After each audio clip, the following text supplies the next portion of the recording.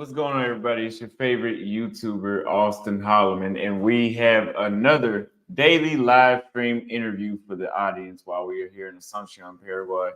And it has got even colder today. So I'm gonna have to wear long sleeves from now on, it looks like, because it is nowhere near warm outside. But we have a special guest today, Mr. Redbeard Rants, and he super chatted me a while back whenever I was in the Philippines, I believe, when I was in Manila, and saying that he had a similar situation like what happened to me in Brazil happened to him. But I'm going to let him explain that. We're going to talk about online dating in Colombia and Brazil, wherever else he's been. And we're going to see his insights on what he thinks the future is like and what it's currently like, and maybe even why it's like the way how it is. So without further ado, I'm going to bring him up. What's going on, Mr. Redbeard? How are you? Yeah, appreciate you having me on here, and I'm doing great. Let's do a quick audio check. How am I doing audio-wise? Loud and clear? Perfect. How about me?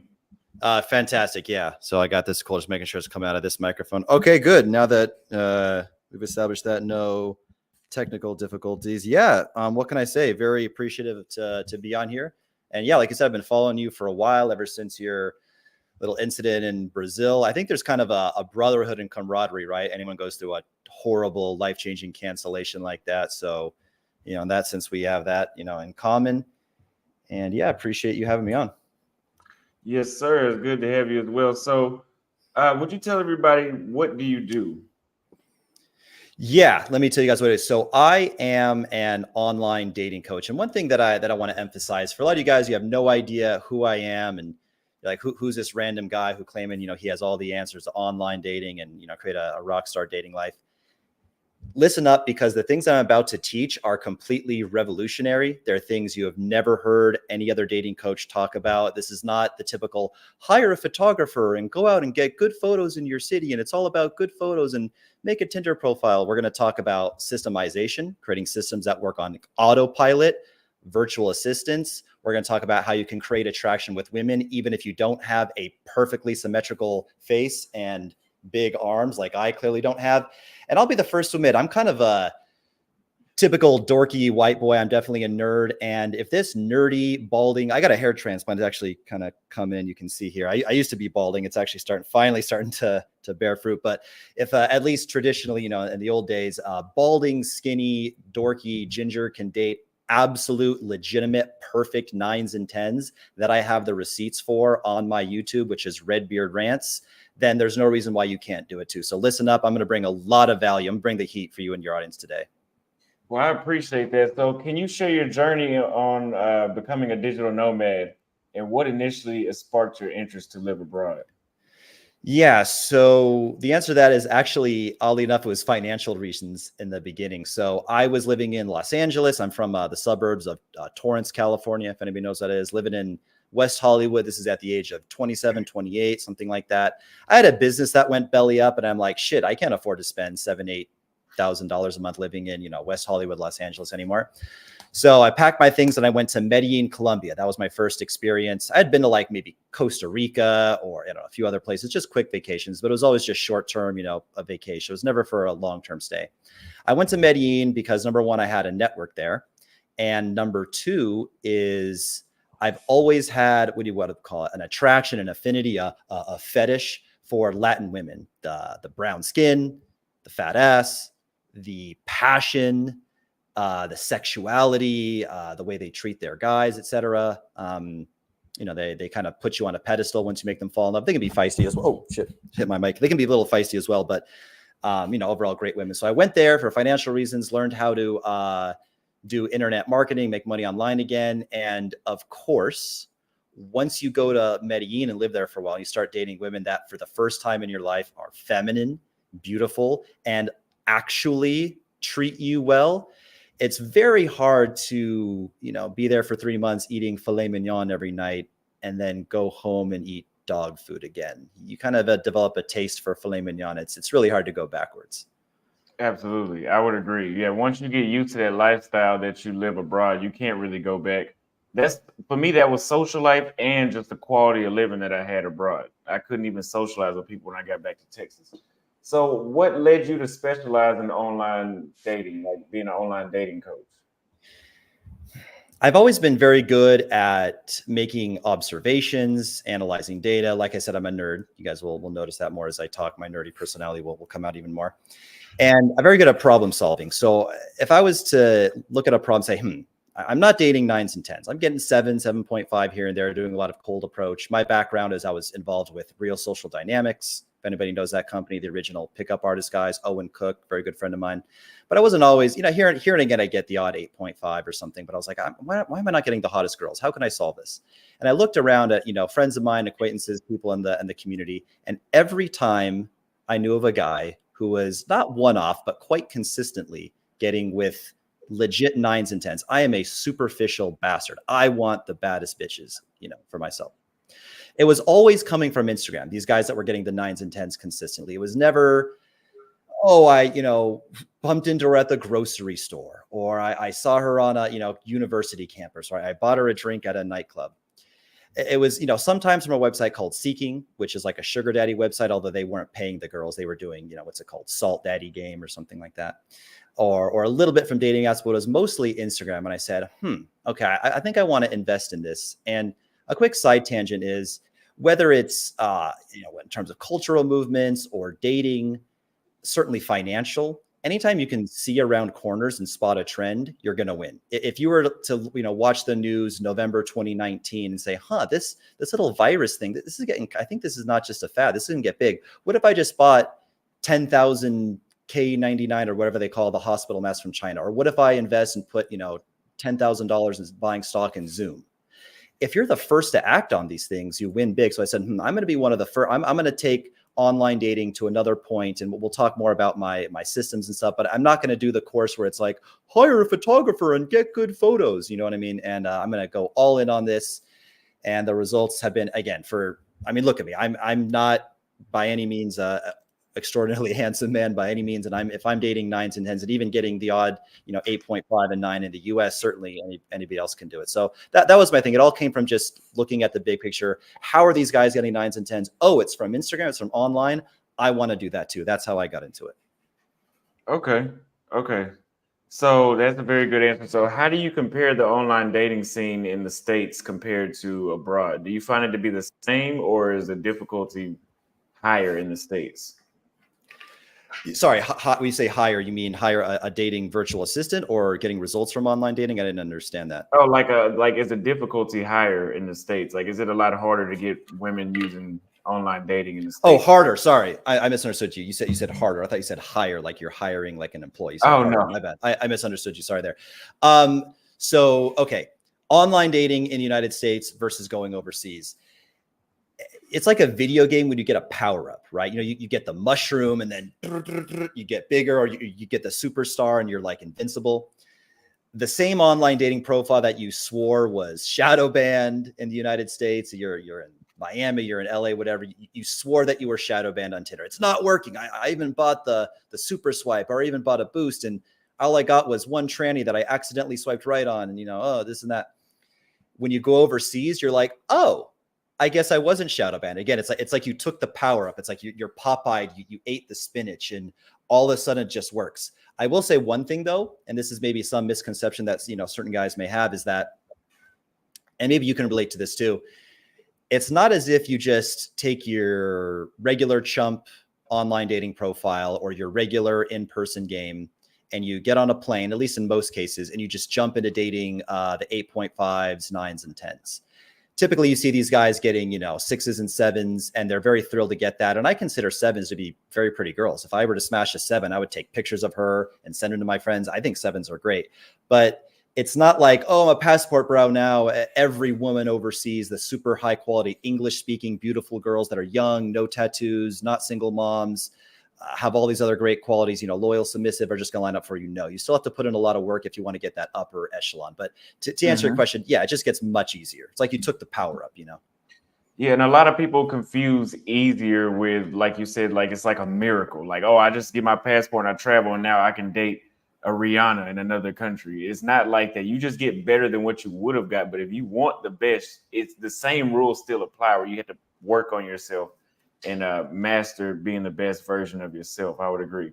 So could you describe some unique aspects of dating in Colombia that you found different from other parts of the world? Yeah, Colombia is interesting, right? If you guys were to, close your eyes and picture, Sweden, the men and women, it would be tall, beautiful. I'm not into white girls, but for a lot of people, they like that tall, Nordic looking, blue-eyed white girl. Well, what do the men look like? I mean, they're fucking big, jacked, good-looking Vikings as well. No homo. Same with Brazilian guys. Same with Argentinian guys. They're all known to be, again, pause, no homo here, but Brazilian guys are known worldwide to be very sexy. Colombia has, again, pause. Colombia has a weird dichotomy where you have these insanely beautiful local women, but the men are not as such. The women, again, are very feminine, very gorgeous, very beautiful. But the men, on the other hand, are short. They're broke. They have a weird, effeminate affect. They don't work out. They're very abusive to the women. They cheat on them. They physically abuse them. So you have this weird thing where, as a guy, you come in there and you have actually zero local competition. Unfortunately, you also have another thing, which, again, anybody who's in this passport bro space, a large percentage of your audience is probably already aware of this, that there's a massive anti-gringo movement taking place in Medellin right now. Not per se Colombia as a whole, but I'm specifically talking about Medellin. So if someone would say, well, it's not like that in Bucaramanga. Okay, I don't know what Bucaramanga is like, or Barranquilla. There might be some good places. But specifically talking about my experience in Medellin, which is more, 9 out of 10 passport bros who go to Colombia are going to Medellin. You have this very, unfortunate anti-gringo xenophobia, racism, whatever you want to call it. So even though objectively, I would say, foreigner, guys that are taller, more masculine, make more money, treat women better, higher IQ, I would say objectively a better choice. You have most of the women still wanting to get with the local guys. However, even if 4, 5, 6% of the local women still want to date, are still open to dating gringos, it's one of the easiest places that I've seen for, a regular average Jew to get off the plane and start getting hotties would be Medellin. Wow. Yeah, I can agree with that xenophobia. I kind of felt that when I was out there in Cartagena and Medellin. Not so much Cartagena like it is Medellin, but definitely Medellin. So what strategies do you think are most effective for online dating in a place like Colombia? In a place like Colombia, so I'll answer that in general, and then I'll specify it to Colombia as well. So remember I talked about you guys are about to learn some revolutionary stuff you've never heard anywhere else. So I'm about to drop the juice. So once upon a time, I was thinking, how can a guy like me, again, very average looking guy, not a super impressive physical specimen, use my personality to get women on a digital space? Because Instagram is usually just photo based, right? And I had a lot of success in person picking up women, going to bars and nightclubs, 2009, 2010, 2011, with my pickup artist friends, with the Real Social Dynamics guys, because I was very good at using my game and my seduction and my charisma to pick up women. It certainly wasn't my looks that was doing it, right? So it says, how can I replicate this online? And I came up with a concept called charming video content. Okay, so this is something that everyone's going to steal from me. Everyone's going to claim this video it's going to blow up, but you heard it here first, and very few guys are going to capitalize on this. So we can all win big if you take action on this. What charming video content means is you have on your Instagram page, you can even do it on dating apps now, Bumble and Hinge, and I'm not sure about Tinder, but certainly Bumble and Hinge allow you to upload videos with, short videos with full audio. These are little funny skits you can do. There's a lot of ways to be charming. You could be playing guitar in front of a room full of people. You could be accepting an award, but I'm going to focus on humor, and I'll show a quick example. I'll do a quick example right now. So let's say a random woman, she gets followed by me on Instagram, and she's going to check out my page. Who is this random ginger who just followed me? Is he worth following me back? He also liked a bunch of my photos, and who is this guy? So I'm going to kind of reenact a skit. It won't be, as funny as the real one, but here's an example. So pretend a girl watches this skit. So it's like a 20-second video reel pinned to the top, and I go like this. Hey, I have my phone here. I don't know if you can see the phone on the camera. There you go. Say, okay, cool. I'll go. Hey, Alexa, what's the weather going to be like today? Who is Alexa? Oh, I'm sorry, Siri. No, seriously, who is Alexa? It's nobody. Forget about it. Can you please just tell me what's the weather going to be like today? No. Why don't you ask that bitch Alexa for the weather? And then the text says if Siri was Brazilian or if Siri was a Latina, right? And again, it's funner if you actually watch the video. You have the real robot voice and my reactions, but I'm trying to do this on a live, and I don't know, but just trust me. Everybody who sees that, men and women, thinks that's really funny because we've all done that. You call the girl the wrong name or you say a little thing and oh Jesus, now this is a thing. And it's like, like if Siri was Brazilian, right? Girls think that's fucking hilarious. And I have plenty of examples like that. I can maybe, if you want, I can go and teach stuff. I'm talking like you could hold your phone up, say some little funny, one person skit into a phone with good lighting in front of the video, hit record, maybe, add a little bit of music if you want, optional, done. These are easier to produce. It's not about becoming an influencer. And that right there, what I just said, will change your dating life. So pause for a second. A lot of you guys are half paying attention, half thinking, oh, that's kind of cool. No, like listen to what I just said. I'm telling you how, even if you look like this, you don't have big arms, you're not a super good looking guy. Dude, I was balding. I had a hairline that looked like a slice of pizza. People used to say it looked like my hairline was Magneto's helmet from X-Men. And I'm, again, you go to my channel, Redbeard Rants, unlimited receipts of me with 9s and 10s. It's because I am now using personality. I don't have to rely on my looks. Now, to bring it to Medellin and this whole passport movement, because the question was online dating, especially, in Medellin, I have a lot of these in Spanish. So now what does that do? Not only am I showing a charming, funny, interesting personality in Spanish, a lot of girls are fearful of gringos and stuff like that. They think it's funny.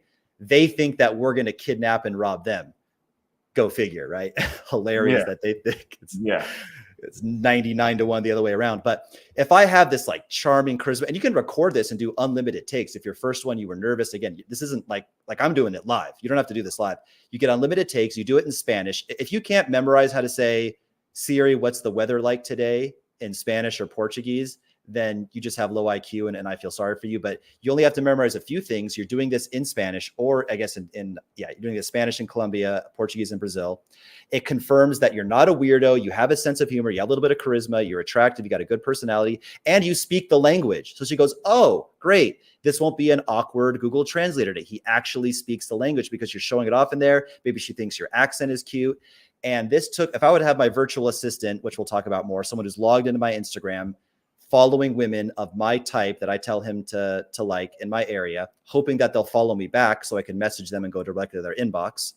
And I was to get on average, 2, 3, 4 out of 20 following me back. This doubled it. When I added the charming video content, again, in Spanish or in Portuguese, depending on the country, pinned to the top of my page, that doubled the probability that a random beautiful girl that never met me before would follow me back. And they comment on the videos. And not only that, they're a lot more eager to go out with me because I'm relatable. I'm not just these flat pixels on a screen, but they've seen my delivery. They've seen my sense of humor.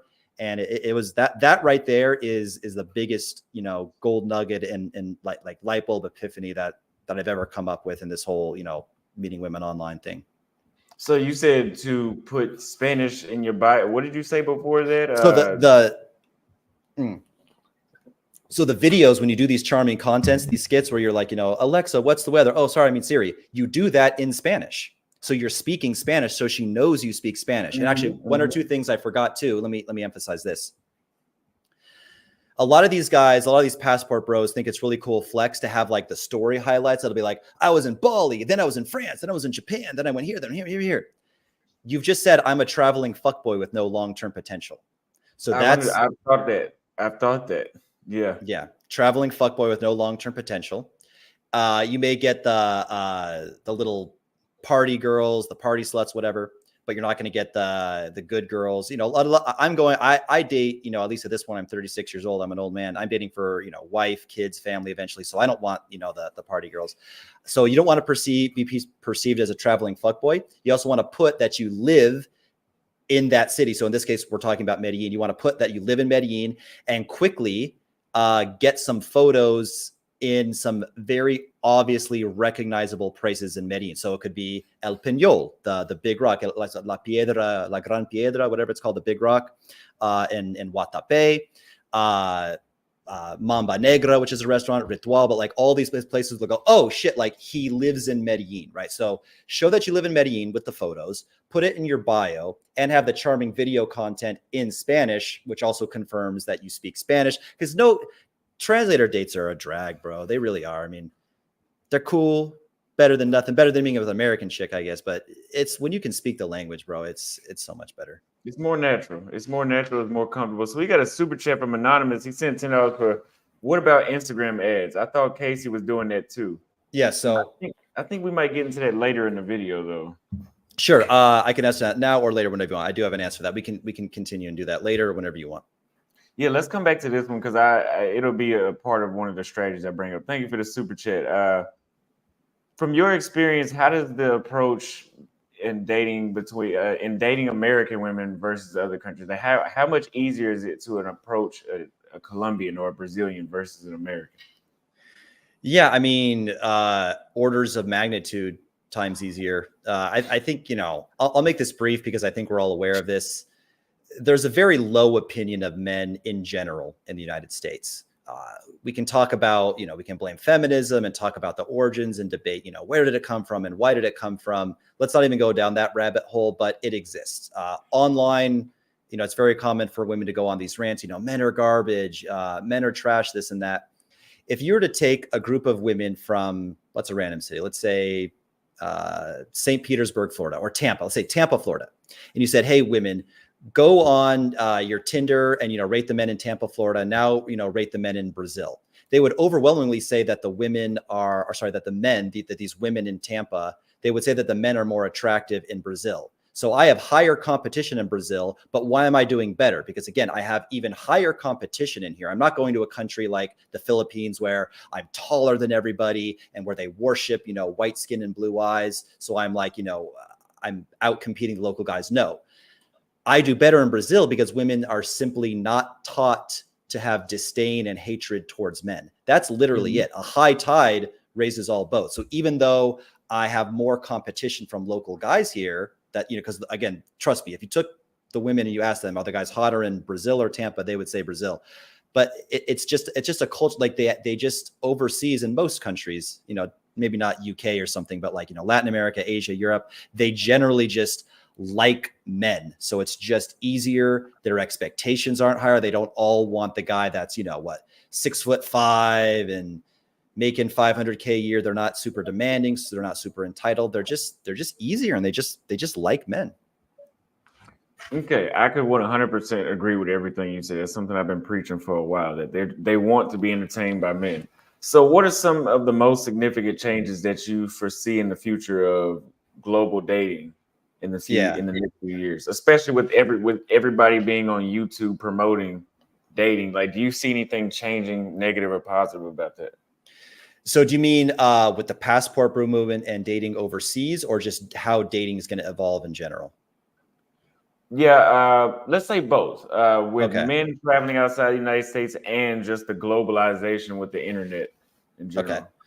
So with specifically men going overseas, you're going to see this, superpower. You leave your home country and you go to, Sao Paulo, Rio, Medellin, Bangkok, and you took the power up. You got the superstar. You're going to see that diminish a bit because there's just going to be more and more competition. There's going to be more guys going overseas. She's going to have more of a large menu of men to choose from, which is fine, because I also have another thing, which I'll try to make very brief, which is I call my small town strategy. What the small town strategy means is basically that even overseas in Brazil, Rio, Sao Paulo, these girls are used to tall, good looking, wealthy men. Any girl in any big city, I don't care if it's, Nigeria. There's a lot of rich people in Nigeria. Some of these neighborhoods in Nigeria are more luxurious. Might look better than Beverly Hills. A 10 in Nigeria, which is Africa, is still going to be entitled and spoiled if she's a true 9 or 10. With the small town strategy, in Lagos, let me actually make that clear. In Lagos, the capital, that 9 would be spoiled. That same Nigerian woman, or she could be Ethiopian, whatever, Belize, whatever, in a small city is not going to be nearly entitled. I'm going to make an extreme example of this, and I'll try to keep it as PG as I can for YouTube. But men in the coastal cities of Colombia, this is a true fact. You guys can Google this. Vice did a documentary on this. But men to this day in these small towns outside of Barranquilla and Cartagena in Colombia, men, they get intimate with donkeys. Let's just call that. They engage in intimate relations with donkeys. So if I was to go in there, I'm not Calvin Klein supermodel. I'm not George Clooney. I don't have 10 million in the bank. but is she going to choose me or Juan Carlos, was intimate with a donkey last night, right? So, and then that's the most extreme example. But I'm just saying, as the passport bro movement gets bigger and the big hubs, which are Bangkok, Medellin, Sao Paulo, Rio, get more and more saturated, guys are still going to be able to win by engaging in the small town strategy where, they're more boring. Maybe the people there are more simple. You may not have the same level of interesting conversations you would, but you can still win big by engaging in the small town strategy, just because they don't have high value guys. They just don't. Small cities just don't have endless, big, good looking helicopter, private jet, millionaire playboys, whereas most big cities do, regardless of the country. And then, do you want to comment on that? And I'll go to the second part. Yeah, no, I would agree. So then that was about us traveling. And then the next one was globalization. So what do you think eventually worldwide the internet may catch the rest of the world up to the dating scene, how it is in the States? So here's what I think is going to happen. All the stuff that I teach, put it this way, like you wouldn't want to invest in a map making company right now because we have GPS. You wouldn't want to invest in a newspaper company right now. So there's certain markets that are dying and there's certain markets that are growing. Meeting and learning how to meet women online, how to create what I call an attractive or high status profile, learning how to get good at making charming video content. This is the future. This is how you're going to be able to beat everybody out. It's going to go more and more virtual online. I mean, eventually what this shit is going to be, unfortunately, is like virtual nightclubs. You're wearing what are the stupid goggles called? The Oculus? Is that what it's called? The, you know what I'm talking about, the virtual reality.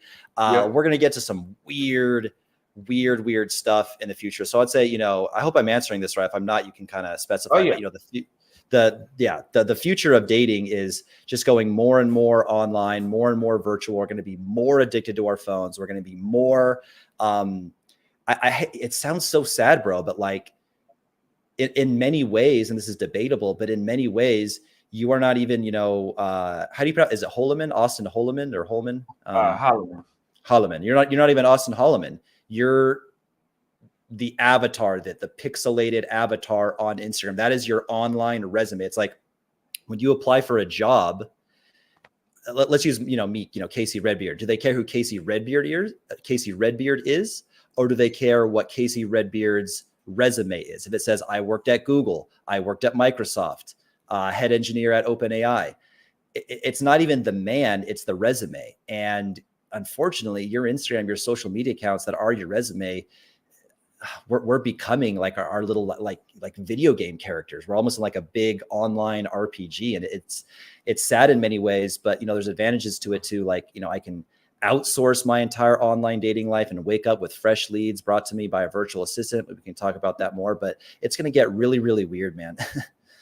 I would agree. It's getting to that point of they actually need to put some limitations on how far that stuff goes, if you ask me. But could you discuss the concept? And this is something that my audience, I go back and forth about, and I see some people just asked about it. You're familiar with choosing signals and cold approaching, right? Does that mean that the girl shows interest right away? Like she had a positive reaction?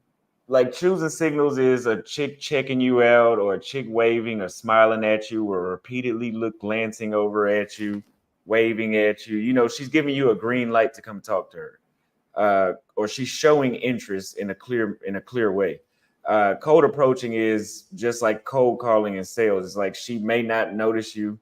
You see her though, you just walk up and introduce yourself. Is cold approaching. Mm-hmm. So, and what are your preferences, and like how do you use each one in a social context? Like in a party, are you more choosing signals or are you cold approaching? So when you're like a 5 or a 6 out of 10 at best, and you only want to date 8.5s and above, you get very few choosing signals. I may get choosing signals from the girls that I don't like. And listen, I have high standards. A 7 for me is probably what most guys consider to be an 8 or an 8.5. 7s are cute as fuck. So if I see a 7 and she's giving me choosing signals, I can probably count on my hands the number of times that's happened. I think if you look like, Austin or maybe some other people in your audience, you may get more choosing signals. Also depends where you go, right? If I go to the Philippines, I'm going to get the choosing signals a lot more than you. If we go to the Nordic countries, if we go to Finland, they're going to form a single file line for you and they're going to give two shits about me, right? So it depends, geographically where you're located. I'd say if you get choosing signals, don't be a bitch and act on them.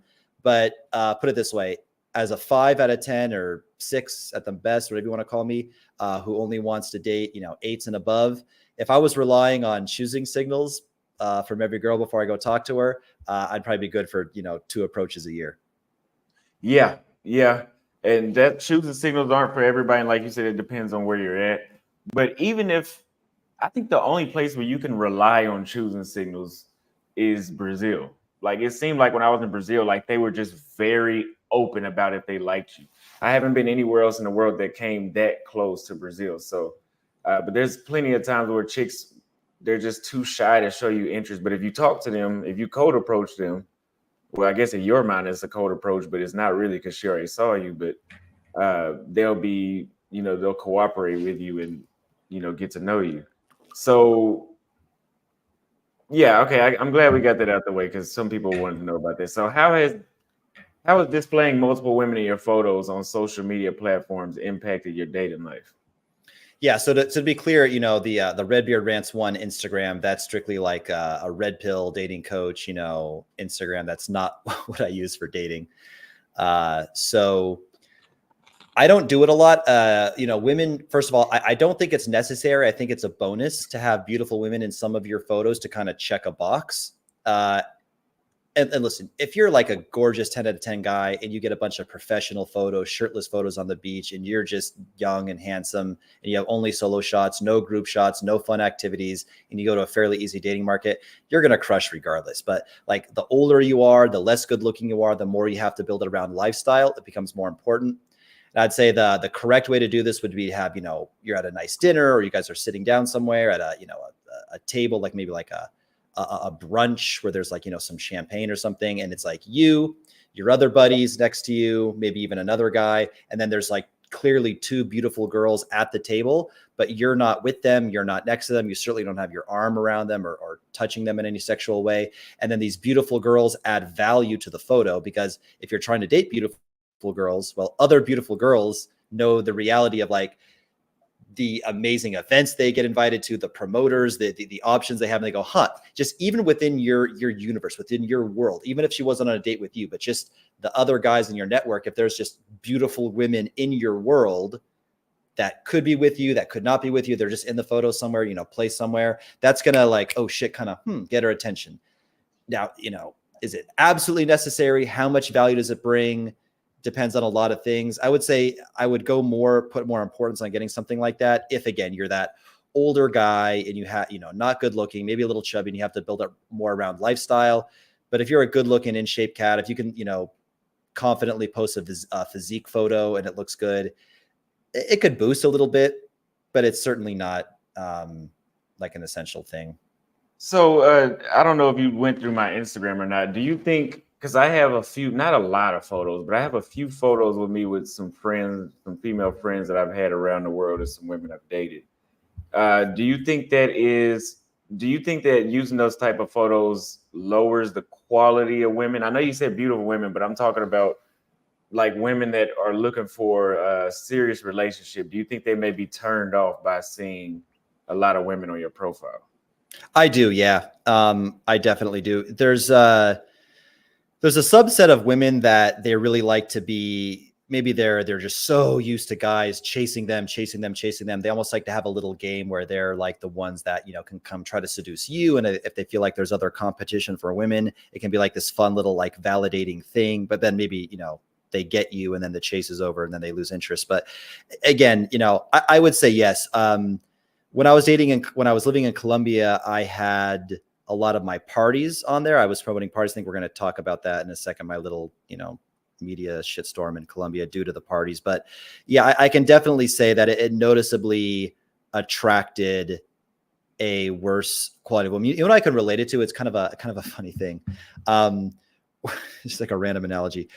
One time when I went to, I was in Las Vegas for Halloween. And I don't know why I did this. I just thought it was fucking hilarious. I dressed in a Halloween costume as a giant penis. I was just in this big penis costume. And every girl wanted to come up to me and they thought it was so funny. And I was just getting so much attention. They would take photos with me. And then I'd be like, and then they take the photo and then scram, take the photo and then scram. And I'd be like, wait, like, you know, don't you want to talk? And like, I try to like flirt them. They're like, bro, I can't talk to you. You're dressed as a giant penis. You know what I mean? And I'm like, oh, I think it immediately makes you dressed up like a giant penis, or so to speak. It's like, you know, he may be fun, he may be exciting, it may help for like one night, you know, stands. But it really depends on the girl, and you know, if she really likes you, it may not ruin the whole thing. But I think like if you're specifically looking for, you know, a truly feminine, you know, good girl, no tattoos, not a single mom, etc., all these things that we like, you know, submissive, it would behoove you to remove those photos and videos, I think. Okay, I could understand that because I've been thinking about that.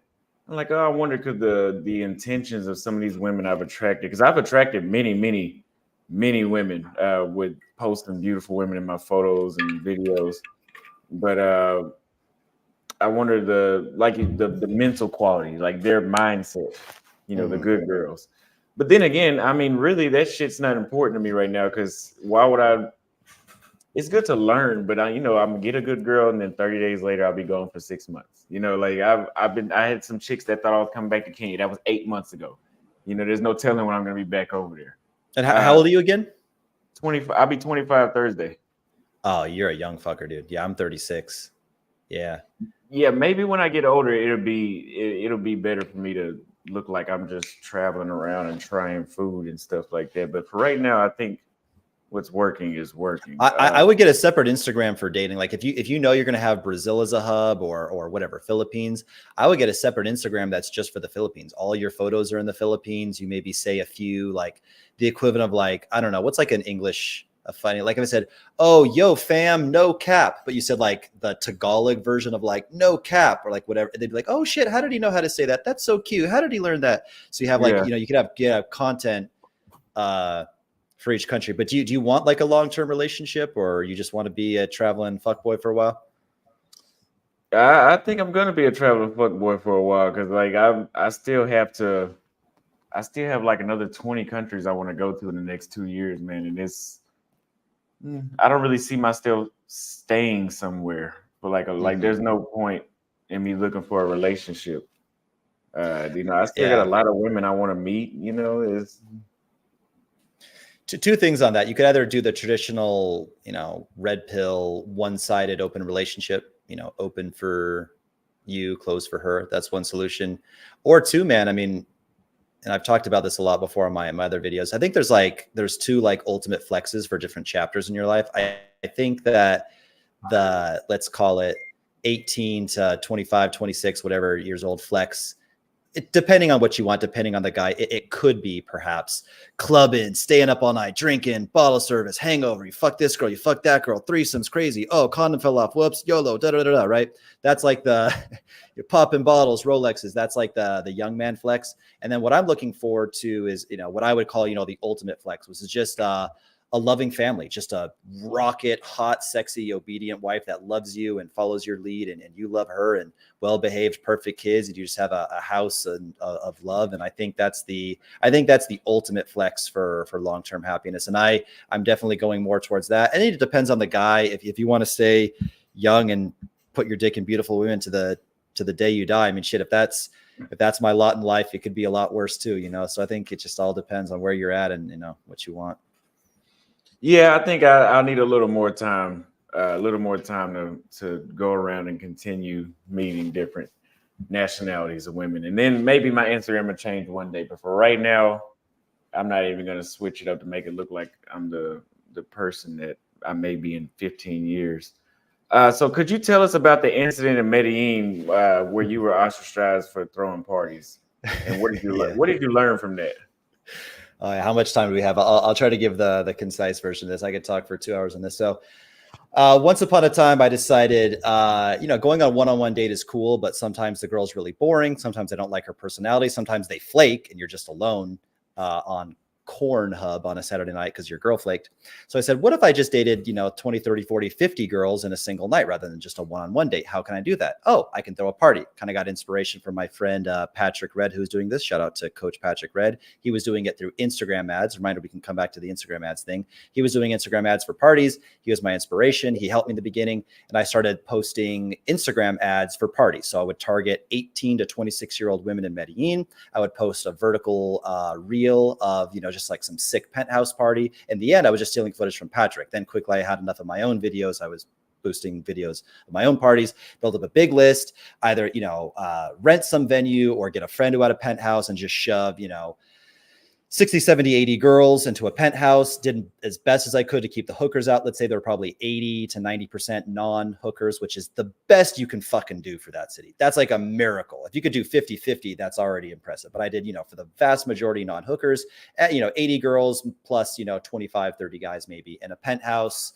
And they were good times. A lot of these can be seen. If you go to my YouTube, Redbeard Rants, and you click my most popular video, you go to my videos, organize my most popular.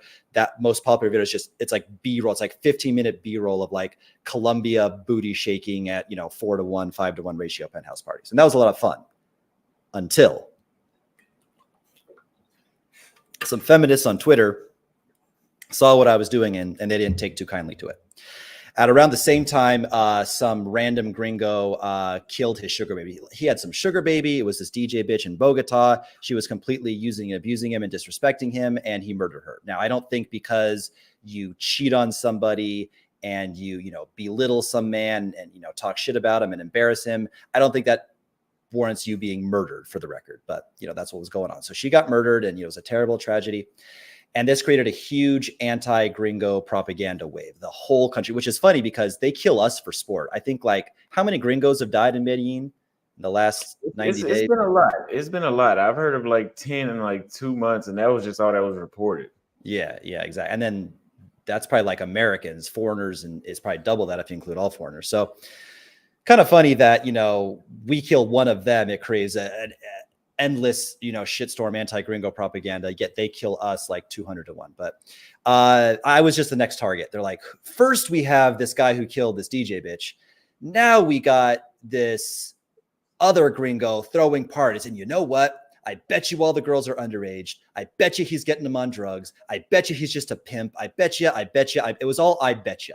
They had zero proof or evidence that I was doing anything nefarious because I wasn't. But as we know, the media is not big on evidence and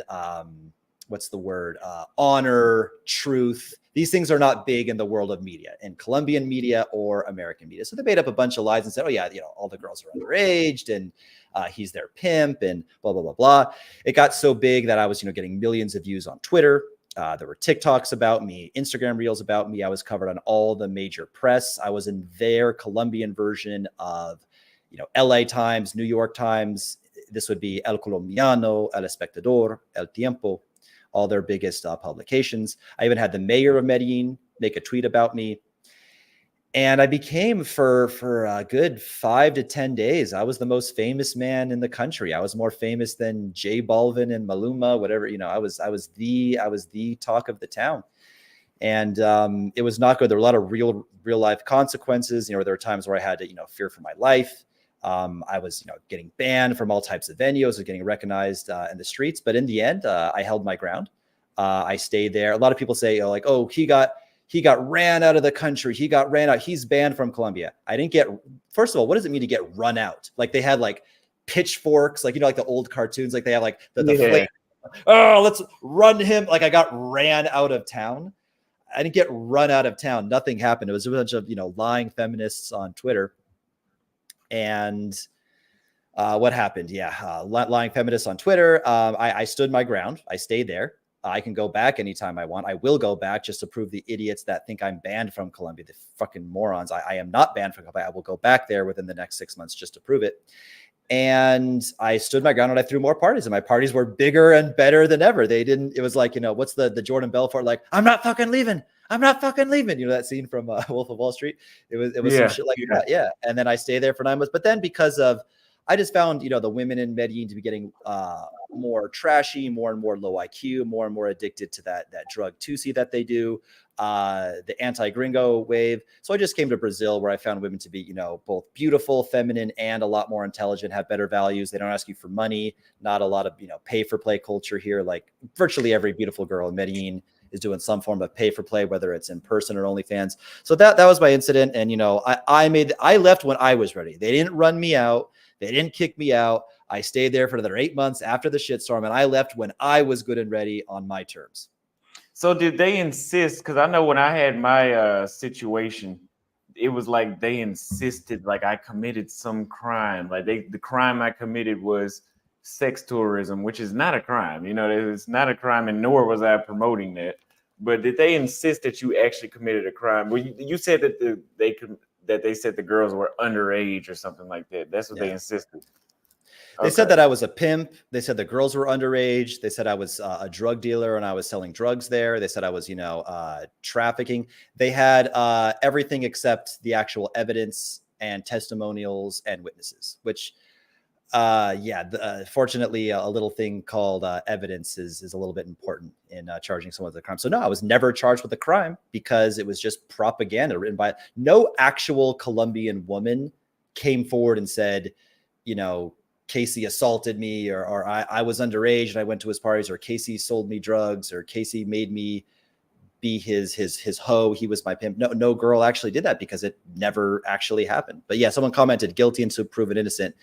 It was like that. And you learn the hard way too. People in other countries are very sensitive to foreigners coming in and dating their women. They really are. And what was your thing too? Could you give me the short version of yours too? I think you were doing interviews on the beach and you asked girls if they like big dicks or something like that. And that was oh my God, how dare, was that what it was? Was that your major crime? So the video that went viral that had the whole thing start up was I was on the beach with a woman that spoke English. And I just asked her, because in Brazil, you know, they kiss you immediately, it seems like. So I asked her that, like, hey, how soon would you kiss him? Oh, right away. I was like, okay, so how soon would you go home with him? I pushed it with that one, but I did ask her, and she was like, oh, if I have time right away. So I was like, see, that's why you should get your passports. And so they took that as like he's promoting. They said I was promoting pride, and I even said, see, you can date beautiful women like this in Brazil, and the date will only cost like $20. But because they know the people that spoke English that were in Brazil would twist it to the people that they knew didn't speak English, like, he's saying our women cost $20. But if you read it, I'm talking about a date would cost $20. Why the hell would I openly just promote prostitution like that? You know, why would I do, especially if I plan to live there? So that got all in the news and stuff. And they had it on Global and CNN, and they were saying I was under investigation for what really is what I was trying to figure. Like, what was the actual crime? Like I said something nasty, you know, or I said something that wasn't what you wanted to hear, I guess. Yeah. But that's in there. Even when CNN posted on their Instagram, there were even Brazilians on my side in the comments like, but is he really lying about what he's saying? I'm like, you know, what is the crime? You know, so eventually I'm going to have to go back too, because people are saying the same thing. He's banned. They say I'm banned from a lot of places. I've never been officially banned from anywhere, nor was I notified by any government. No email, no call, no letters, nothing. You know, I was never notified. The closest I got to being notified was my landlord told me in Salvador Bahia that the police came to question me. That was the closest. Did you ever have any incidents where the law enforcement tried to get in contact with you? No, zero. Okay. Yeah. So I guess maybe they took mine a little more serious. But yeah, they tried to do that, but I had to go back just to prove otherwise to myself. So what would you say you learned from that experience? Well, what I just said, people are very, sensitive. very sensitive. And you know, another thing I learned is isn't that you know, I don't know if I could say his name, Tate, Mr. Tate, the one who should not be named. He talks about this. When a man, not always, but typically most men who reach a certain level of status, money, and the keyword is fame, you have to be on social media or in some, way famous, is going to get an assault charge, a grape charge. Like how many athletes, how many NBA players, how many football players? They're talking, what's his name? Russell Branson. I think that's like the actor, right? They're attacking him now, I believe, if I said his name right. Is it Russell Brand or Russell Branson? No, yeah, not Branson, Russell Brand, I think. The guy with the long hair, he was a comedian first, skinny guy, kind of dresses like a rocker. But my point. And they do that on Turbo in foreign countries. They really are just sensitive to foreigners coming in. They think that we think I'm taller, I have more money, my US dollar, I'm better than these people. I'm just going to take all the girls.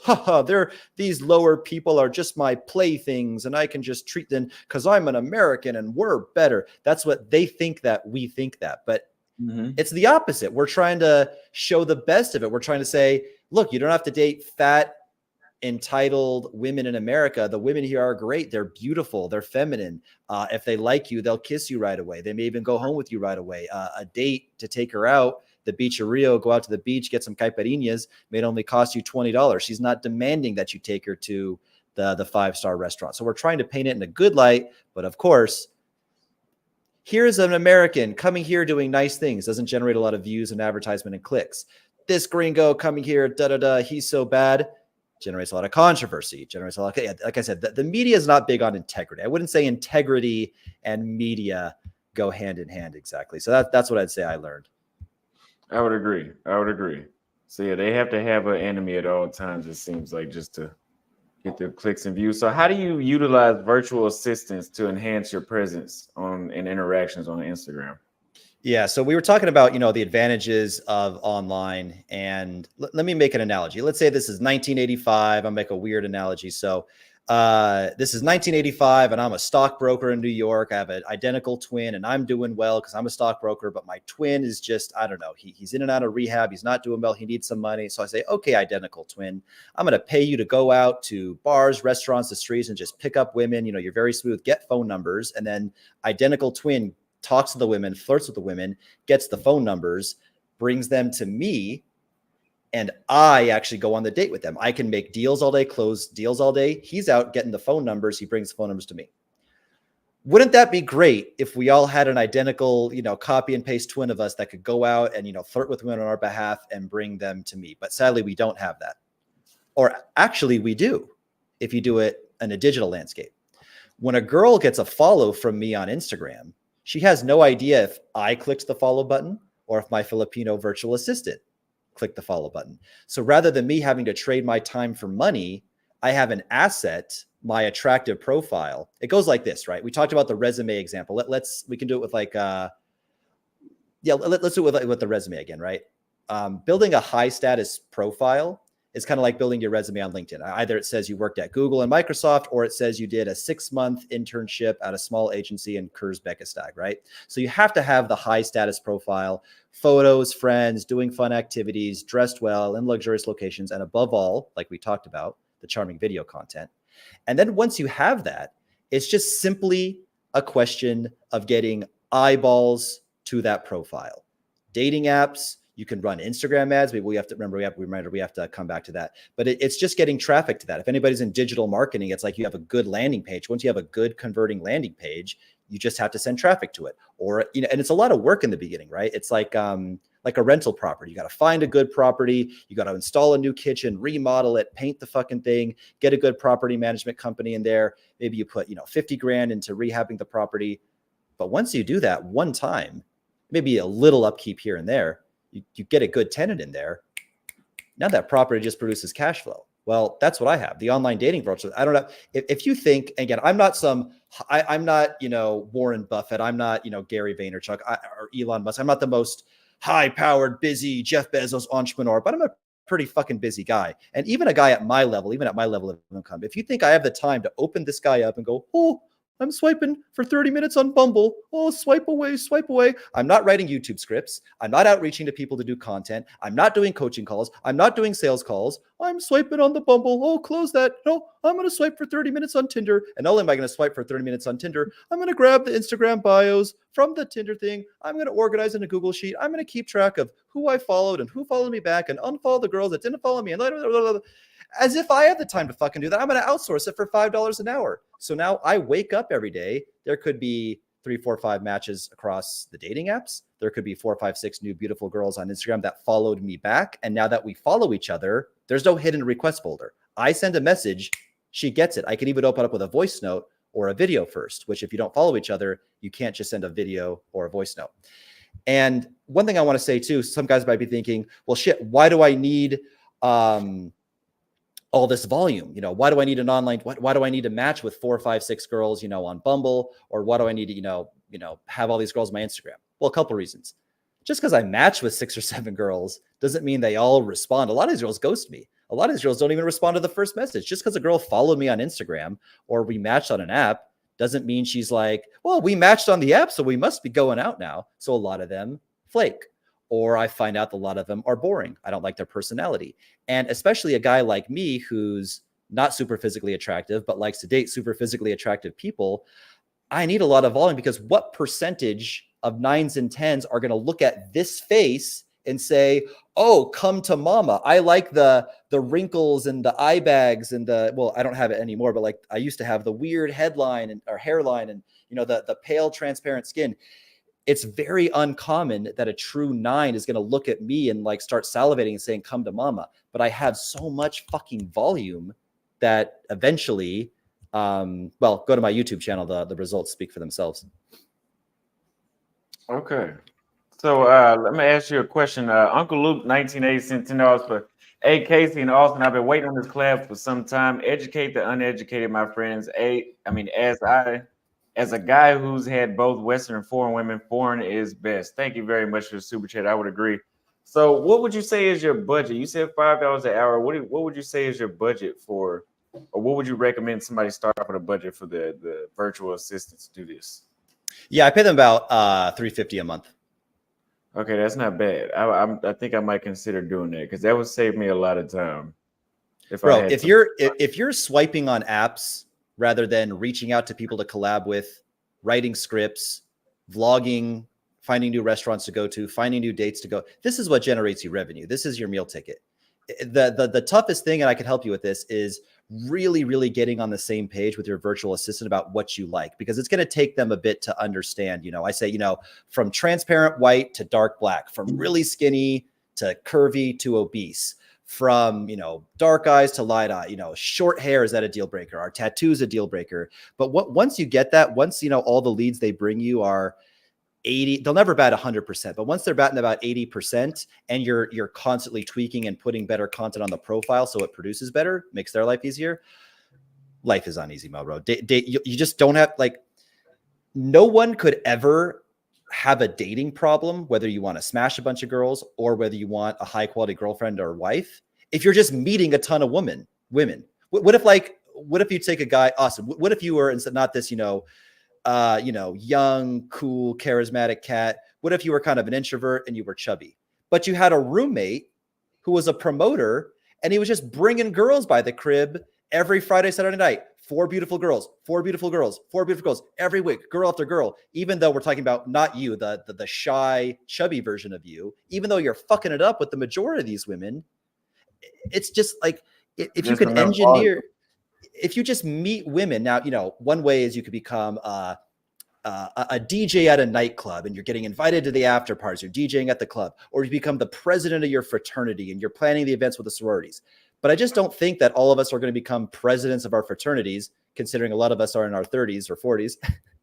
But the high status profile that's attracted to women with good photography and charming video content, plus a virtual assistant, this is the only system that I know that's literally repeatable for every guy. Okay, I'm gonna have to implement that a lot, especially with the virtual assistant and doing the charming content, because I put some of my stuff on my Instagram is controversial, but we'll get back into that. So my next question was, what are some effective techniques you recommend for attracting women through Instagram? But you've kind of been talking about that the entire time.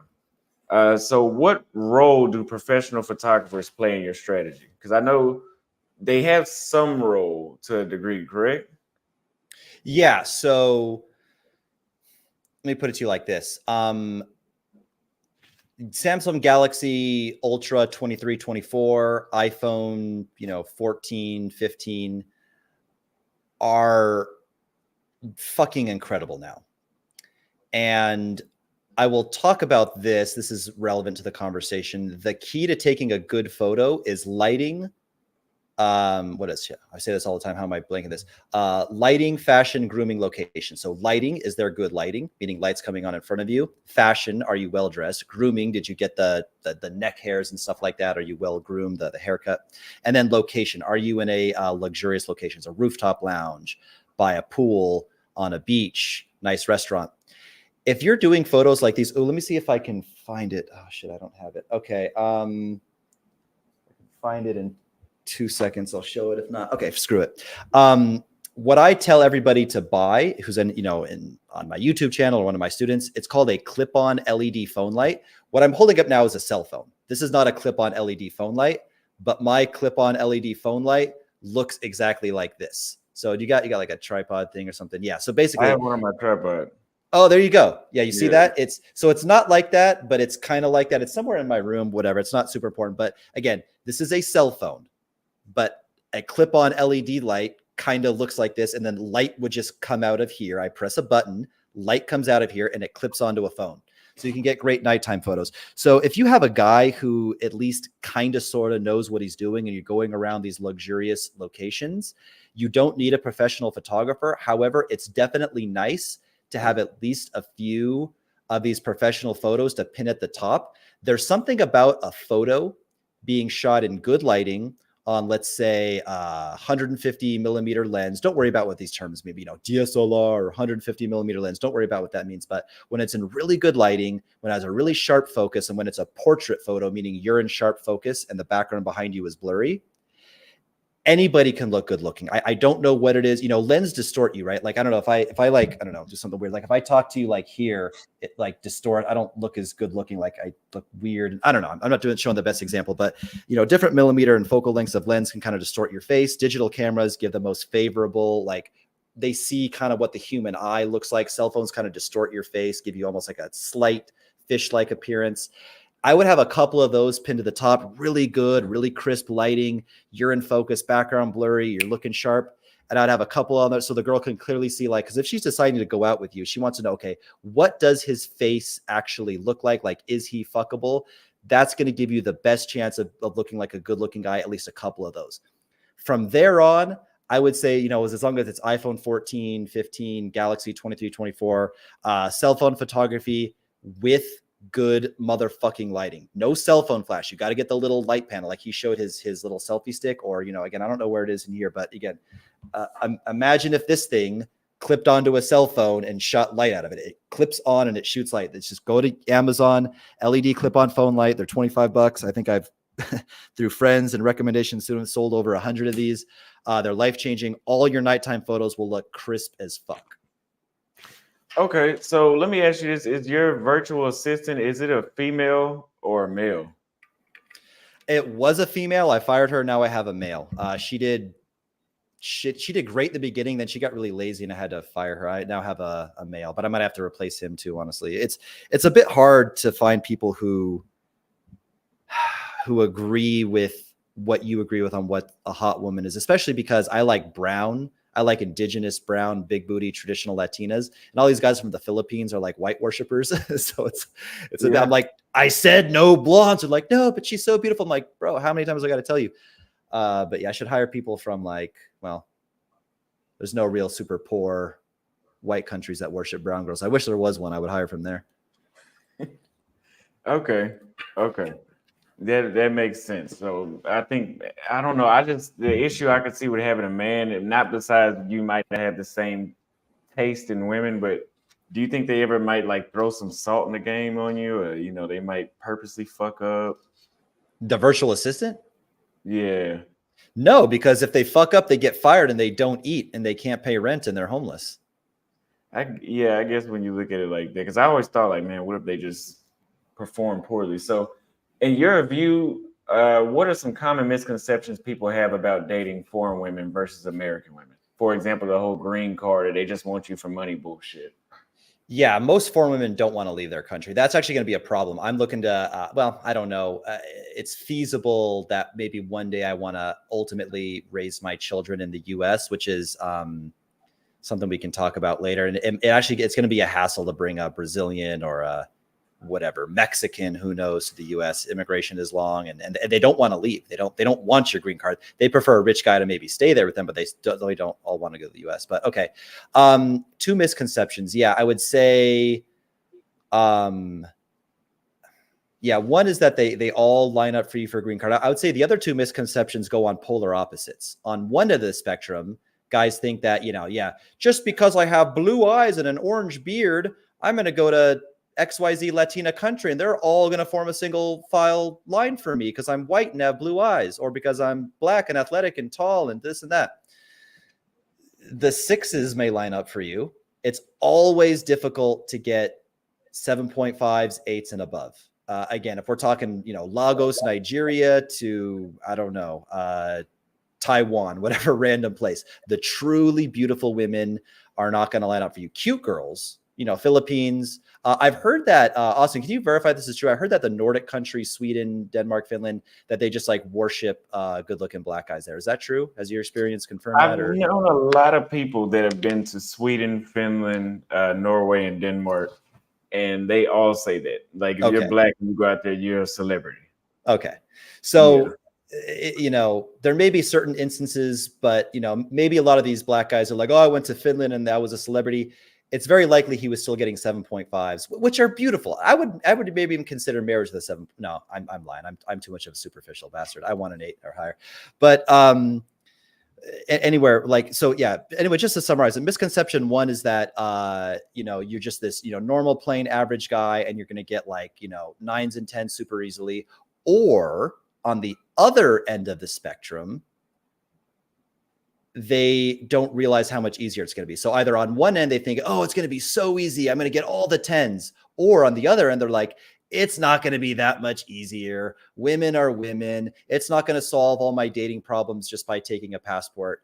In many cases, it will. The passport pill is powerful. I would say, if a guy, I don't know if this is anybody in the audience or just if I'm just speaking to a random guy, but I would be very realistic and say, listen, if you're 45 and chubby and you make 40 grand a year and you're stuck in your job and you're probably never going to make much more than 40 or 50 grand a year. And like I said, you're 45 and chubby, I would go to a small town where you could easily pick up a 7, a city you've never heard of, and just call it a life and just be happy with her.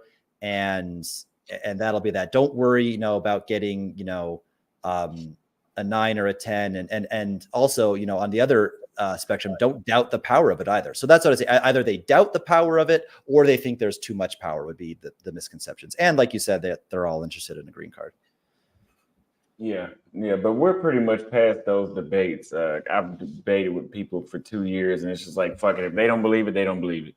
But so how do you adapt your dating approach when you move to a new country? Like, first day you touch down, or do you pregame, or what is your strategy when you're going somewhere new? If I were to drop you off in, let's say, Germany, what would be your instant strategy? Yeah. So ideally, before I got dropped off, I would unleash the online dating virtual assistant there for about 10 days to build up a pipeline for 10 days. And I would instantly change my Instagram account to say that I lived in Germany. Not that I'm passing through Germany. No, I would say that I live in fucking Germany. I would quickly get photos in whatever are, landmarks, famous restaurants, famous places in Germany. And I would like post these photos of me in Germany. And I would try to get some charming, witty, funny video content that is relative to Germany. Either have maybe it be in German, if I can memorize, a short, quick sentence. Again, these like skits that I do, these funny skits that I do for my clients, these are made for like people that are like autistic and want the easiest thing. I'm not giving them these long scripts. So I would either put something in German of me speaking in German, or I would do it in English, but it would be relevant to the German sense of humor. So an example of Colombia is they make fun of gringos that wear shorts and sandals. So if there's like a German equivalent to like, oh, they perceive foreigners as, doing such and such, I would do a funny video about that such and such. They're like, oh, he gets it. It's the German sense of humor, if that made sense. It's their equivalent of like the sandals and shorts, that would be a thing. Again, yeah. So say I live there, get photos of me living there, and get some charming content that's relevant to them or in German, and then again unleash the virtual assistant there 10 days before going. Okay, so this is kind of going over everything you've said so far. I'm not done with the questions though, but what advice would you give to someone who's considering moving abroad primarily for dating opportunities? Yeah, go ahead. Yeah. So this is a big one. I actually have a whole video about this. There is a dark side to being a passport bro. The light side, or the good side of being a passport bro, is all the things that we've been talking about. The feminine, beautiful women that are easier to obtain, have lower standards, that are going to treat you well. Duh. That's what we all know. What a lot of people don't talk about is the dark side of being a passport bro, which is you're going to leave all your friends and family behind. Unless you're really good at, calling people and making the time, you're going to lose a lot of friendships. You're not going to be able to maintain a lot of friendships that you had back home. You're going to be kind of constantly confused about what's going on. My Spanish is really, really good. My Portuguese is getting there.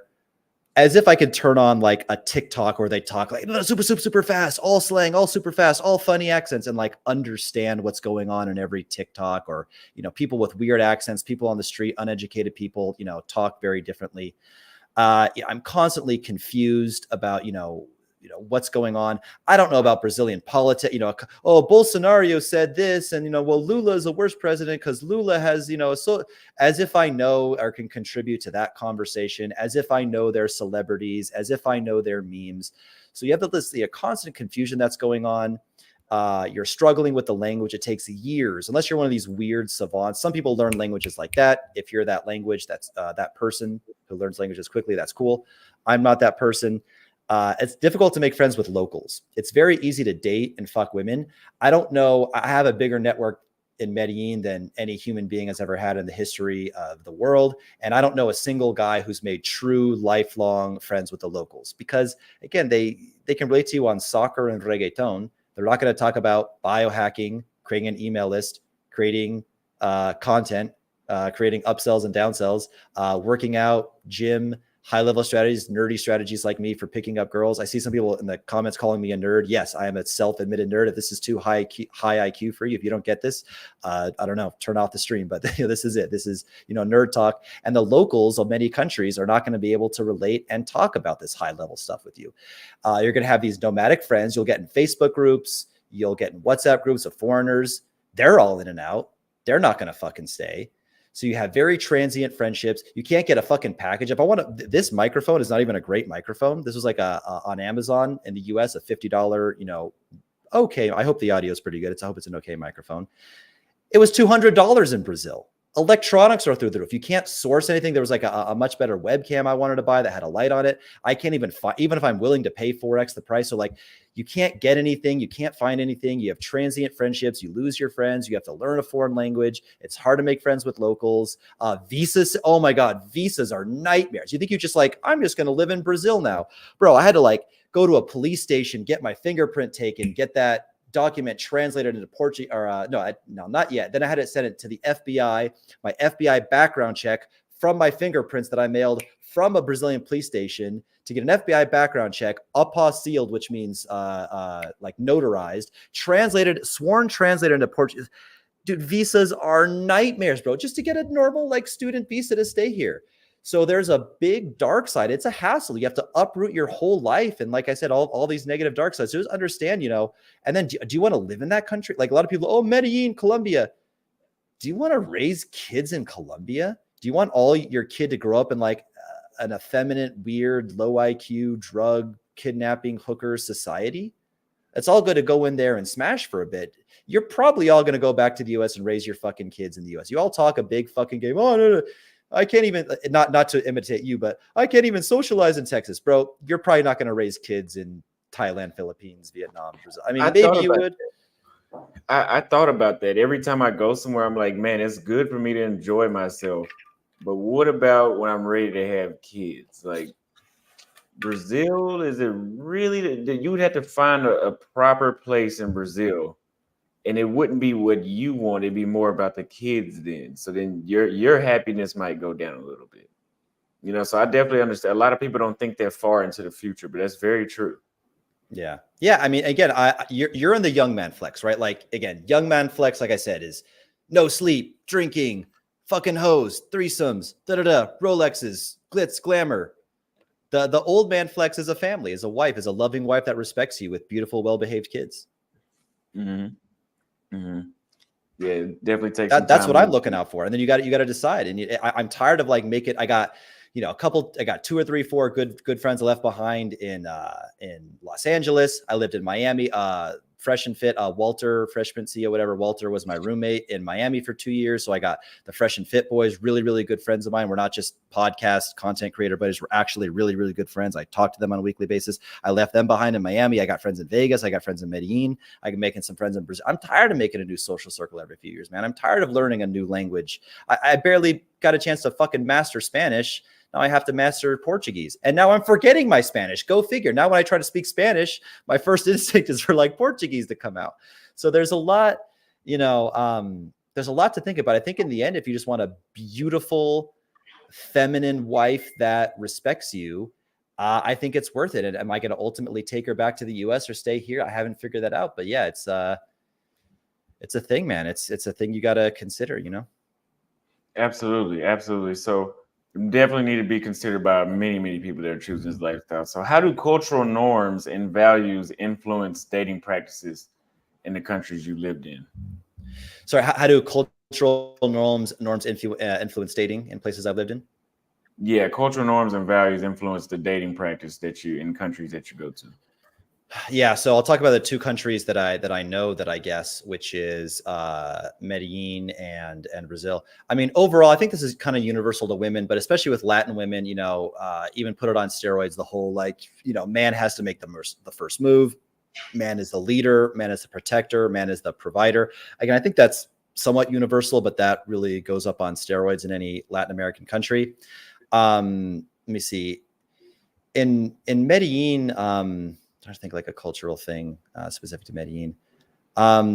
You definitely have to address the fact that you're a foreigner. And I wouldn't want to say you need to apologize for it, but you definitely have to say, hey, listen, I'm not one of these gringos that you'll see in Parque Geras wearing, chonclas looking for putas y tusi, right? Like I'm not, like one of these, sex tourist foreigners, I live here. And you definitely have to acknowledge that, whether you agree to it or not, at least in their mind, in their reality, you have to acknowledge that there's this, sex tourist gringo problem and you're not one of them and separate yourself from them.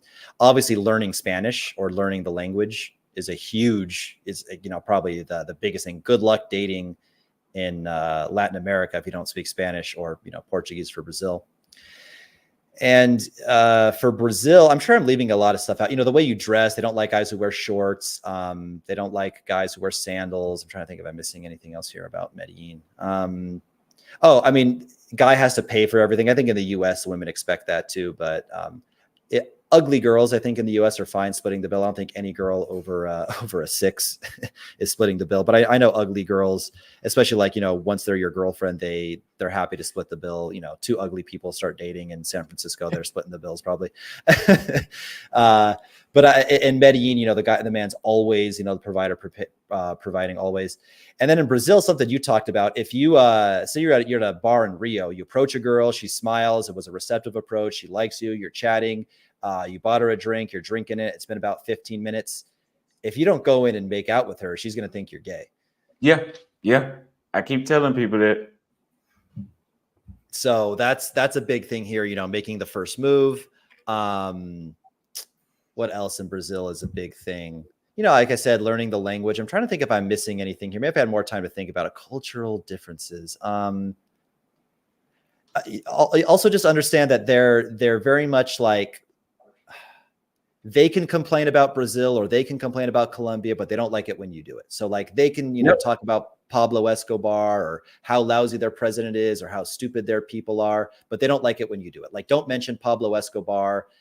Don't get into Brazilian politics, I guess, unless, say you both hate the left. You can talk about how you both hate the leftist president as long as you agree. But they're very, very, what's the word, like proud and sensitive to you talking about their issues as well.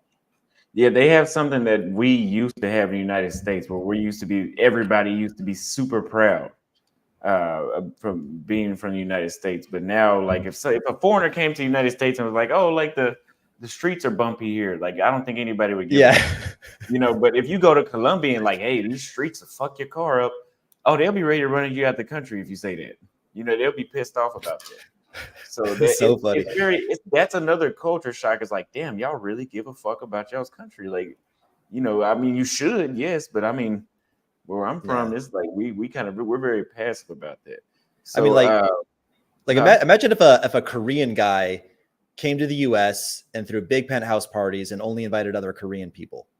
Would we give two fucks? I'd be like, cool, do you, man? Like, what the fuck do I care? Imagine if I went to, oh God, like it's wild, man. Yeah, they have a completely different mindset. I would agree.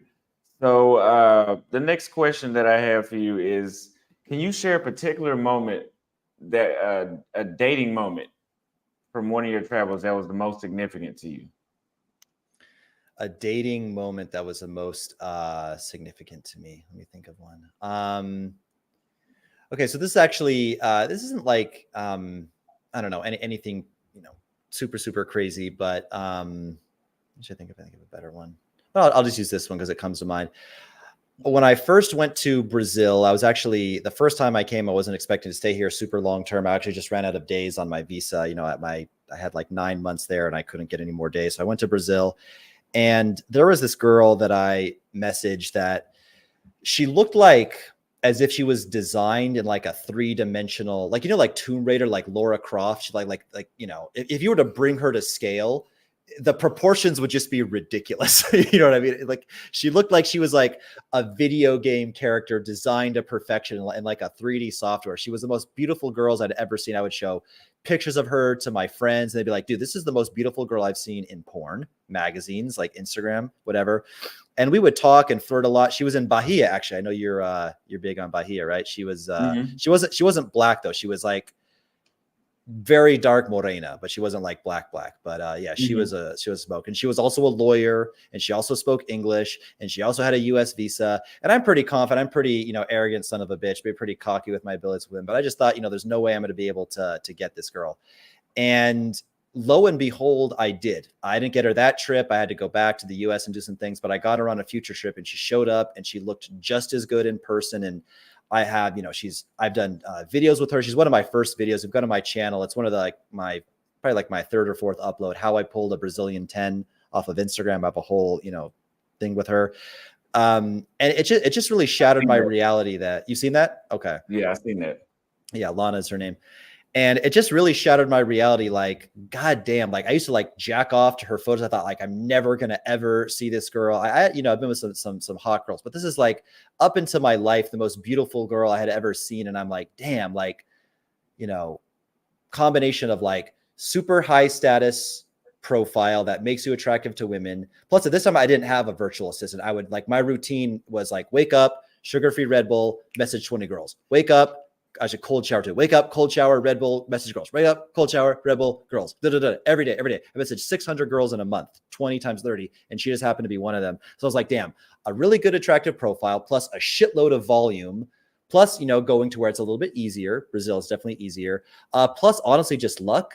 Like this is like the most, I thought she was like from another planet. This is the most beautiful girl I'd ever seen. And it really shattered my reality. And that's when I'm like, damn, okay, I should probably like teach this stuff. Like I'm solving a big problem for guys. Again, if this fucking nerdy fuck, very normal, run-of-the-mill, average white boy can be dating a literal, actual perfect 10. And, when I brought her out to Medellin, my friends were saying, dude, this is the hottest girl I've ever seen in my life. Like, like I'm jealous. Dude, you know what my friend said to me? He was like super drugged out at a club. And he's like, I just want you to know, man, you know, from the bottom of my heart, you're a really good friend. And even if Lana told me, say you were out one day and Lana said, Michael, I just want you to fuck me so hard. I've been thinking about you and I really want you more than Casey. But just please fuck me. I want you to know I still wouldn't do it, man.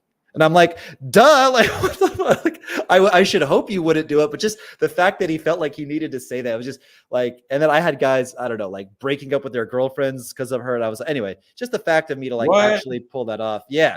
I had guys saying like, I didn't know like that was possible. If you can do this, like, I want to start dating other girls now and then opening up their reality. Yeah. People have pointed it out too, but Lana spelled backwards. That's like one of the most popular comments I get. Think about it. Lana spelled backwards. Oh, yeah. Hey, I saw that. Thank you, Will, for the super chat. But anyway, yeah, it was just a big inspirational, moment. So. Wow. Okay. Yeah. Sounds like I need to upgrade again the type of women I'm talking to after hearing that. So what are some challenges you face while dating abroad and how have you addressed them? Yeah, learning languages is tough, man. That's probably the biggest one. I was always good in other subjects like math, writing was always pretty easy. I was always that could get straight A's pretty easily. But languages, man, I'm like a very, very average language learner. And you can tell from, my nerdy affect for me to feel average in any field of academia is pretty strange to me. So I have to learn, I have to like make flashcards and study and make time for it.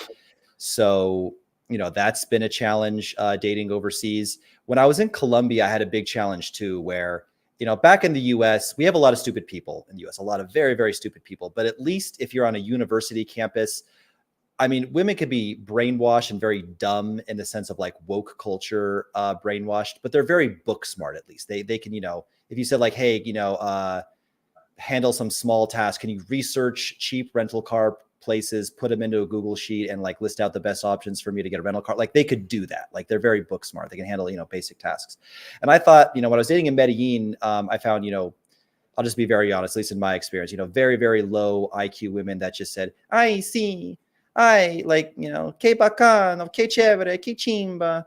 And they just didn't have a whole lot to say. They had a couple sound bites. And I thought that women were either kind of like book smart and they could hold an interesting conversation. Maybe we're kind of like aware of what's going on in society, like girls in the US, but masculine and difficult and not sexy and not feminine, or they were feminine and sexy, but offered nothing in the way of like interesting conversation. And they're just kind of, dumb and feminine. Of course, in Brazil, I seem to have found, a good mixture of both, but depending on the country you're in, it can be very difficult to find women that you're going to actually really relate to and connect to on a mental level. Again, I think Brazil is good for that, but Brazil's not a super easy dating market either. So there's no Shangri-La, there's no perfect area. While Brazil does have that perfect marriage of like, high intelligence and they maintain and embrace their femininity still. One of the few countries that I think does a good job at both. It's a difficult market, man. It's not like you just get off the plane and start matching with hot girls like you can in Medellin. So yeah, that was the thing, connecting with girls. And again, I'm picking on Medellin a lot. This may not be issues in other countries, but I found a lot of girls that were addicted to 2C. I found a lot of girls that were very low IQ that would ask me for money, especially after I blew up in the media. Then I think a lot of the girls just kind of saw me as like only short-term, fuckboy potential. And pretty much all of them all started asking me for money after that. But my other friends reported a very similar thing too. So I don't know. So I would say like, yeah, like low IQ, girls asking you for money, learning languages. If you don't speak the same language as a girl, it's a drag. And even this, let's say I could download perfect Portuguese into my brain. I can't just put on a YouTube video. Okay, perfect example. Let's say that I'm dating a girl. I speak fluent Portuguese. I don't, but let's say that. And I say, she's like, how was your day? Oh, she worked. And she goes, how about your day, babe? Like, oh, I won this really interesting podcast. Yeah, this really, cool guy, Austin Holloman. Did I say it right? Austin Holloman? Mm-hmm. Austin Holloman invited me on. We had a really, interesting stream. We talked about all these things. She'd go, oh, cool. Let me see it. I'd be like, why? You wouldn't understand 2 words of it. So, dating a girl who doesn't speak English is kind of a drag. Again, even if you speak Spanish or Portuguese and you can talk to her, Dave Chappelle's new Netflix comedy special came out. You can't watch that with her. You want to watch like The Matrix. she's not going to understand. I guess you could put the subtitles on, but it's not the same, with subtitles. So yeah, it's a little bit of a drag, not always dating a girl that speaks the same language. Oh, and someone asked in the comments, TUSI. It's like this weird pink drug that they make in Colombia. It's primarily ketamine, but could have MDMA in it. It could have acid in it. It's ketamine plus XYZ. Who knows? Sometimes pure ketamine. Sometimes it's got weird shit in there. Fentanyl even. Wow. Okay. Yeah, there's always a disconnect whenever you're dating in a country where they don't speak English. It's never, unless if she just learns it like completely, like she went to live in the States or something, it's never going to be a full connection. Yeah. So how do you manage long distance relationships or connections while continuously traveling? And I'm not good at that. Like, you mean like with male friends or girls or both? Women. Yeah, I don't, man. Here's the thing. Let's say I was to meet, I don't know, my ideal, Brazilian princess here, a girl that I saw, worthy of, wife and kids and all that someday. And I had to, travel for a bit, wanted to visit. If she had a US visa, I would, fly her out to come with me. If I was going to go chill with some buddies, I have a good network in like Mexico City, I might fly her out, or we might do, like a month apart while I was out there. Of course, all my relationships, for the record, would also be the one-sided open relationship. Not to go too much off on a tangent, but at least for me, never been an issue. Never. We can talk about that if you want, like how I propose that. But like the whole, like, listen, I'm going to fuck other girls with restrictions. Like, I'll always wear a condom. I'll never take them on vacations. It'll never be a long thing. It'll only be a couple times. I'll never post them on social media, et cetera, et cetera. Always be kind of a hidden thing. Never been a problem. So yeah, like, that's what I would do in theory, is like, yeah, have them travel with me. But dude, no, I'm even like, there's friends who are like, oh, I've been meaning to call this guy. I know you were asking about girls, but like in general, and I don't even travel that much, bro, to be honest. Like, I lived in Medellin. I didn't travel. I'm not like an Austin Holloman. I'm not going to, 20 different countries in a year or something like that, or whatever you do. I pretty much stay put, and I'm not good at maintaining those. Okay. So could you explain the importance of understanding cultural sensitivities when dating internationally? You kind of touched on this earlier. Yeah, just to repeat, like, yeah, in Colombia, don't mention Pablo Escobar. In Brazil, don't get involved and talk about their politics unless you're sure that she's politically, aligned with you. And like we said, I think we kind of cover this. Yeah, they're very sensitive. Just don't. They'll start complaining about their issues and their country and their stuff, but the second you chime in and complain, they get very proud and defensive, and they don't like it. Okay, and I'm trying to think for my next question, have I actually encountered this? But it is, have you, and you kind of did with the whole party situation, have you encountered any legal or ethical issues while dating abroad that you feel others should be aware of? I'm trying to think, have I had that issue, though? I don't think I've had that issue besides the Brazil situation. Yeah, legal or ethical issue. So the only thing that I can think of is like, you do have to understand that when you're in a foreign country, shit can get wild. Like, if you look at these like Passport Bro Facebook groups, are you in these Passport Bro Facebook groups, Austin? Do you know what I'm talking about? Yeah. 99% of those guys are just going there for pay for play. Mm-hmm. And every once in a while, I hear a wild story. I'll hear these things like my friends have a podcast, Mentuition podcast, and they talk about like, oh, they'll be with a prepaid girl. If you guys can read between the lines what a prepaid woman is, and then she'll try to like, upcharge them, and they make a big scene. Just in most cases, unless you can just get away with it, just pay her. You can get in, a lot of danger. You don't know who she's going to call. She can call even the police and say, you assaulted her, you raped her. And then in terms of like, things to be aware of, yeah, like foreign countries just generally don't like seeing foreigners come here and have success with women and kind of brag about it, put on YouTube. Whenever I make a video about dating in Brazil, I'll never talk about any of the negatives. First of all, to be honest, I don't really have very many negatives with the dating market in Brazil, other than it can be a little difficult. If you don't have everything super on point, it's one of the more challenging dating. Again, if you're going 7.5 and above, if you want to get 6s and 5s, it's very easy here. But when you go about an 8 and above, it gets very, very hard. That might be the only negative things. Yeah, just be careful what you say. I guess I think we talked about this enough. Yeah, I think just be careful. They're very prideful. Okay. So can you discuss any strategies for maintaining privacy and safety when you're using apps like Tinder and Bumble? Yeah, so the whole, privacy and safety thing, I think a lot of this is a little bit like guys worry too much. They create problems when they're not on Instagram, for example. If you have a private Instagram profile, you've just ostracized yourself from the biggest dating app in the world. Again, some of you guys can go to my channel, Redbeard Rants on YouTube after this. You'll see B-roll after B-roll after B-roll after B-roll. I'm going to upload a full-on date that I did with a stunning chick. That video is being edited right now. And none of this would happen if I had a private Instagram. All these dates, all this B-roll, nothing would have happened. No girl is going to be like some random private profile requested me. Let me accept his request and then go accept him. No. So first of all, think like, do you have to be as private as you think you have to? Second of all, if you think you do, don't flash the Rolex, don't flash the jewelry. Don't if you're staying at, like, for example, in Medellin, a building called AntiG Living, maybe don't post the pool at AntiG Living, because that's just going to give away. Like, if I just posted, like, this living room that I'm in Sao Paulo, I'm just in a normal apartment building in Sao Paulo. But like, you got know the lay of the land. Like if I'm staying at Charlie Hotel Medellin or AntiG, everybody knows what these places are. And if you're coming there, with a lot of cash, guys can see on your story night after night, you're having, girl after girl after girl there. And like I said, jewelry, watches and stuff, then you can kind of make yourself a target. And, beyond that, especially in, I'm not like I'm talking about Medellin a lot, but it's where I lived for so many years. Be aware of scopolamine, which is the drug that girls put into your drink. If she doesn't have an Instagram with photos that are like put this way, you get a girl on Tinder, you say, hey, I want to talk on Instagram. She goes, sure, here's my Instagram.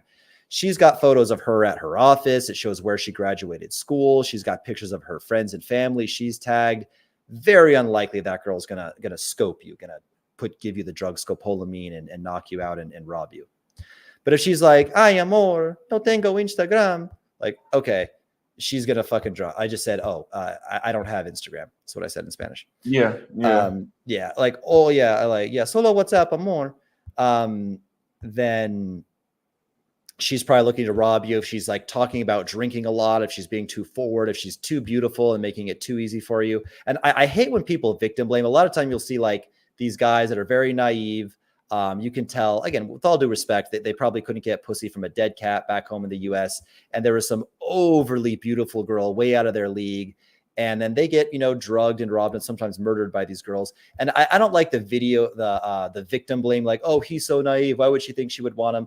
Look, man, he's just thinking with his dick. He's not, he's new to it, but try to have that awareness, right? Is it too good to be true? Is she way hotter and way more forward than anything you've gotten before? Those would be my best tips. And make sure she's got an Instagram, ask to see her ID, maybe if she comes back to your place, kind of obvious things like that. Agreed. That was very good information. The article said if she is someone who uses her ankles as earrings, don't eat her cat. Yeah. Thank you for the super chat. Judicial 2000 sent $10 for Casey. Do you think you could link my man Austin up with Fresh and Fit Prince to be on Fresh with Fresh Prince to be on Fresh and Fit? Possibly. I talk to him on a daily basis. I could absolutely mention it. Okay, yeah, I'd appreciate that. Thank you very much. The next question, and do you believe that matchmaking services are still effective? Traditional matchmaking services are still effective in 2024 with the modern dating culture we have today? Yeah. So my strategy about build a high set of social media, make it look really cool, charming video content, it's attractive, and then have a virtual assistant, show that profile to a whole bunch of people. That's just one of a trillion ways to meet a lot of women. Like I said, I don't care if you become a DJ at a nightclub. I don't care if you, again, like I said, the random example, you become the president of your fraternity. So you're coordinating all the events with the sororities and you have unlimited access to the sorority girls. Or like you just said, why not a matchmaking service? It doesn't matter. As long as you're meeting a ton, move a club promoter in to be your roommate. As long as you have engineered your life in some way, shape, or form where you are constantly meeting new high and emphasis on high quality. You don't want to meet a bunch of ugly chicks. As long as you're meeting high quality women, if this matchmaking service has big booty Brazilian English speaking tens that speak English in their repertoire, yeah, get me signed up for that matchmaking service. I wouldn't imagine that a typical matchmaking service, at least for me personally, would have girls of the physical beauty standards that I would require, being a superficial fuck like I am. But if they did, again, all that matters is you're meeting a lot of beautiful women that you like, whether it's my way, the matchmaking way. That's all you really need, is to meet a lot of women. Yeah. So I think I've had that best experience when I was in Africa and Kenya and Tanzania. I had two dudes I used to hang out with that were either a party promoter or there was just one guy that knew everybody in the city. And I always stayed around beautiful women in that city because of that. So yeah, I'm relating that based off the party promoter that you brought up. So 2 more questions. What are some pitfalls to avoid when using social media to enhance your dating prospects? Yeah, I'm gonna open my curtain, just get a little more light in here. I'll be back in literally 5 seconds here. Okay. You guys, if you have not already, give the video a like. Give the video a like so more people can find out. I linked the selfie light stick that he was talking about to take photos with. I linked that in the chat if you guys want to pick that up. Yeah. Well, yours is a bit different than mine. Yours is a selfie stick. Mine is like, I can even look for it at the end of the stream, or I think I even see it on my bed. In a second, I'll just go up and grab it and literally just show the exact one I do. But yours is a selfie stick. Mine just clips on to a phone. It's like, and it fits in your pocket. It's not much bigger than this card, and we'll talk about, remind me at the end of the stream to go up and grab it, because you will get every photo you take at nighttime is amazing. And you'll be like a little celebrity. If you're at like a bar or nightclub, people are like, oh my God, like they'll ask you to take their photo. It's a great way to get conversation started. So anyway, sorry, brother. I got up to open the curtain and get a little more light in here. What was the question again? It was about optimizing social media. Yeah. What are some pitfalls to avoid when using social media to enhance your dating prospects? Cool. We talked about a few of these, right? So a big one, which I already mentioned, is, especially because everyone here is a passport, bro. Don't do the whole 1 million story highlights in 1 million different countries. We talked about this. She's just going to see you as a traveling fuckboy. Now, Austin, maybe, that's an honest signal for you, right? For where you're at right now. But I've always found, especially for meeting and dating, especially the super high quality women, you want to at least you want to sell them the dream, right? Even hoes want a long-term relationship. So sell them the dream, say you live in that city, right? So that could be a pitfall, is not saying you live in that city, not clearly on your social media, saying that you live in that city. Number 2 is having way too many travel photos. Number 3 is common mistakes. I did a whole video about this, but let me think. Oh, I got one. You will be judged. Men and women both do this. You will be judged by your worst photo. I'm going to say that again. You will be judged by your worst photo. So if you go out and do a photo shoot, you have all these nice spiffy photos where well lit, well dressed, good focal length, whatever it's called, and on the camera. And then you have your old shitty grainy selfies. You got to go back and fucking delete those. You guys ever been on a dating app and you see the main photo, you're like, oh damn, she's hot. You swipe again. Oh shit, baby, come to mama. Oh, come to mama. Oh, come to mama. Then you get to the last one. You're like, oh, like that's what she actually like. How they like the worst photo is how you assume that like they actually look in real life. So there's a website, zero affiliation to them, but it's called Photo Feeler. So like FHOTO FEELER, Photo Feeler. Photo Feeler. The cost is minimal. It's like $2-3 per photo. I don't know what it is, but real women will rate your photo, and it's not 100%.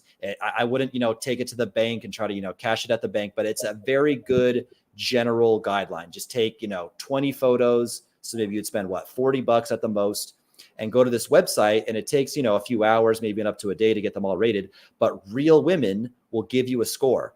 I could, across the board, I mean, think about if I posted an online dating photo, like I'm kind of like this, right? Got my little smirk, Now, what if I just kind of like pose like, I can't even get my beard hides the double chin, but you're like, that's my photo. Now I'm this guy. I'm this little weasel guy, right? Or I'm just like, I don't know. I'm not good at posing. I'm not good looking, but you guys know what I mean. Yeah. I can come across, I've rated photos, bro. I can rate from I think the lowest I've ever gotten is like 2.7 or 3. I usually get about a 5.5, and I've as rated as high as like an 8 or 8.5 sometimes. And some of my physique photos, I'll like go to the gym, I'll do push-ups, I'll pump up my arms, I'll make sure I have the best lighting. It's a plan shot. I'll get like, you know, actually I do have a, you know, decent physique. And then I'm not going to lie, I use Photoshop and some enhancements, and I make myself about 10% more muscular and defined, because girls are doing this. If you have any problem with that, and guys say this, well, aren't you worried that if you edit your photos and make yourself a little bit buffer, or I use Face App and make my face a little bit better, I make my skin a little bit clearer, aren't you going to notice? Aren't you afraid that on the date she's going to notice that you edited your photos a little bit? I'm like, no, but what I am worried is that she isn't going to look like her photos, bro. These bitches are fucking wizards with their editing photos. So don't worry about, you know, if you're slightly touching up your photos, if she's gonna notice that you doctored your photos. Just worry if she looks like hers. And that, so I would say, again, back to the mistakes, right? Too many travel pics, not saying you live in the city. I would put something in that language. If you're in, you know, a foreign country, you speaking Spanish, you speaking Portuguese, you get judged by your worst photo. Have your photos rated on Photo Feeler. Nothing controversial or weird. No Trump memes, no pet tarantula, nothing weird, nothing controversial. I wouldn't post landscapes and stuff that isn't you. No fuckboy behavior, no smoking the J, no hitting the bong, no bottle service. No, you got the bitches, you're drinking bottles, you're doing drugs. Those would be the biggest mistakes that I would see. Yeah, and just, you know, low quality photos, you know, car selfies, sitting on, you know, grandma's plastic couch in the basement playing Call of Duty. Every photo should kind of serve a purpose of like, you know, you're doing something interesting. Again, you know, you want to look attractive, you want to look high status, you know, kind of some of the things I was talking about earlier. Okay. Number 30 is finally, what has been the most rewarding part of combining your love for travel with your profession as a dating coach? Oh man. Well, yeah, I would say, yeah, two things. One is, again, it was combining my love of being of travel with a dating coach. That was the question, right? Mm-hmm. Yeah, just getting beautiful feminine women that treat me well. For, you know, I started doing this when I was like 28, 29 years old. So starting then, that was the first point in my life when I truly had women that I felt were, you know, feminine, beautiful, respected me, treated me well. I didn't feel like with American women, I had to play this weird dance of like, I kind of have to be an asshole and I kind of have to play hard to get, and I kind of have to push her away, but just enough. Because if I'm too much of an overt asshole, she'll just leave me because, you know, I'm being an asshole. I have to be just the right amount where I could actually like just be sweet and caring to the women. Obviously, you got to be a man. You got to have a backbone. She gets out of line. She gets moody. You got to, you know, fucking check that shit. Put them in their place, especially Latin when they really like it when they get feisty with you and you check them, right? Mm-hmm. And then also, you know, with being, so that's my love of travel, you know, dating, and then being an online dating coach. I loved going to the clubs. I loved, you know, doing bottle service, you know, at a certain point in my life. And I had a lot of good adventures, you know, even some dangerous situations, some fights, some big successes, some big letdowns, you know, this and that, you know, the roller coaster of, you know, being out there and, you know, being in the battlefield, as it were. Right. But now that it's all online and, you know, 90% of the women I meet are all online, I can do it without having to trade my time for money. I don't have to be out at the club till 4 a.m., you know, buying bottles or buying drinks for girls, fucking up my circadian rhythm, waking up at 11 a.m., 12 a.m. The days are super short, bro. If you wake up at 11, 12 a.m. in the wintertime, the sun could already be set by 4:45. You get like 3 or 4 hours of fucking sunlight, bro. It's depressing. So now that I basically, cloned myself. I've done the work to create the profile, and the virtual assistant does it. I just wake up with leads. It's easy. I don't have to, go out and, kill everything I eat. The food is now just brought to me. And then, teaching this to other guys is really rewarding too, because I think, let's relate this to in-person, right? I think when every guy is young, I'm talking really young, 10, 11, 12 years old. I think every guy goes through a simp phase, right? Like, Austin, did you ever I'm going to do this girl's homework for her. And if I do her homework for her, she's going to like me and she's going to want to kiss me because I did her I'll just be really nice to her. And all, I think every guy goes through a simp phase in real life. But the good thing about real life is maybe you have an older brother you can model. Maybe you have other guy friends. You learn from just, whatever, seeing it done by your friends, other guys, and just kind of instinctively. And there's a lot of content out there about how to do this in person. The problem is nobody knows how to do it online, and all the online dating advice is very, very generic. It's be good looking, get a photographer. There's no mention about how you can create attraction through your lifestyle, by doing fun shit, by having fun activities, by being in group shots. There's no talk about using Instagram ads to boost yourself and find the girls that aren't even on the dating apps, because sometimes dating apps can lock you into a cohort where they're only showing you ugly girls. No one's talking about Instagram. No one's talking about automation. Certainly no one's talking about funny, charming video content like I'm talking about, which is the single best takeaway you should take from this video. So it's been kind of interesting to kind of, maybe I'm arrogant or whatever, but to kind of be the pioneer, the forefront leader, and doing all this shit. I mean, tell me in the chat, has anybody ever heard this? Has anybody ever heard you got to make charming, funny videos of yourself? You got to get an online dating virtual assistant. You have to build attraction through women online using your personality and your lifestyle rather than relying on your looks. Has anybody ever, heard this stuff? Someone's talking about David Bond. Okay, I will give you that. David Bond, we overlap. He's a good friend of mine, actually, really good friend of mine. I talked to him a lot. Actually, we threw a party together in Brazil one time together. So yeah, I will give you that. David Bond is somewhat, kind of on the same thing. So, but I don't think David Bond has really talked about doing virtual assistants the same way that I do. He certainly doesn't recommend, doing the funny videos or providing direct scripts for that, or running virtual assistants as a service for guys like I do it, or providing, the exact job post to go hire these people. But yeah, David Bond is on a high level too, but it's just been fun to kind of, and then, I guess I get noticed by, Mr. Austin Holloman, get invited to do, good podcasts. I'm interviewing Alex Playing with Fire on my channel. Austin Summers, I'm connecting with a lot of, top guys in the industry. Obviously, I've been on Fresh and Fit multiple times. So I'd say that's been a really rewarding part too, to kind of, I don't know, create the niche, or so to speak, to kind of, create all the new technology and really change guys' lives, give them a new way to do this. Absolutely. Absolutely. So, do you have time for, do you have enough time, or do you want to do a call in? If not, that's fine as well. What do you mean by what's a call in? Somebody calling in? Yeah, so people want to call and talk to you. Yeah, no, yeah, I got time, bro. So before that, let's answer this super chat. Jason Shoulder says, Casey, how do you propose to girls that you want a one-way open relationship? Yeah, so I call this, let's call it the cigarette technique, or the heroin technique. Nobody tries cigarettes once or tries heroin once and says, I'm doing heroin for the first time and I'm planning to be a heroin addict. I'm gonna get addicted to do this every day. But meth, whatever it is, you try meth once, you're addicted. You never thought you were going to get addicted, but already has its grasp on you. So what I mean by this, I would never on the first date say to a girl, yeah, we're having dinner. How do you like the wine here? What's better, the red or white? Oh, you like the red wine. Interesting. I like the white. Anyway, we're doing this one-sided open relationship thing. I would never just bring that up on the first date out of nowhere. You get them addicted. You get them in love with you. After, one good thing about me is because I went through the whole pickup artist, thing and learned about female psychology so much, I'm very good at retention. If I can get a girl on a date, I do get flaked on. I do get ghosted after first dates once in a while. I'm not going to lie, but if I can get a girl on 2-3 dates, generally I have them. If I want them to make them fall in love with me, if I want them to be my girlfriend, and it's just from, decades of going to clubs and dating girls and dealing with women, understanding psychology. So at that point, once they're, we went 3 or 4 dates and they're really, really into you. They see you as this amazing guy. They have a super strong connection with you. You fuck them really good. You treat them really well. They think you're funny, charming, amazing guy.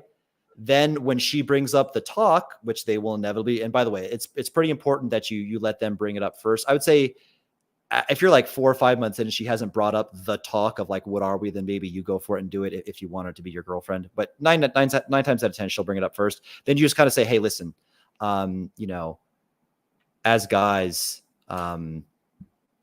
every guy just wants variety. You know, women don't operate the same way. When a woman truly loves a man, you know, she's not thinking about other guys.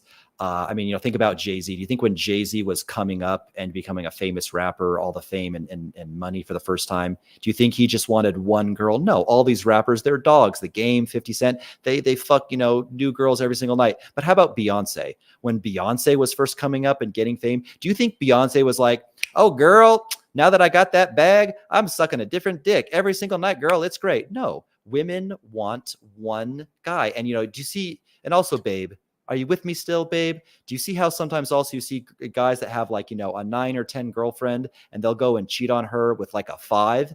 It's just because she's new. Guys want different. However, I don't want to scare you. Well, I maybe do want some sexual variety, like every guy. I don't want variety in love. You're going to be the only girl I want to love. I don't want to, you know, have multiple wives and girlfriends, but I got to get out of my system once in a while, you know? So if I want, you know, these girls, you know, it's completely physical. There's no emotion at all. It's literally like me using like a fleshlight or like a sex doll. I just want to get it in. I never want to post them on social media. I never want to take them on vacations. I'm never going to call them babe or love. I want them to keep it, you know, strictly business with them. They're never going to sleep over. I'm always going to wear a condom with them. It's not going to be a long thing. You're the only girl I want to love. I'm crazy about you, babe. But you know, guys are this, and, you know, it will never affect our relationship. You have nothing to worry about. And look, they may get moody. They may, you know, fight back on that when you propose this to them. But if it comes down to accepting that or losing me, at least in my case, I've never lost them. Now I know like I'm going to be like the next girl I date is going to be like my absolute dream girl. And then she's going to be the one girl that says, nope, no way, no how, I won't put up with it. But I don't want to jinx it, but at least as of now, it's never been an issue. That's the same thing I do as well. That's the same thing I do. So somebody said, did you say everything that you wanted to say? Do you feel like there was anything that you came here wanting to cover that you didn't say already? No, I think you gave me ample time. I mostly just wanted to talk about, you know, the online dating stuff. And I was, one thing I forgot to mention too, I meant to say at the beginning of the show that I forgot was, or maybe I did, I forget, but I'll say it again if I did say it already. I get hit up to do these interviews all the time. And Austin, you came to me with the absolute best, most well-researched, most thought out questions. I can tell that you know, actually watched the channel. They actually did your research on me. You knew what I was about, that I was a proponent of the online dating virtual assistants, that I was all about online dating, about my history in Brazil, Colombia. So this is one of the best interviews that I did. So thank you. And actually there was one thing we forgot to mention, I think, which was the Instagram ads, right? Mm-hmm. Mm-hmm. So here's my 2 cents on Instagram ads. I love them and I hate them. Here's why. Big, good looking guy, young guy, shirtless photos, ripped body in an easy dating market. Instagram ads are a cheat code. It's unbelievable the amount of gorgeous women you will have throwing themselves at you. Again, this is super good looking guy with great photos in an easy dating market. As you kind of go down a little bit, you know, kind of good looking guy in a kind of easy dating market, average guy in an average market, it dwindles in effectiveness very easily. And then also the hottest of the hot girls don't tend to raise their hand, meaning like a photo or send you a message first. There's a difference in marketing called inbound and outbound marketing. Outbound means I contact you, I cold call you, I message you on Instagram, I whatever, send you a letter. I don't know, but I call you, I reach out to you. Inbound is when they contact you. They make the prospect goes to your website and they contact you. The hottest of the hot girls, it's all outbound. You have to reach out to them. The 6s and 7s is inbound. They will respond to your ad. They will like your photo. They will make the first move on you.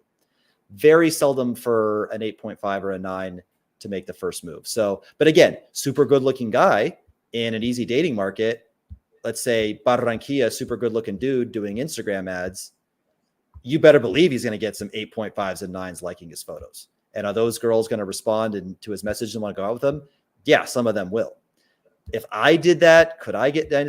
But again, if I'm cold outreaching to the girls, it's better. So I found better results for myself in my, you know, white 36-year-old average, you know, face and body, doing outbound, sending the virtual assistant to go outbound and get the girls rather than using ads to bring them to me. But it's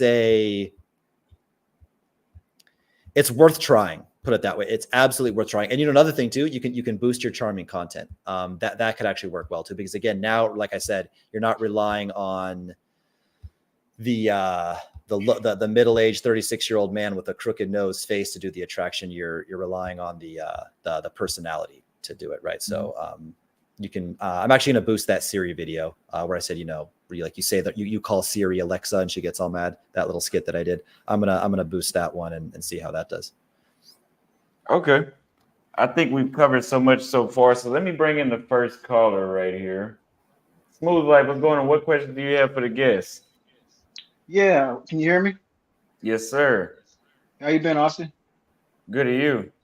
I've been good, man. I've been good. So, to Casey, right? Did he say your name? Yes, sir. Yeah. Yeah. Hey, man. I got to give you your credit that as a guy who's 36, you know, because your talking points, you know, which are basically, I don't know if you mentioned this in the beginning of the show because I kind of came in relatively early, but I wasn't super early. But you know, you're basically mentioning, you know, online dating strategies and, you know, black pill talking points to an extent. I don't know. Did you mention that in the beginning of the stream? What do you mean by black pill talking points? Okay, so you know how you made a comment when you said what guy is telling you about these online strategies, right? You said it about 10 minutes ago. Like, who have you heard saying that, right? Yeah. Now I know I've heard of people saying it. You're not the first guy who said it, but most guys, to your credit, most guys have not heard of what you're talking about.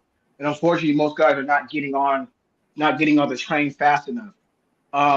You know, for example, you know Austin Dunham. Yeah. Yeah, he mentions it in his talk. So I don't know. Quickly, Have you ever like clarify. Does he actually mention using charming video content and making funny videos to attract women? No, and that's what. Yeah, so when it comes to that's not part of his strategy. No. Yeah, because I don't think anybody in the world that I'm aware of. So what does he talk about that I talk about?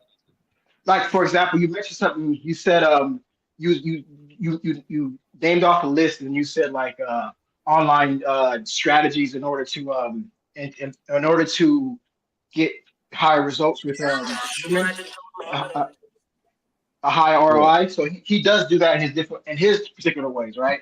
Which what I'm trying to say is that keep doing what you're doing, because unfortunately a lot of guys they're like baby boomers and Gen Xers, dudes who are like 35 plus, even 30 plus.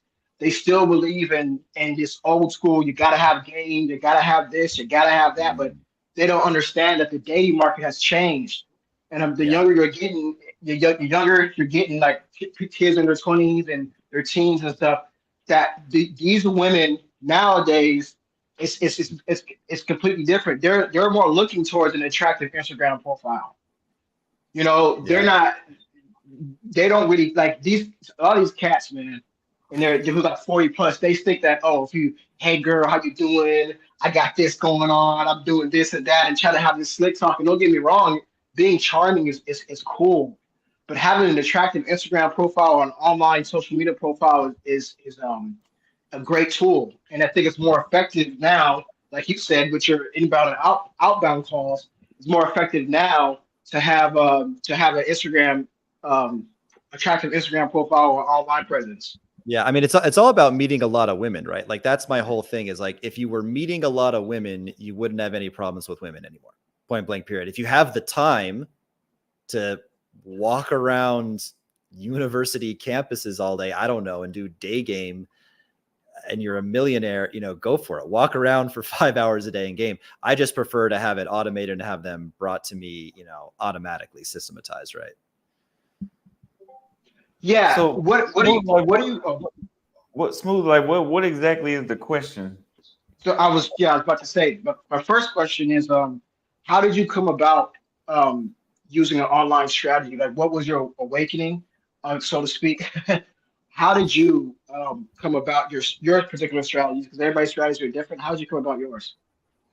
So yeah, well, online in general, I answered this in the beginning, which is basically, by the way, could you mute yourself? Because I'm hearing a little bit of echo, but I answered this in the beginning. I just was like interviewing friends or noticing, being an observant, astute person and just saying, everybody I know that's consistently getting 8.5s and 9s and above, they're meeting them on Instagram or, sometimes Seeking or other online, but usually Instagram. It was like my friends who just did bars and nightclubs. Again, if I had a friend who was like a Chad, like just he's 6'5" and he looks like a G.I. Joe doll.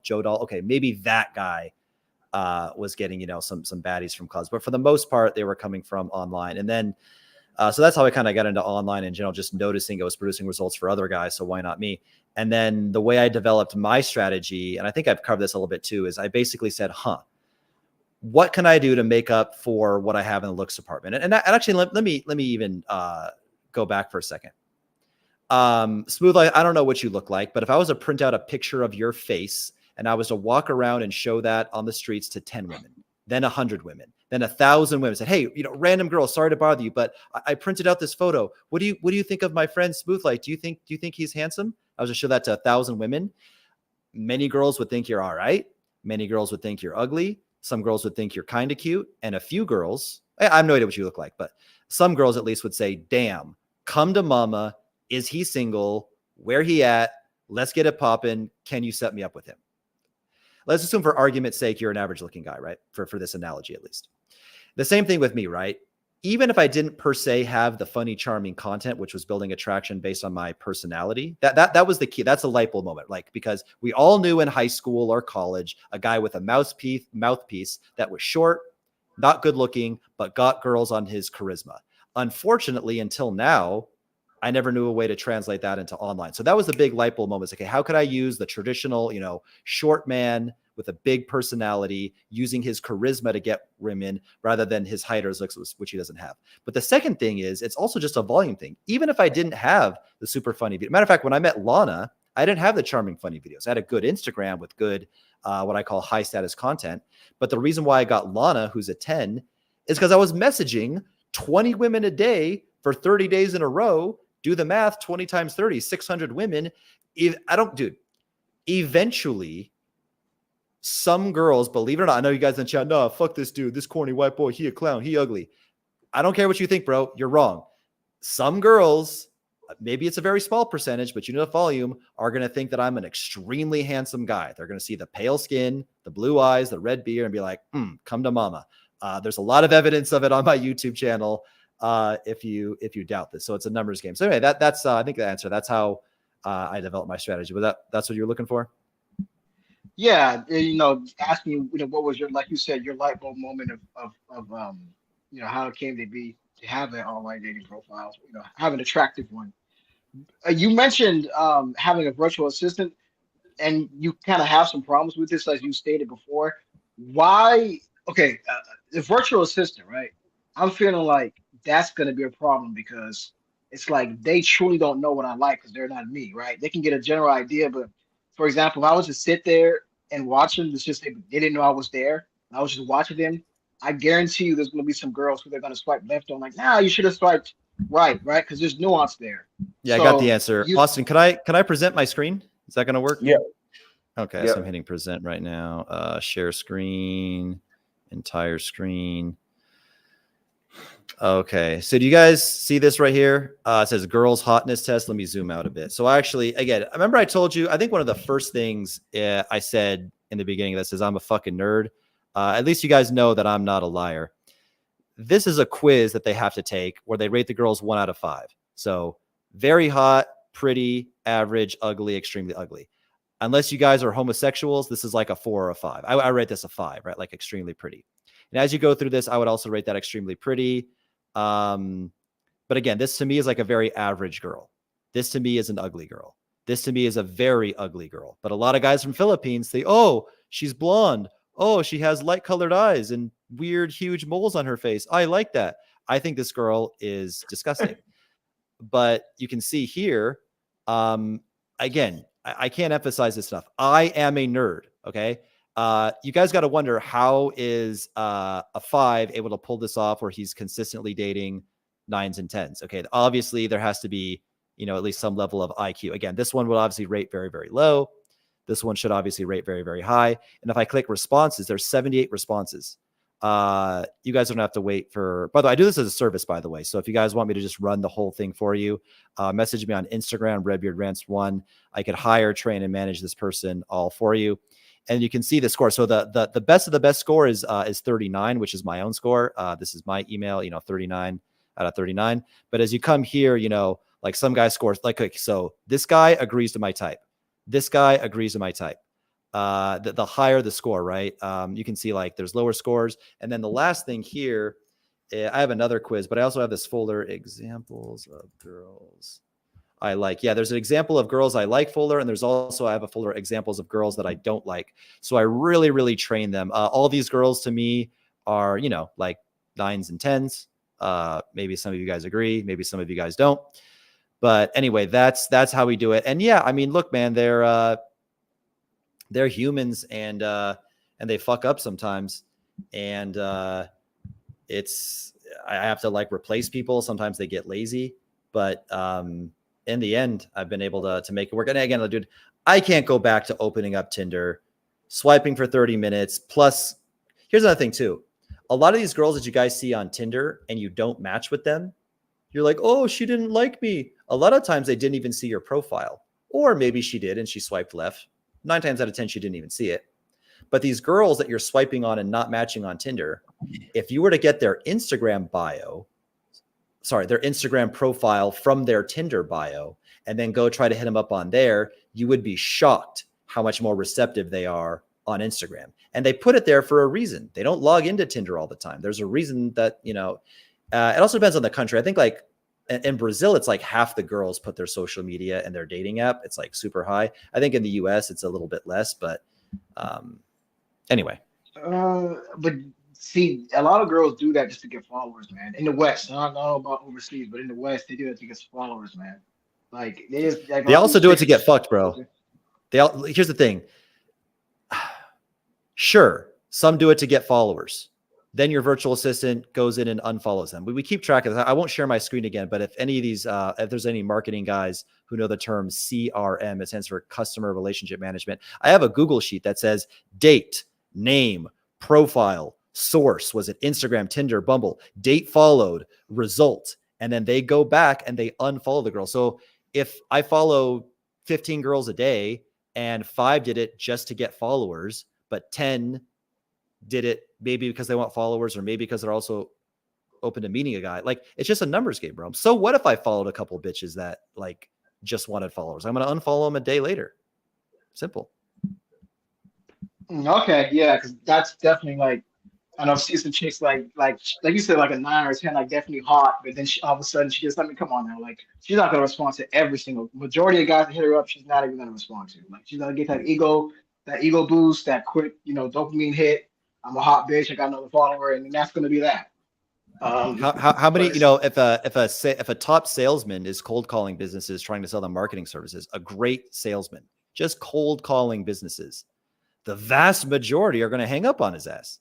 But he makes his 50 calls a day, 100 calls a day, 100 calls a day for a month, 3,000 phone calls. You better believe he's going to have some high commission checks. It is a numbers game, my friend. And this is why I outsource it. Why the fuck would I do this? Again, this is what I was talking about. I think you missed this. My fantasy would be to clone myself and do this in person. I wish I could just put myself into the Casey copier and have 6 different Casey's, grocery stores, streets, farmers markets, nightclubs, bars, just hitting on all these girls, bring me back the phone numbers. And because they're my clones, they all look like me and sound like me. You know what I'm saying? But you can't do that in person. Unless anybody knows how to clone. If you can clone, shout it out in the chat. But other than that, I just don't see a better system than the one I've developed. I just don't see it. My last question, yeah, that's true. It is definitely a numbers game. I agree with that. My last question is, how soon or how late, depending on if you see the glass half empty or half full, how soon until like you think dating actually, like Austin kind of mentioned it earlier, but how soon do you think they'll actually move into like virtual? It's pretty much all like 90% online and stuff, and very little in person. Like, and, dudes will actually adapt and start using like an online strategy. Because again, most dudes who are baby boomers and Gen Xers, they're still in that game stuff. And you know, late millennials, they're still in that game stuff. Like, oh, approaching a girl and try to talk her out her draws, right? But how long do you think it's going to take for dudes to adapt and this stuff becoming more popular? Because I'm going to start. Uh, I'm going to make myself. I'm going to start next year when I start traveling. I'm going to start utilizing the online dating strategy. Go ahead. Start now. Start getting good photos because you're gonna have a lot of headaches and hiccups, things you didn't even realize. You're not gonna know how to edit them or touch them up. So start now so that when you do travel, you already have the photos ready for your travel. But to answer your question, when is like it going to be like what I'm talking about be prevalent in the culture and every guy's going to kind of be knowing about this and taking action on this, and the online landscape is going to get super competitive because every guy's going to be implementing what I'm teaching? Fucking never. Fucking never, bro. Never. Like the average weight of the average American woman is 170 pounds. You know, for guys, most guys in America are fat as fuck too. Is like working out and diet like a not known thing? Everybody knows about dieting and working out. Yet most people are still fat as fuck. Most people are just mediocre. And especially as men, we're going to have a resistance to this because no guy wants to think about how do I look cute in photos? How do I make cute, funny videos? That shit's kind of gay, but it gets you pussy. So if I have to be a little bit gay to get pussy, listen, quote of the day. If I got to be a little gay to get pussy, you know what I'm saying? Well, like, yeah. Well, I mean, I don't know about being gay to get pussy, but I do agree. Like, even some of these guys in this chat right now, they're talking about I'm not going to become a data analyst to get pussy and do all this.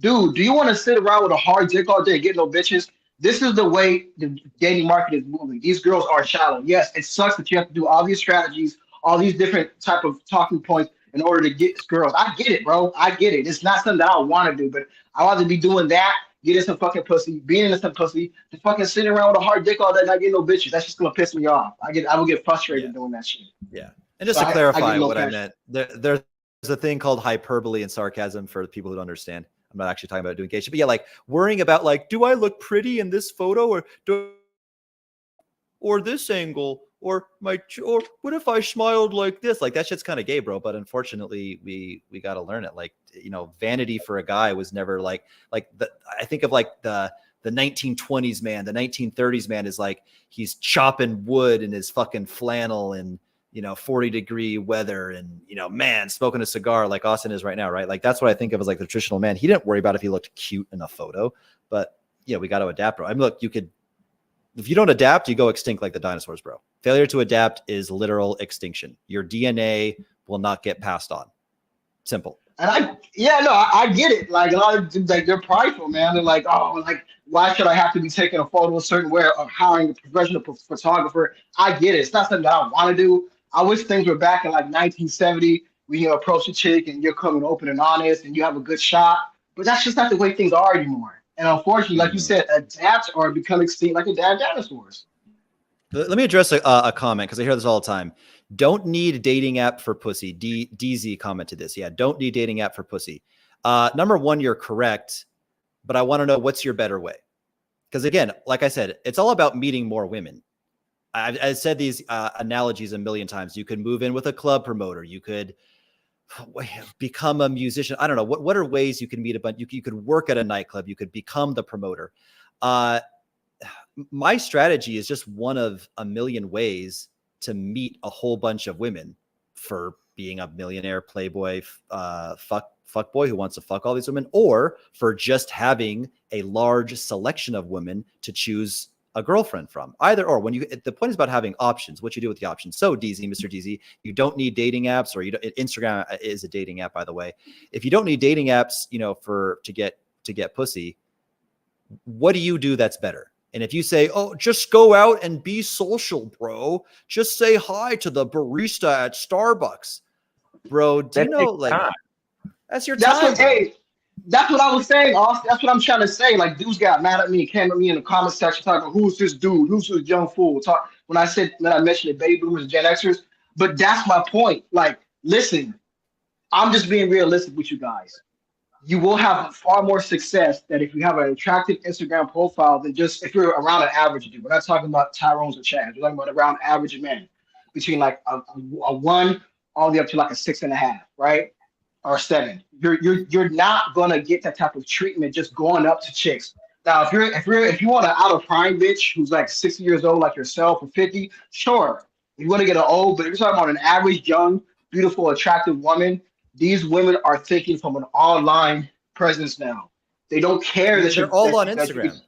they're all on Instagram. Every woman has Instagram. Like I did a show last night where the guy was talking about how he met his wife, and he's like, "Oh, I met her at the library," and he's like, "Yeah, I don't know about these type of Instagram girls. I don't know if the average wants to meet an Instagram girl."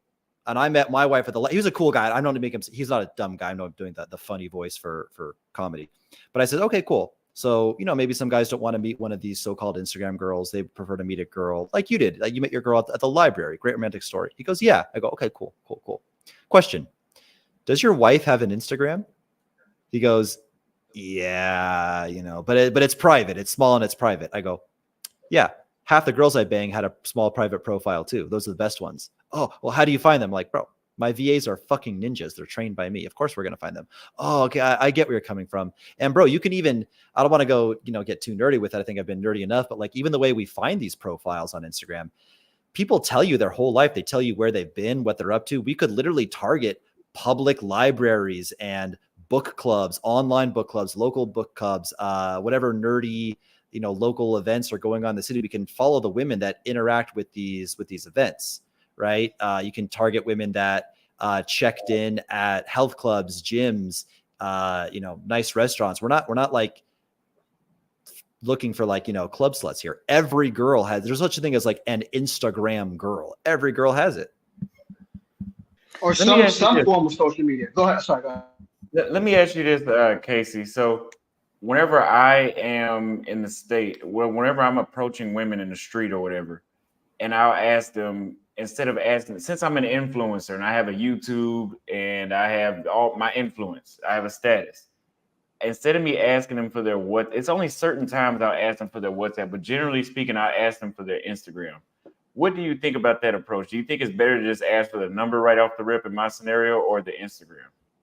No, I think you're doing it the right way, bro. I think you're doing it absolutely the right way, because let's think about this, right? Let's say you're very in your head. You're dealing with some new website. There's a little bug in the website. You're trying to solve this with your developer. You're like, oh, you're frustrated. You walk out to go get a protein shake. I don't know. And you see this beautiful girl, but you're not in like fun, loving, Austin is just living life, just got laid. You're kind of like, oh, like, anxious, entrepreneurial mode. And you go up to her and you still happen to do a pretty good approach. It still came off okay. She still thought you were cool and charming. It was a very average approach.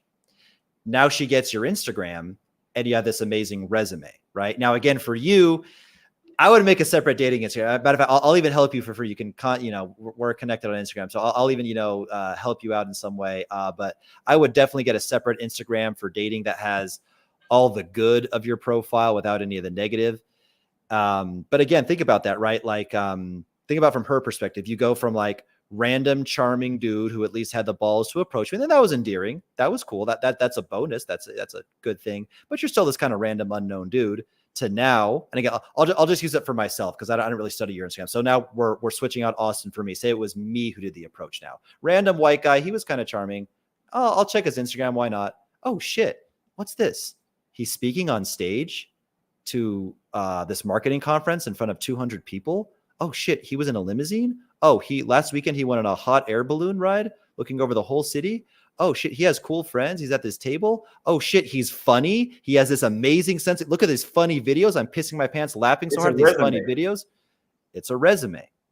It's a fucking resume. So, and again, the thing about Instagram too, it's a flexing app. The app was designed for flexing and lowering the self-esteem of other people. I can't walk up to a girl and say, hey, random girl, how's your Starbucks? Is that a latte? Double latte? Haha, too much caffeine. Anyway, just so you know, I speak on stage at marketing events and I travel with cool friends and I was in a limousine in a hot air balloon once. She's be like, okay, you fucking weirdo, get away from me. But I just casually say, oh, what's your Instagram? And that stuff just so happens to be here. And I have a pretty good physique. Let's say there's a physique shot there as well. I can't look at the girl and be like, hey, in clothing, you can't really see, but in clothing, I may just look at this average guy, but here, let me take my shirt off and flex my abs for you right now. Just so you know, there's a ripped body underneath these clothing. You can't just, but it's okay to flex on the app. That's what it's for. It's leverage too. It's a form of leverage without you having to put the effort. It's just like you have Instagram. You know, it's a resume, like we're saying. But we have a guy that we go back and forth, and he's a supporter of mine, but I totally disagree with him on this. Guys get lazy and use Instagram as a crutch when approaching in real life, so they become okay with being lackluster in real life. Except Austin. Can I address this one? Yeah, go ahead. And then if you want to elaborate on it more. So I agree and disagree. There's a lot of truth to it. My social skills have noticeably suffered from the days when I used to live in nightclubs and social settings talking to people. I still think I'm a pretty cool social guy. I still think if there's a person that I want to meet, whether it's, sending voice notes virtually or actually going up face to face, just, cold approaching this person and talking to them, men or women, I still think I can do a pretty good job of presenting myself as a, cool, charming, charismatic, interesting individual. However, I have noticed a dip. Just like there's the gym. Okay, put it this way. Anyone learning a foreign language, you ever you're living in Brazil, you're going on dates, you have a Brazilian girlfriend, you're speaking Portuguese every day. What happens when you leave Brazil for 3 weeks and don't speak a word of Portuguese? You feel like you forgot the whole language. You're like, it's all got, like, it all fades. Social skills can be the same way. Gym can be the same way. You're running, you're training, you're doing a lot of cardio. You can do 45 minutes jogging on the treadmill. You take a month off. Now you can barely do 15 minutes and you're huffing and puffing, right? So social skills are like a gym move. And I think especially as a young guy, you don't want to skip that step of going through the kind of cold approach journey. You don't want to completely negate that part of your life, because here's the thing, right? Let's say, remember I talk about my strategy is just one of many ways to meet women. Let's say you do my strategy, the online version of a way to meet many women. If you're setting up all these dates and meeting all these women, but you're a fucking chump, it doesn't do you a whole lot of good. So Dr. Durden, whatever, he does have a point. Now here's the thing. No matter how much of a chump you are, if you play enough of a numbers game, you're just going to connect with some girl, no matter what, because it's a numbers game. But the ideal is to maximize volume and effectiveness of your personality. So there is something to be said there. I think guys should force themselves to approach or, go out with friends and, make a conscious effort to work on their social skills as well.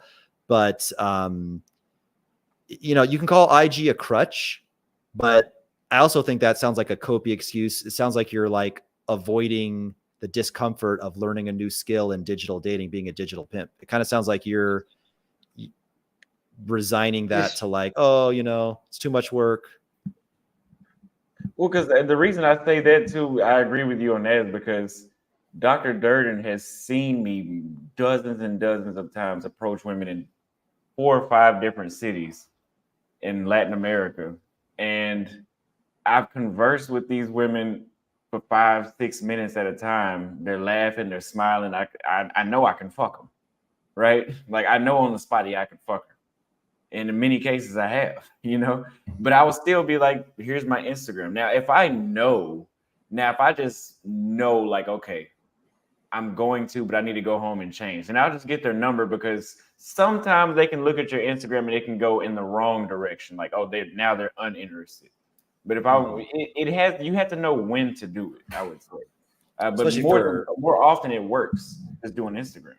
Well, if you cleaned it up too, then it would be only positive. You got a separate Instagram for dating, or you just, because you gotta walk a tightrope. You gotta appeal to 2 starkly different audiences. You got to appeal to the male US, Canadian, whatever guy who wants to be a passport bro, wants to see you showing off with all the girls. And then you also got to appeal to the girls themselves. And it's kind of like, you're trying to appeal to, hot and cold at the same time. How do, they're like opposite ends of the spectrum, right? There's some things that are universally valuable. Like, again, like I said, if I'm speaking on stage at a marketing conference, that's attractive to men and women, right? Like, that's cool. That'll impress, everybody. But for instance, it would be very out of place to put a charming, funny video of you doing, that Siri Alexa skit that I had, in Spanish on your profile. Your male audience be like, what the fuck is this, bro?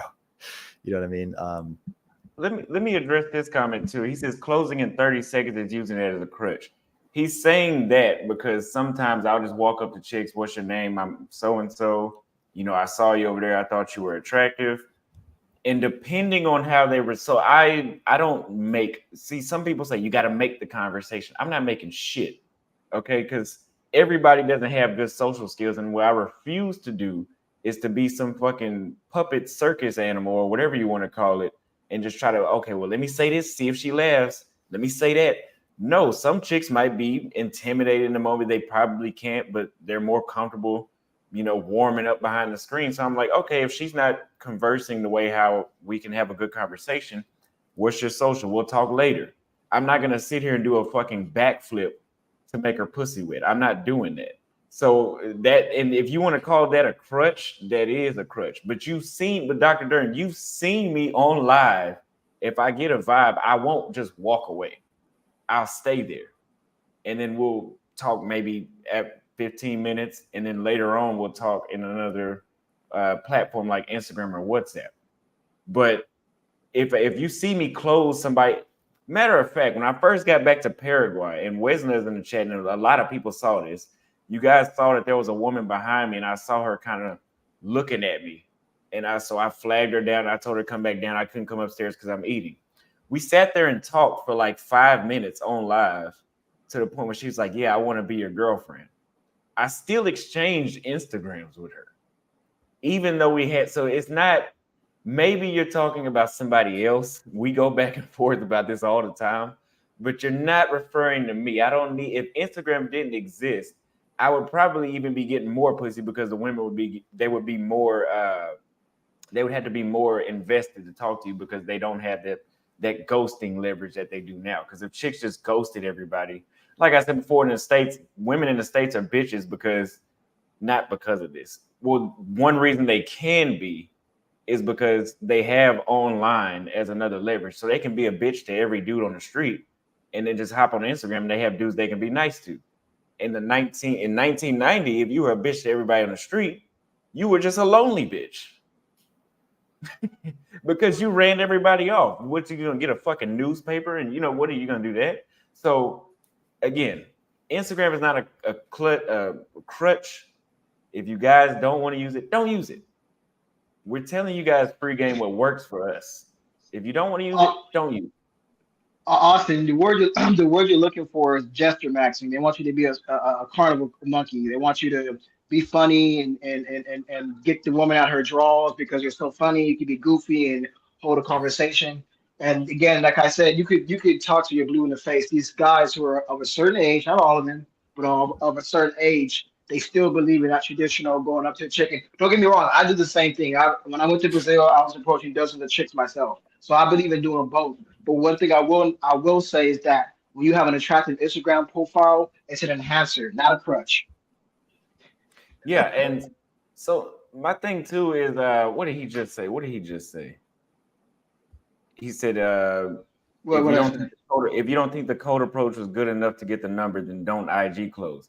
Let me ask you this, because this is another, I call it a funnel. Would you agree that even if the interaction wasn't just a 10 out of 10, like you could have just walked her straight to the house and got in her drawers immediately, you can put some woman in your IG following, and it may take a week, it may take a month, but they're in an orbit and eventually they do circle back around. Has that ever happened for you, Casey?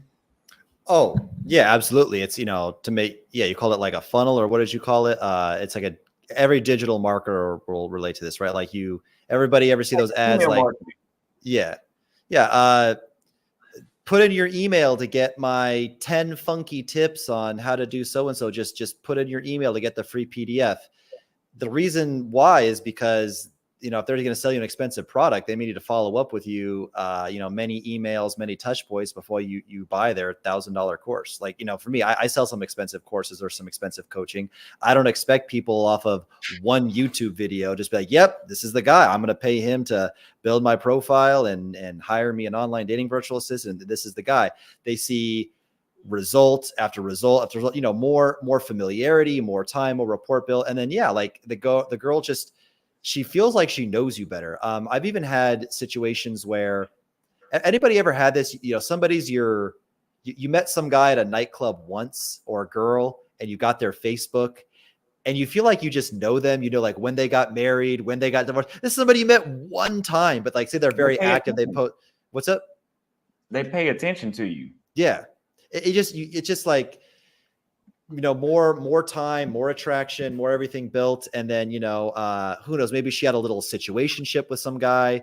Maybe it could be a million reasons, but eventually, she sees the lifestyle. She sees you going out to dinner with friends. And yeah, more time passes, more comfort built. And yeah, it's like a follow-up, like a funnel. And then they eventually want to go out. Yeah, it's like my ultimate analogy is like the email marketing, like you said. I want to sell you a $500 product. Most people are not just going to buy that shit on the spot. But if you take my email, whenever I talk to everybody else, because that's what Instagram is, everybody else, I'm going to say, hey, did you see this new product that I have? It's got this new feature. That's the equivalent to me posting a story or posting a photo or posting a reel over and over and over and over again. Before you know it, they might be like, hey, you know what? I wasn't that interested at first. But now after seeing 30 fucking photos and they all look positive to me, now I'm going to reach out to him. Now I want to buy. It's really not that. Dr. Durden, I really don't see the issue with the Instagram. I really don't. Again, if you don't want to use it, just don't use it. What's the issue? What is the issue? I mean, as long as you're getting the end result, that's all that matters, right? And let me ask you this: what are you losing by getting an Instagram follower? That's the big because Dr. Durden seems to be pretty invested with, well, you must not have any good charisma because you couldn't get your cold approach sucks. But at the end of the day, what are you losing? Well, here I'll tell you the answer. Dr. Durden posts your Instagram. He ain't gonna post shit. And if he does, it's going to be the world's most basic fucking Instagram. He has a resistance to Instagram. He's hearing about this. You can't deny the logic. You can't deny, a balding ginger with skinny arms dating 9s and 10s. There has to be something to this. This is my, method. And everybody know. I mean, there's songs, like it goes down in the DM. Like everybody knows that guys are pulling chicks on Instagram. Everything we're saying makes sense. Yeah, it's probably some old school guy who, is really into the old school pimping techniques or game, real social dynamics, the old pickup stuff. And it's just it's a resistance towards doing the new thing because it's uncomfortable and foreign and unknown. And you just it should just be game. It should just be I kind of hate all this online stuff, bro. But it's the future. It's what's working. And for me, the stage that Austin Holloman is that I'll be 25 on Thursday. I'm not looking for a relationship right now, to be quite frank with you. I want to meet as many women as I can, as many places around the world. So to me, it's just another possibility that I'm throwing out there. And yeah, he says, join our Discord. I worked 10 years as an image consultant. I didn't ask you what's your Discord or if you worked as an image consultant. I said, what's your fucking Instagram? So Joke 8, one second, Smooth Life. Joke HGD sent a $5 super chases. If I use a selfie stick with an iPhone for the focal distance, will a digital camera still be a better option for better looking selfie photos, no distortion? Yeah, bro, of course. A digital camera is a fucking digital camera. We got this, a $1,500 lens costs more than the entire phone. Yes, digital cameras, it's only a camera. A phone is a browser, a music player, an actual phone, a keyboard. It's all these things in one. It's a tiny little piece of glass. Obviously, bro, that this is a water bottle, right? But you guys know that there's camera lenses that are goddamn near this big. They look like a fucking bazooka. Why would they make those if they weren't better? Yes. But again, I was saying, I would do this, man. I would check the box of getting.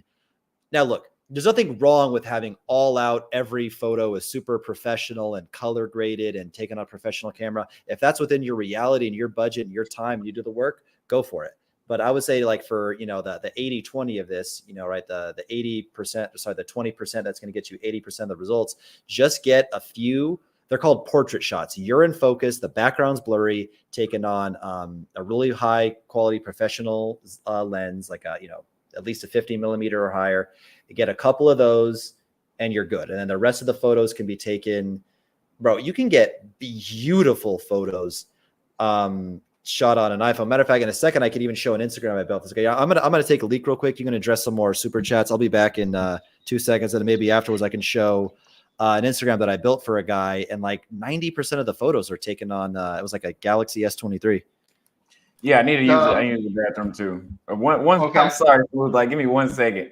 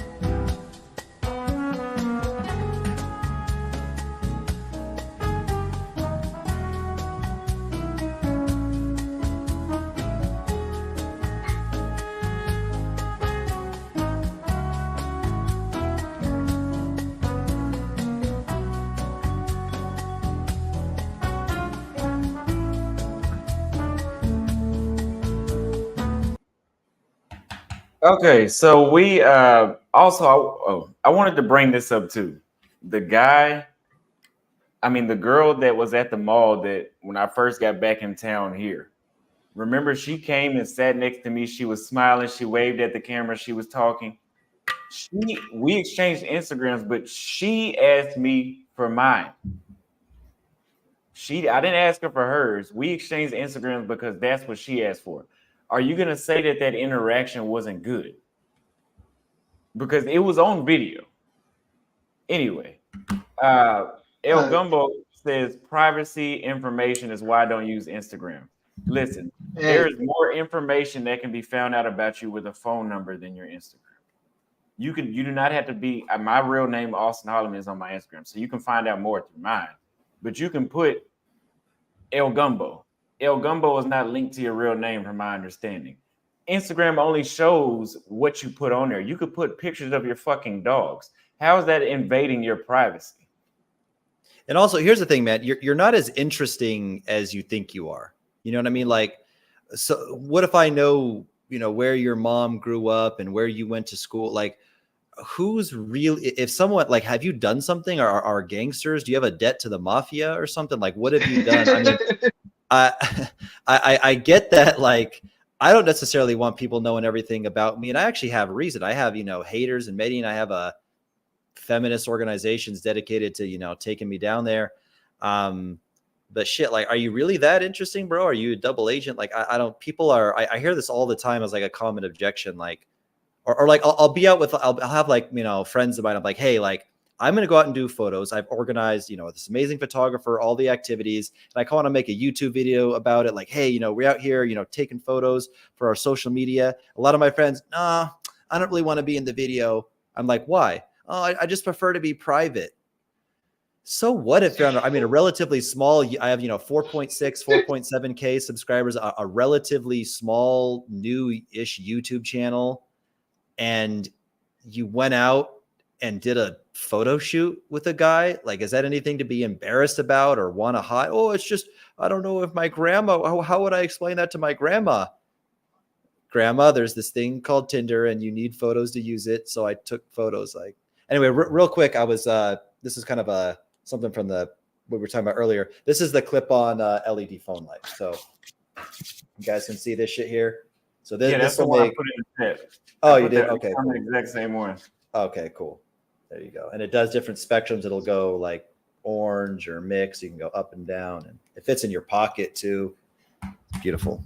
So here. Sorry, I'm sorry, Smooth Life. You keep we're just so invested in this debate really quick. I promise I'm gonna let you guys address this comment. But and I'm gonna read this super chat after that. Goki says Instagram chicks have the control. Let's be real. Then he says the number you have more control. So here's my thing: if a chick goes, if you get a chick's phone number and she doesn't text back, end of the fucking story.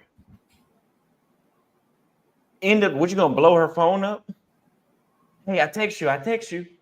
But if you have her Instagram and y'all follow each other, you're posting stories. It's gonna pop up. She has no choice unless if she unfollows you. She has no choice but to see you, meaning that this is not that hard to understand. And then go ahead, Smooth Life, so you can. I know you've been waiting to talk. Yeah. I'm invested into this debate as well because it's like these guys don't get it. Casey, I mean, you brought up a very poignant point when you said, like, I mean, what have you done? Are you this special guru, this like 007? I mean, you just can't be seen, right? The average person is not that. Somebody had made a comment and sound mind. Shout out to you, brother. He said that Instagram is only for celebrities and athletes and stuff like that. And I'm like, no, our point is to build it up. That's the point. The point is to build it up. First of all, work on your looks max first. Get yourself in the gym, whatever. Become a presentable looking guy or a better looking guy, and then leverage on Instagram or some type of social media platform. I mean, these guys don't get it. They think that no, listen. You can become a guy. Let's say if you're an average guy, and you get your style right, you get your facial hair right, you get your teeth fixed, or whatever the case may be, and you level up your looks. I promise you this. That if you know how to take photos right, if you know how to have proper lighting, if, like he said, if you shoot on at least a 50 millimeter lens or more, if you show different indicators of interest, meaning you might show off a Rolex, you might show off a nice steak dinner plate, whatever the case is, I promise you, your Instagram followers and your engagement will go up. What's up, Wesley? Hey, what's up, guys? Austin, if it comes down to, I don't know, if your audience wants to see it, I can even show an example of just how easy this is to do for a guy and like, you know, the results he's getting from it and all this stuff to kind of really break it down. Show it. Let's do that. And then Generation Brand X and $5 for not using IG as a part of your dating reality is like trying to manage your career without online access and a mobile device. It can't be done. Absolutely. I do both. I cold approach women. I cold approach women all the time. Yeah. But I also use Instagram. It's just another funnel. It's use multiple channels to meet women. Why not? Why would you limit yourself? You guys can see this profile, right? Yeah. You guys can see my screen? Yes. Yep. Okay, cool. So at first glance, it may seem like, oh, it's so difficult, and how would I ever recreate something like this? Now, the difficult thing is coordinating like the beautiful girls to be at the table with him. That's the main thing. He was going to reach out with me to help him with, and getting the seminar room. This is a fake speech, by the way. He was not actually giving a speech.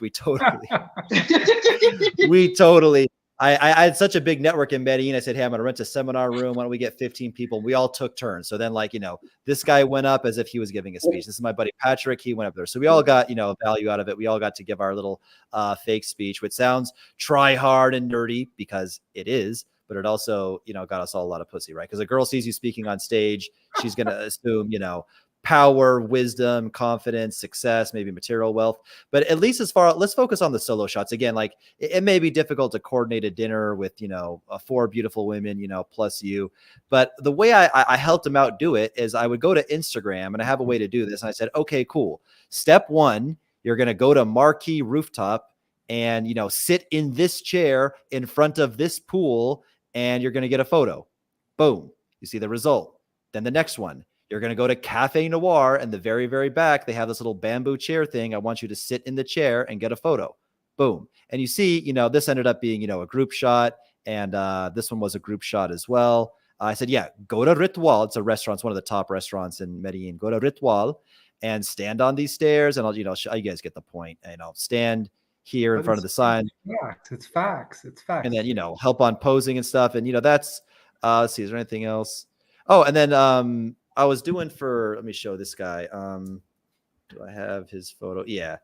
There's the KCCRM. I saw the KCCRM spreadsheet. Hey, I can do that in a second. But like, for this guy, I'm doing a photo shoot for. Let me even do a better one. Yeah, like this is our plan. We're gonna go out and get these shots one by one. This is called Me Rooftop in Sao Paulo. He's gonna stand in front of this fucking tree. Then maybe I think that's the same tree. Then stand in front of this. He's not gonna pose like a gay guy, but stand in front of the fucking spirally thing. Sit at the dinner table. Stand underneath this fucking thing.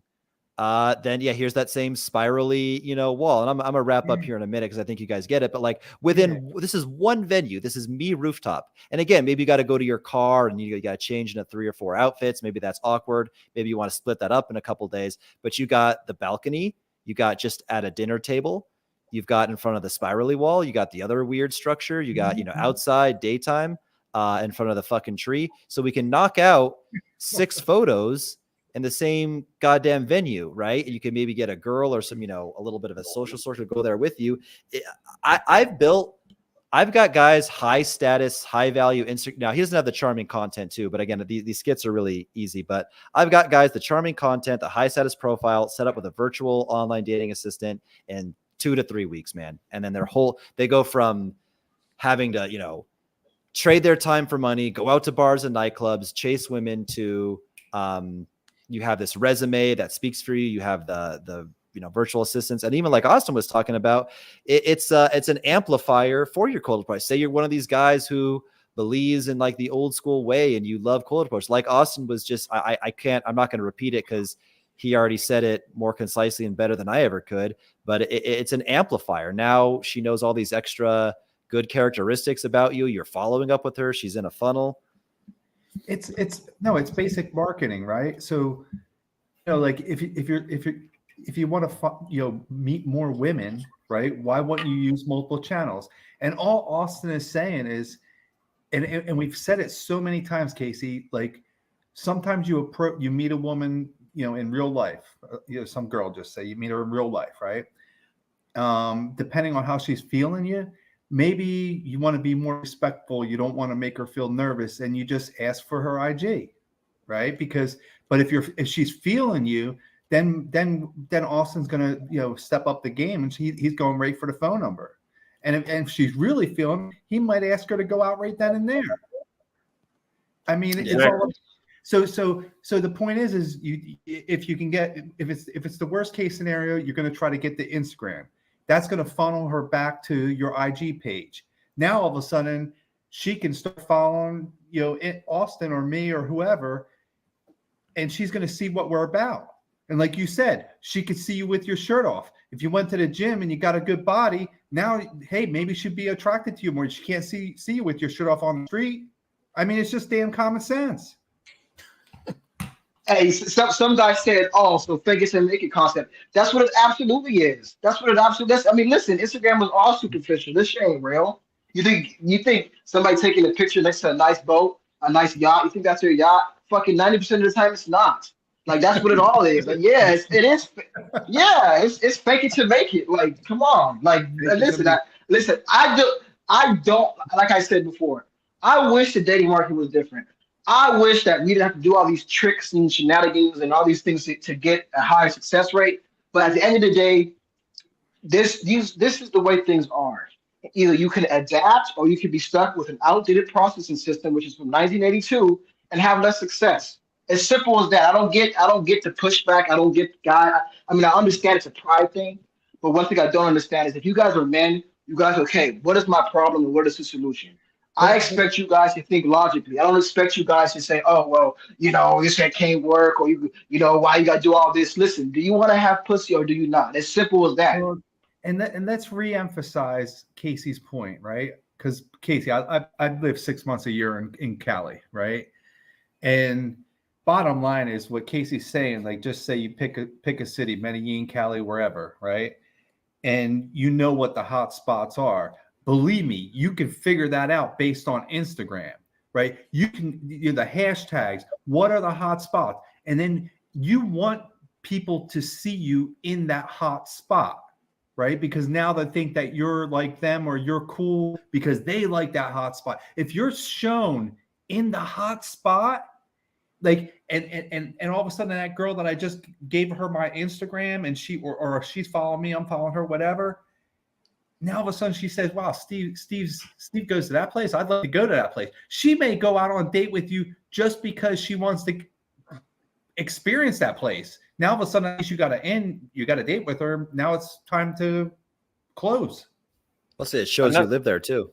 Exactly. Yeah. Exactly. Another thing, I mean, this has happened too many times. If you guys are on my Patreon, I told you guys about the Colombian chick that I met at the gym. I met her at the gym, means that it was in person. Mm-hmm. We talked because I was using the machine that she was using, and then that was an icebreaker. I was like, oh, okay. But I looked at her, oh, she's kind of cute. So I got her, and we talked for a second. I got her information. And then literally later, like 6 hours later, we were on a date. Mm-hmm. And I'd never had her phone. I didn't have her phone number until the second time I smashed her. So it doesn't mean that the approach that was bad. But Romeo says, stop wasting time with low interest women. No, your Instagram is for yourself. You build your Instagram, but you keep these things in mind that you think about how women are going to look at it. But the thing is, again, what are you losing? If she's low interest and then she works up to high interest or at least moderate, enough interest to give you sex, what are you losing by? It's no different than asking for a number. You just switch the words. What's your Instagram? And then you go, when she's ready, she's ready. You're not texting her back and forth. I wait for these women to reach out to me whenever I get their Instagram. Can I even take the conversation in a slightly different direction? Networking with guys. The way Austin and I met was through, cold DM. He cold DM'd me. And the guy whose podcast I was on last night, I cold DM'd him.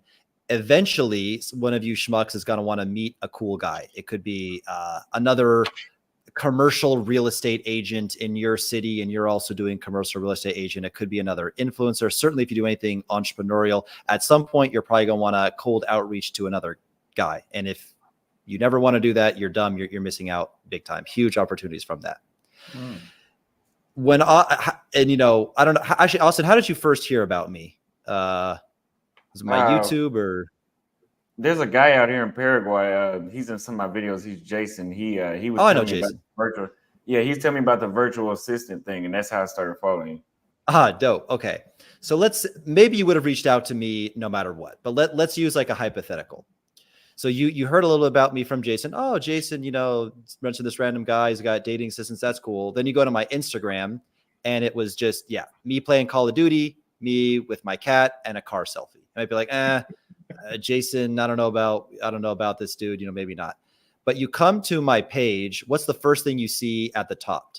The #1 red pill content creator in the fucking planet right now, Myron Gaines from Fresh and Fit podcast, bigging me up, giving me a testimonial, said he's used my services, he's used my online dating virtual assistants. It's the shit. I'm the shit.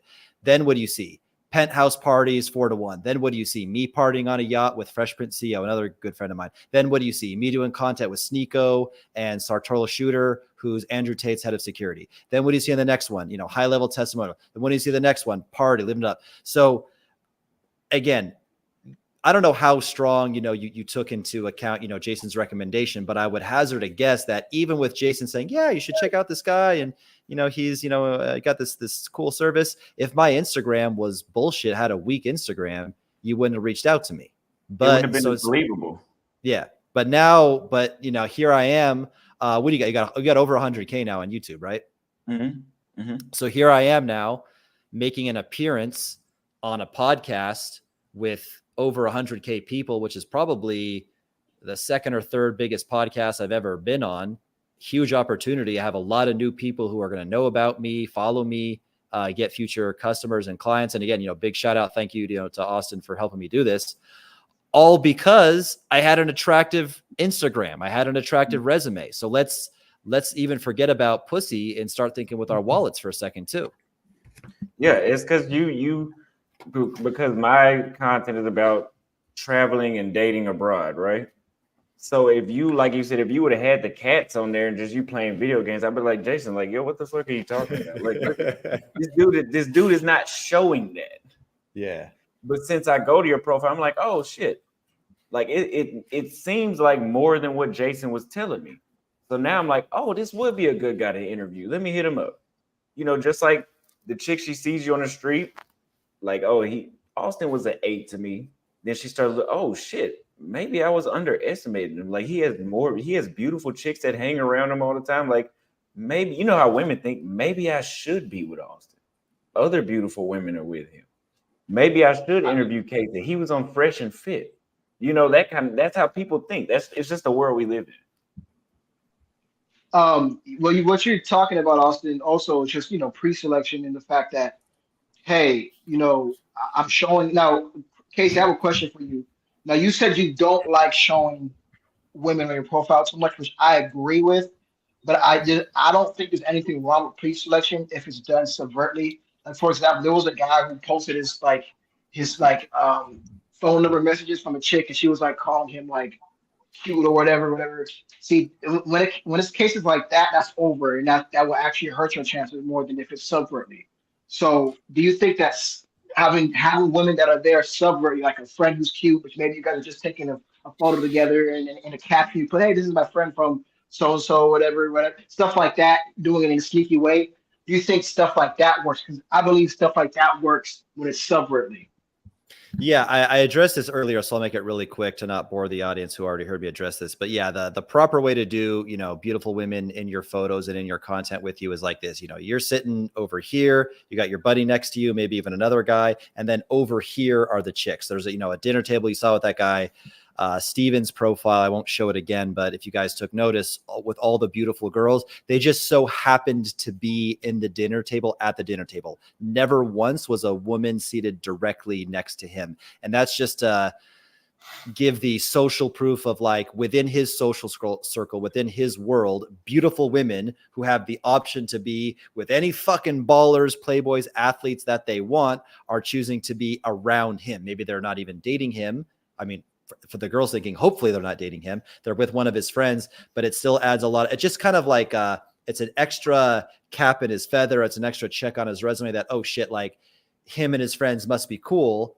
Otherwise, beautiful women wouldn't hang out with them. And then the last thing I'll say on this, it's more the older and more unattractive and broker, the lower SMV, the lower superficial sexual market value you have based on looks, money, status, game, the lower that is, the more you have to do this elaborate lifestyle where, yeah, you're giving a speech on stage, you're in a limousine, you're in a helicopter, you're doing this, you're doing that.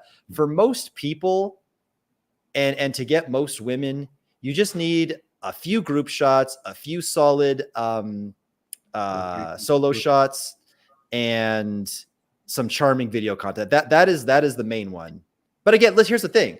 If I'm a fucking Scandinavian supermodel 25 with a swimmer body and all shirtless photos, and I just got 6 solo shots that are taken on a good camera, show off my physique, and I go to the Philippines, you better believe I don't fucking need any goddamn charming video content. You know what I'm saying? Like, I teach for guys in my situation. Average guy who wants to date super hot chicks, you got to get the video content. Yeah, Absolutely, man. Absolutely. That's very true. And do you preach to guys about actually getting a physical? Like, basically it's blackpilling. I mean, people hear blackpill and they're like, oh my gosh, you're an incel because you're saying that. But all it's saying is, looks max, right? Get your, for example, one thing I give you credit for, Casey, is I can tell, like you said, your hairline was receding and you put what did you say? You put a hair transplant in there, right? Yeah, I mean, you can see here, people are roasting me in the comments. They don't look that fucking bad. I mean, it's noticeable that I got a fucking hair transplant, but like, actually, could I show something? I'm going to present something real quick right now that's going to kind of blow your guys' minds. Yeah, Luke's maxing will always help. Listen, I believe in digital, online, using personality. The more you cold approach women, the more you can improve your social skills, the better you're going to do. The more you focus on Luke's maxing, you get the teeth whitened, you get the eye bags fixed, you do a skin routine, you get the hair transplant, you try to bulk up in the gym, all that shit, the better results you're going to get. So if I hit share screen here, okay, entire screen. All right, we're doing it. This little skinny twig monster is me, believe it or not. I think it's also a bad angle, but like that is very low, physical SMV. I got the hairline that looks like, again, like, Magneto's helmet from X-Men, or like Mega Man, that like pizza slice hairline. Terrible, look like an AIDS patient body. It's also a bad angle. I don't think it's like quite as bad as that, but it's nothing impressive. And again, remember I said you get judged by your worst photo? Imagine if I was to upload this photo. No matter how good my other photos are, she sees this, it's done. Now I want to show you 2 other layers. This is what I actually look like. This is a real photo of me. So the physique is pretty good. The abs, a little bit of pecs, arms aren't too bad. I'm actually even a little bit bigger than this now. This is what I look like on Instagram. Now I already know the chat's blowing up. Oh, this guy, he a clown. This guy a weirdo. Exactly. I already know what the chat's going to say. I fuck hotter bitches than you. I have better female relationships with you. I will have a hotter wife and girlfriend than you. I will have a more loving family and better children with you. So you can hate all you want. And I got a question for you guys. Let's say I'm flexing, literally and figuratively. I'm flexing with this body on Instagram, claiming this to be my body. And I meet a girl. We have a great texting conversation, leads to a video call. She's laughing. It's hilarious. I'm keeping entertained. So we go out. The date's cool. I'm even more charming. I'm even more interesting in person. She loves me. She's totally in my frame. I take her back to my place.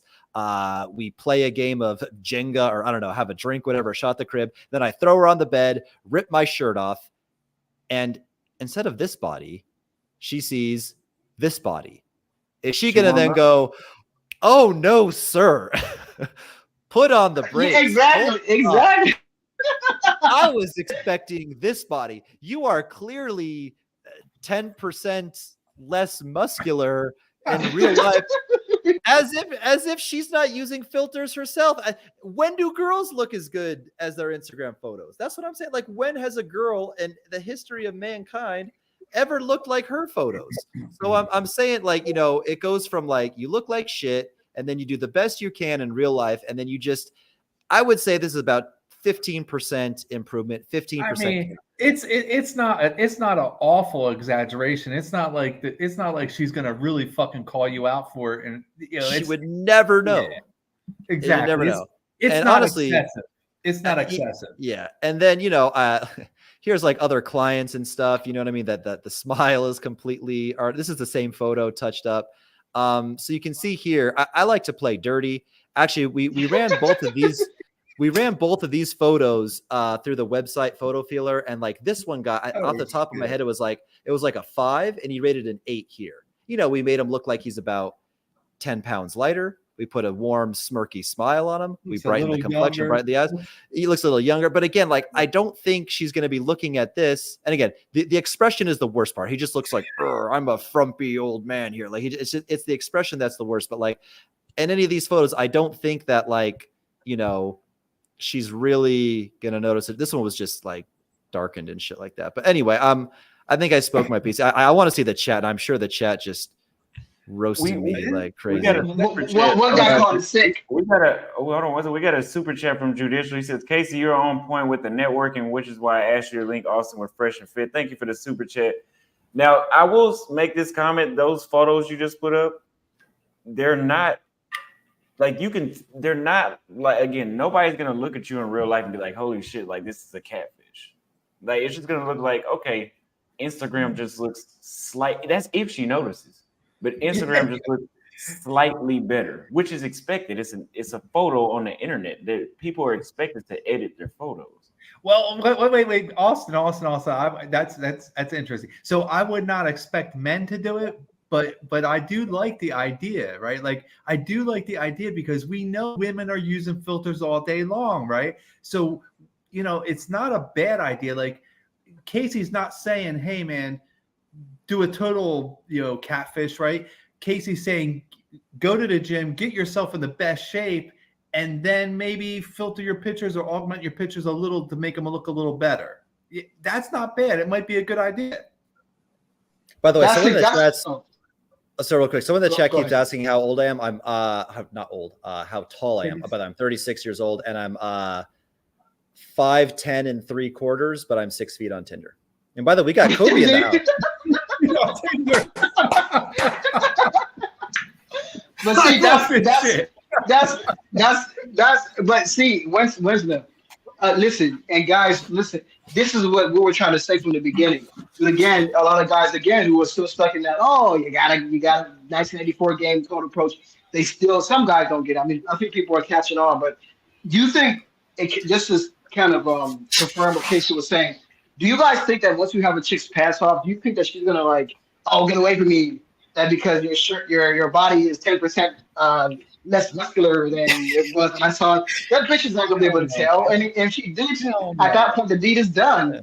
Like, listen, this is game. This is game. You guys talk about having game. Up in it. Yeah. You guys talk about having game and cold approach and smooth talking to them. This is game right here. Get on the game. This is teaching you how to. Yes, we all know the game is manipulation. This is game. Get on this game right here. Also, we have a woman that's been in the chat for the past couple of weeks that I've noticed recently. She says, "Are you doing as much inner work as working on your image?" Let me tell you something.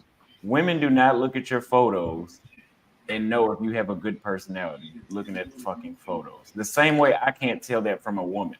I'm not gonna look at her and be like, "Oh, like she looks like she can crack a good joke." Like we don't give a fuck about that. And women, no, Instagram is only visual. Now, if you're an influencer like me and I'm talking on my Instagram reels, then maybe so. But photos is no. So I'm charming video content. Remember that? Yeah, charming video content. You can use that as well, like he said earlier. Kobe, you had I'm gonna let you have a chance to speak. What up? Yeah, I didn't really see what the issue was with the Instagram thing. I see it as like imagine you're going to war, right? And everybody has handguns. If I give you a machine gun, that's Instagram. It may not be as accurate, but it's going to spit out more bullets. See what I'm saying? You're going to be able to you're essentially going to be able to cover more area.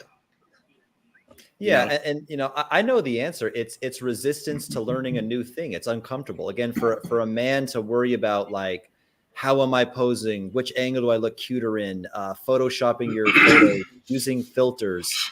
It's a little gay. Like, men are supposed to be judged and evaluated by the value that they provide and the problems they solve in society. Again, like I was talking earlier, when I think of like the 1940s man, I think of the guy wearing a flannel jacket, Levi's jeans, chopping down trees in the snow so he can, build a fire and, whatever. I don't think now today, even myself, I'm like putting filters on and like, should I pose like this or should I pose like this? Like that's super gay. That's super gay to worry about like vanity as a man. But again, we're just playing by different rules. Like that's all it is. You can, again, do you want to be a dinosaur or, go extinct?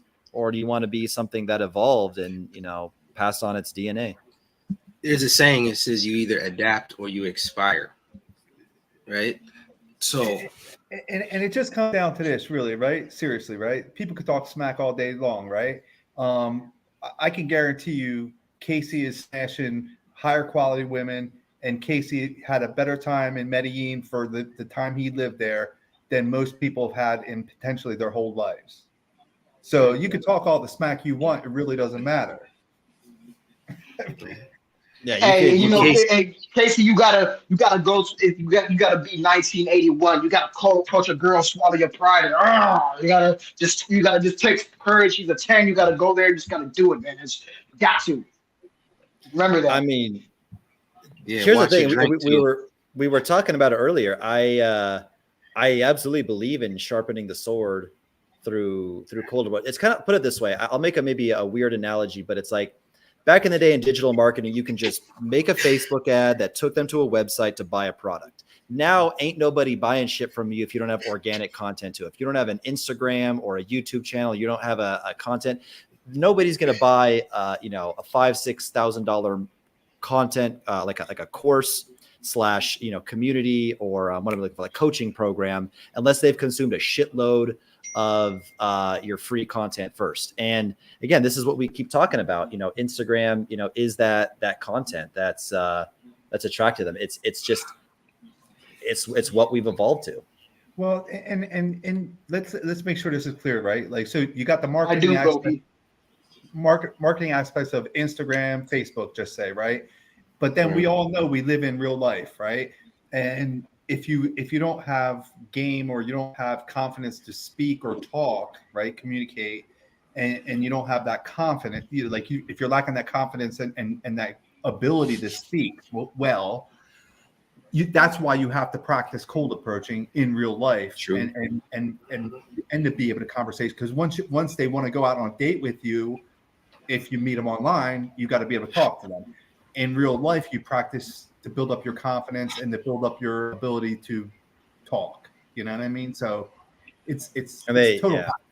They all amplify each other, right? It's like the more you cold approach, you're, first of all, with any avenue, whether it's cold approach, online, social circle, you're just getting more leads into your funnel. But it's like even the girls that you met online, you wanted a date with that you didn't close, you were one-on-one with a woman, improving your confidence, your ability to, what's the word, kind of improv and be funny. And then when you're cold approaching, now the confidence from going on that date and the female interaction and the kind of little subtle reminders like, oh, I have to lead more. Oh, I have to use my voice better. I have to make my eye contact better. You carry that over to cold approach. And then now the girl you cold approached wasn't necessarily going to go out with you, but she saw your Instagram now and she's in your Instagram photo. So it's like they all feed each other. It's like a system. They all, like a fighter, you get bigger or stronger, more athletic, more flexible. They all help in all aspects of the fight game. The stand-up, the submissions, the striking. They all work. And even basic things like eating well and going to the gym. Yeah, that's part of it too. Lifestyle. If you guys disagree, call in. We would love to have a disagreeer call in. Yeah, I don't know if we have one. We got plenty. We got plenty in the chat. Given so much evidence. They are talking shit in the comments. They're saying Casey pays for box. Come on, man. Who says that? Yo, check the comments. Who ratted me out? Who found me out? I had her cite a what's it called? What do you call it when they can't? No, not a pre. NDA. What's it called? NDA. I had her cite an NDA. Yeah. So tell me who ratted me out, and then I'll sue her. I got an NDA on her. Yo, Casey, is there a difference between like dating 8s, 9s, 10s versus 6s and 7s as far as like what's expected? If you're in Brazil and let's say you do this and you get a date with a 9, what does she expect? You got to spend a lot of money on the date, or do you just do something simple? What's the move? Yeah. So because it's a different mindset, right? With the baddies. Yeah, with the baddies, and we talked about this. And we know most of these guys don't get baddies, but I mean, Austin does, obviously. Yeah. Overall, baddies are just going to be a little bit more. When I say annoying, I don't mean they necessarily per se have annoying personalities. When I say annoying, they're going to be higher standards, more flaky, more difficult to deal with, more like, put it this way, right? Let's say it's a bit needy and try hard for me. I'm texting some girl and she's like, what are you doing? Oh, I'm at the gym. And I send like that shirtless selfie of me at the gym. It's kind of like, ooh, like show off, look at my body. For a 6 or 7, she might just be like, oh, great body. But like a 9 or 10 is going to be like, it was completely unnecessary for him to just like, show that off. So like the more like, or maybe like, I was using more of like a tonality like this and a little more try hard and like seeking rapport tonality rather than just talking to her normally like this. So it's easy. You step on a little landmine, you make a little mistake, you make a little fumble. It's a lot easier to blow yourself out. They can disappear more, be more flaky, ghosty. So that's one thing. And then this is something I say, since I only try to date, girls that are 7.5, 8 and above. And I get a lot of, pushback on this too, but I'll make my point is that one of the best ways, and a lot of ways, actually the best way to not get flaked is to do a video call with a girl. There's a proper way to set up a video call and how to do it. We'll talk about that later. But number one way is to do a video call. Number two is to select a nice venue for the date. I see these guys all the time. Like, I'm a big buff Chad 10 and I don't fuck these bitches. I offer them coffee and that's it on my first date. Or I'd say a walk in the park, bro. Do you think maybe for you, sure. Maybe for that influencer in his reality, like maybe that is true. Do you think, look at this hairline, bro. Like, look at this. Like, do you think a 10's going to go out on a date with me? To a walk in the park? Hey, like 10 from Instagram who has been on private jets and only eats at 5-star restaurants and has dated athletes before. come take a walk in the park with the balding ginger with skinny arms. You know what I mean? Like, it's just not going to happen. So yes, I would say like you have to kind of propose nice venues for them. But here's the thing too, also, the longer you date them and the more in your frame that they are, the more they start to quote unquote, fall for you, fall in love with you, the less, dancing monkey, whatever, rich. Jester maxing. Yeah. The less jester maxing. Thank you for that term, jester maxing. I love that you have to do, because women are emotional creatures. And yeah, I mean, we've all seen, beautiful girls with very average looking guys, and the guy just totally has her, in his frame. And even if you got to go a little bit above and beyond the beginning, once a girl has made a logical decision and she's emotionally fallen for you, it's I mean, there's some work to maintain that. You can't change, the fundamental guy that you were, but as long as you don't become a sissy or a weirdo, then yeah, you're good. Let me address this comment. Anonymous says time intensive unless if you outsource this activity overseas. Taking pictures is not time intensive. It's really not. If you have somebody with you, you could find a stranger. I mean, that's risky because most people don't know how to take photos. But if you go to a nice venue and just have somebody take a picture, I mean, women do it all the time, and they don't have to outsource this shit to China or the Philippines or shit like that. Later, they don't have to do. This is not taking a lot of posting pictures on Instagram. Does not take a lot of time. Get a nice outfit, get a nice location, take the photo, edit the photo. Yeah, I'm assuming this is what I'm assuming, Austin, that he was talking about the virtual assistant. Like because you can. Okay. I don't know. I don't know. I wasn't watching a chat. I'm just taking that from that one sentence. Oh, there we go. He's talking about my process is time consuming if you don't have a virtual assistant. But you can do that in the United States, right? Like, and you can outsource the virtual assistant from another country. So you could follow exactly, like, just say, Casey said we'll talk about Medellin, right? But the point is I'm in Raleigh right now. I can follow Casey's approach in Raleigh, and I can hire a virtual assistant outside of the country. Well, I think what he's saying is that my method doesn't work, or it's not really a good method unless you're using an online dating virtual assistant, because it takes too long to do it yourself. And he's pretty much right. I mean, here's the thing. You either, when you don't have money, all you can offer up is your time. And when you have money, you have the luxury of buying back your time. Yeah. And here's what I would say, bro. Sure. For you to go out on Instagram, and I teach people how to do this for free, but to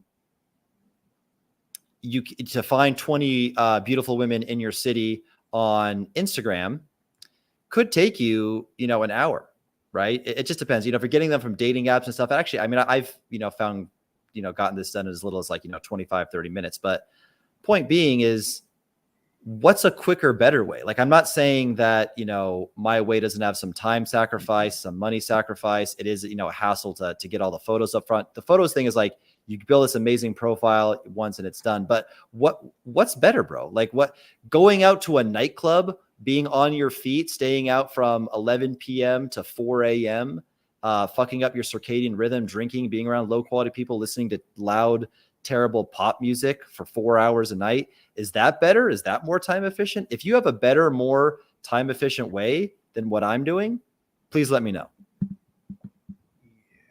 Yeah. And also, like, Kobe said, it's when you're marketing on, because you could do this on Facebook, you could do this on Instagram, it's social media concept, right? And when you're marketing yourself this way, you're marketing yourself to a bigger audience than you can walk. Like you just said, it's equal to what you're saying. You can only spend so many times outside, meeting women, or a club meeting women. This is better time spent online marketing yourself to a bigger. Alexis says, would y'all really pay for that? And it's the last comment I'm gonna highlight from you, ma'am. Unless if you super chat at least $5. Pay for what? The virtual assistant? She doesn't understand this because men and women do not live in the same reality. I don't know any man. Like, I'm a man, right? I'm in the gym. I dress well. I keep my hair cut. hygiene, etc., teeth brush, white, whatever. You can't go to my DMs and just scroll like this and they're all unread. The average 6 in the United States can do this, and I'm speaking from experience because I've seen their DMs. A chick that's pretty much like, okay, if she doesn't throw the pussy at me, I'm not gonna fuck her. They can scroll through their DMs and they're all unread. So as a man, yes, we would pay for a virtual assistant to get more women because we don't live in that same reality. I don't, in all honesty, I think what Casey has said, I think Austin might actually start doing it. Right? Yeah. Oh, yeah. Like, yeah. Up time. I don't see why Austin would not take all the advice that Casey has provided. Like, yeah, I mean, Alexis, just to go a little deeper, you saying like, get amazing photos and amazing content, and then, oh my God, hire a virtual dating assistant. Would y'all really pay for that? That's like me asking you, would y'all really be nervous walking down a deserted alley late at night? I wouldn't be nervous because nobody's trying to assault me. You should be nervous. But the difference is I understand your reality because feminist rhetoric, even though I myself am not a woman, feminist rhetoric, I get that women sometimes have to live in fear of being isolated in situations, walking by a construction site with rowdy men that might, try to pinch your butt or catcall you, harass you. I know, especially in, New York City, men could be very irritating and catcally. That's like me saying, would y'all really not walk, past a group of rowdy, drunk construction workers? Well, if you're a woman, it makes sense not. I would have, you know what I'm saying? So it's like just the fact that Austin said you just don't understand the reality of men, no matter what you look like as a woman, unless it's just a comically extreme. You're 90 years old and 500 pounds. Unless you're that comic extreme, you have unlimited options. Not all of them may be the best options, but at least some of them are going to be some pretty good options. More than like the male, like if you had an identical like brother, like more than like the male version of you would have. So it's interesting just how much the disconnect is. Dude, if there is Casey, it's their point of reference. It's obviously the point of reference is from a different perspective. No. Casey, you nailed it right on the head. So I'm 56. My sister's 55. My sister has 2 kids. My sister's a hot 55-year-old woman. She's divorced, but she's a hot 55-year-old woman that's divorced with 2 kids. She can go out on a date every damn day. People are sliding in her DMs. She doesn't have to pay for it. She doesn't have to cook at home. She doesn't have to go to the grocery store and buy groceries. She can get free food at nice restaurants every single day of the week. That's the difference. Yeah. Yeah. We're not living in the same reality. Go ahead. Oh no, just that's pretty much it. We're not. It is just funny how, again, men aren't women, women aren't men, but the difference is feminist rhetoric is shoved down men's throats since you're 2 years old. Never raise your voice to a woman. Never lay your hands on a woman. Never call a woman outside of her name. Women have to be careful, walking around dark streets at night because, men could be out there doing, nefarious things. We all know that, even though we aren't women, because it gets shoved down our throats from the media. But it doesn't work both ways. Women don't seem to be aware of how hard dating is for a man. But anyway, I think that's been said enough in this. I got a question for Casey. What's up, bro? Thank you for letting me up, Austin. Hey, man, question real quick for you is I lived in Medellin from 2019 to 2024, and my problem is where can I get that quantity and quality, because all the girls are beautiful. I tried Sao Paulo, I tried Mexico. I even got your DMs on Facebook, like, hey, you want to meet up for the party type thing. But I basically lived there 5 years. I can't find anywhere else on the planet like Medellin. That's my question. Austin, thank you for letting me up, brother. Oh yeah, we can barely hear you though, man. Yeah, I think you're using your computer microphone, maybe the one that's not next to your mouth. But I think the gist of your question, and if you can get the mic right, you can repeat it. But I believe the gist of it was you went to Medellin and you weren't super happy with the quality, or you don't want to be there. You want to know where else you can go that has similar quality to Medellin. Was that, or did I get it wrong? You're muted now. Also, yeah, you're muted now. No one can hear shit now. Your microphone's muted. Yeah, bro. Real quick, the question was, I lived in Medellin from 2019 to 2024. And I want to know, where can I go where it's the same kind of quality girls? Because I've been to Mexico, I've been to Brazil, and the problem is there's hot chicks there, but the volume is very low. Medellin, Yeah. all the chicks are hot.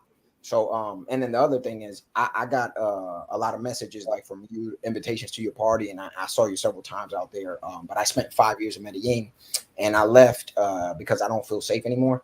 And what I want to know is, where can I get something where it's similar like that? I don't think I can find it anywhere in the world. So Why didn't you come to a party?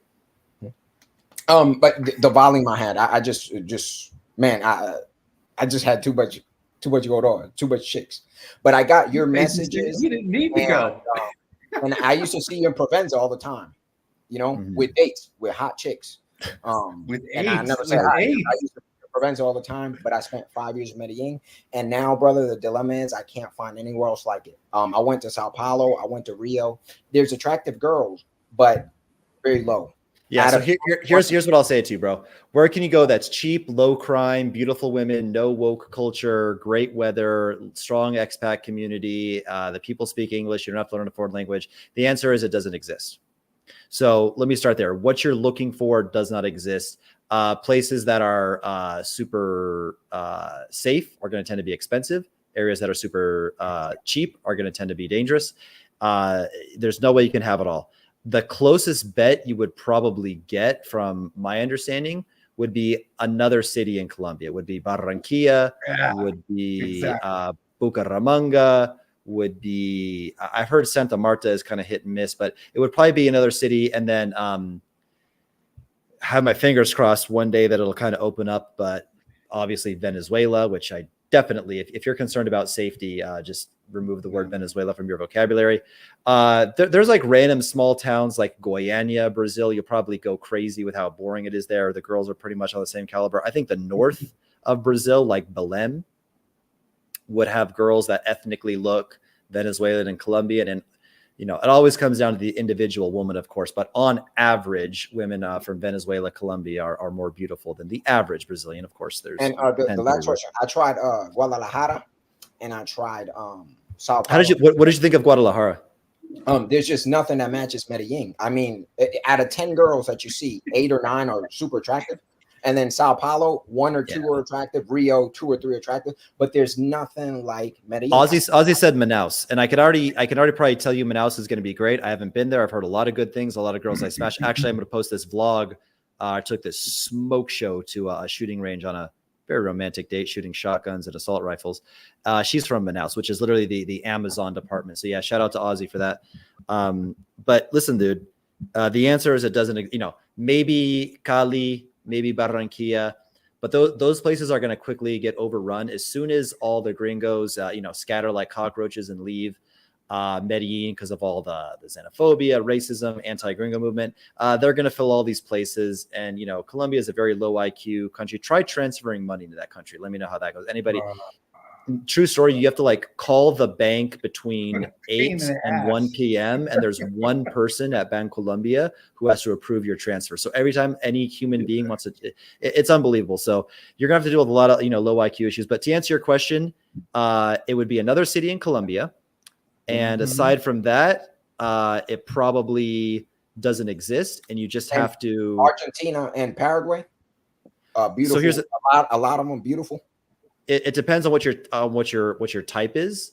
In Argentina, I can't. Austin can weigh in on Paraguay. He's there now. But as far as Argentina goes, I saw a lot of cute girls, not a lot of smoke shows, and they're very skinny European, white, Italian-looking girls, which some people like, some people don't. It's not my forte. I mean, they're cute, they're pretty, but again, if you tell me, yeah, I like the really thin, tall, light-skinned Italian kind of looking jam, then yeah, I'd say just move to Argentina, call it a life. Although actually one thing, and people can comment on this too, I've experienced this. I didn't go ham in Argentina. I was there for a short time and I was working a lot, but I found that there's very little foreigner advantage there, like almost nothing. Like they really don't give a fuck that you're a foreigner. Paraguay?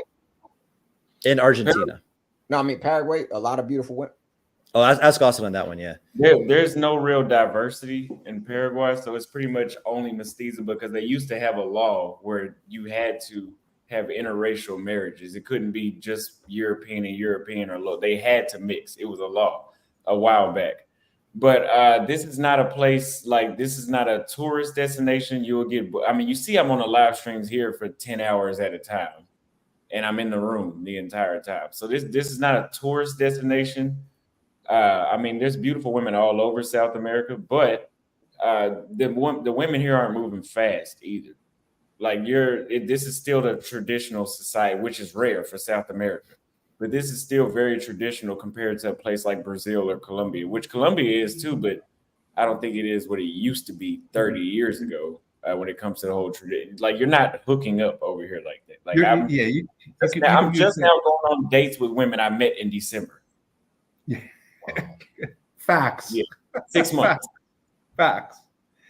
But Tommy, you speak Spanish or what? Yo hablo español 100%. I'm bilingual, Spanish. It's good.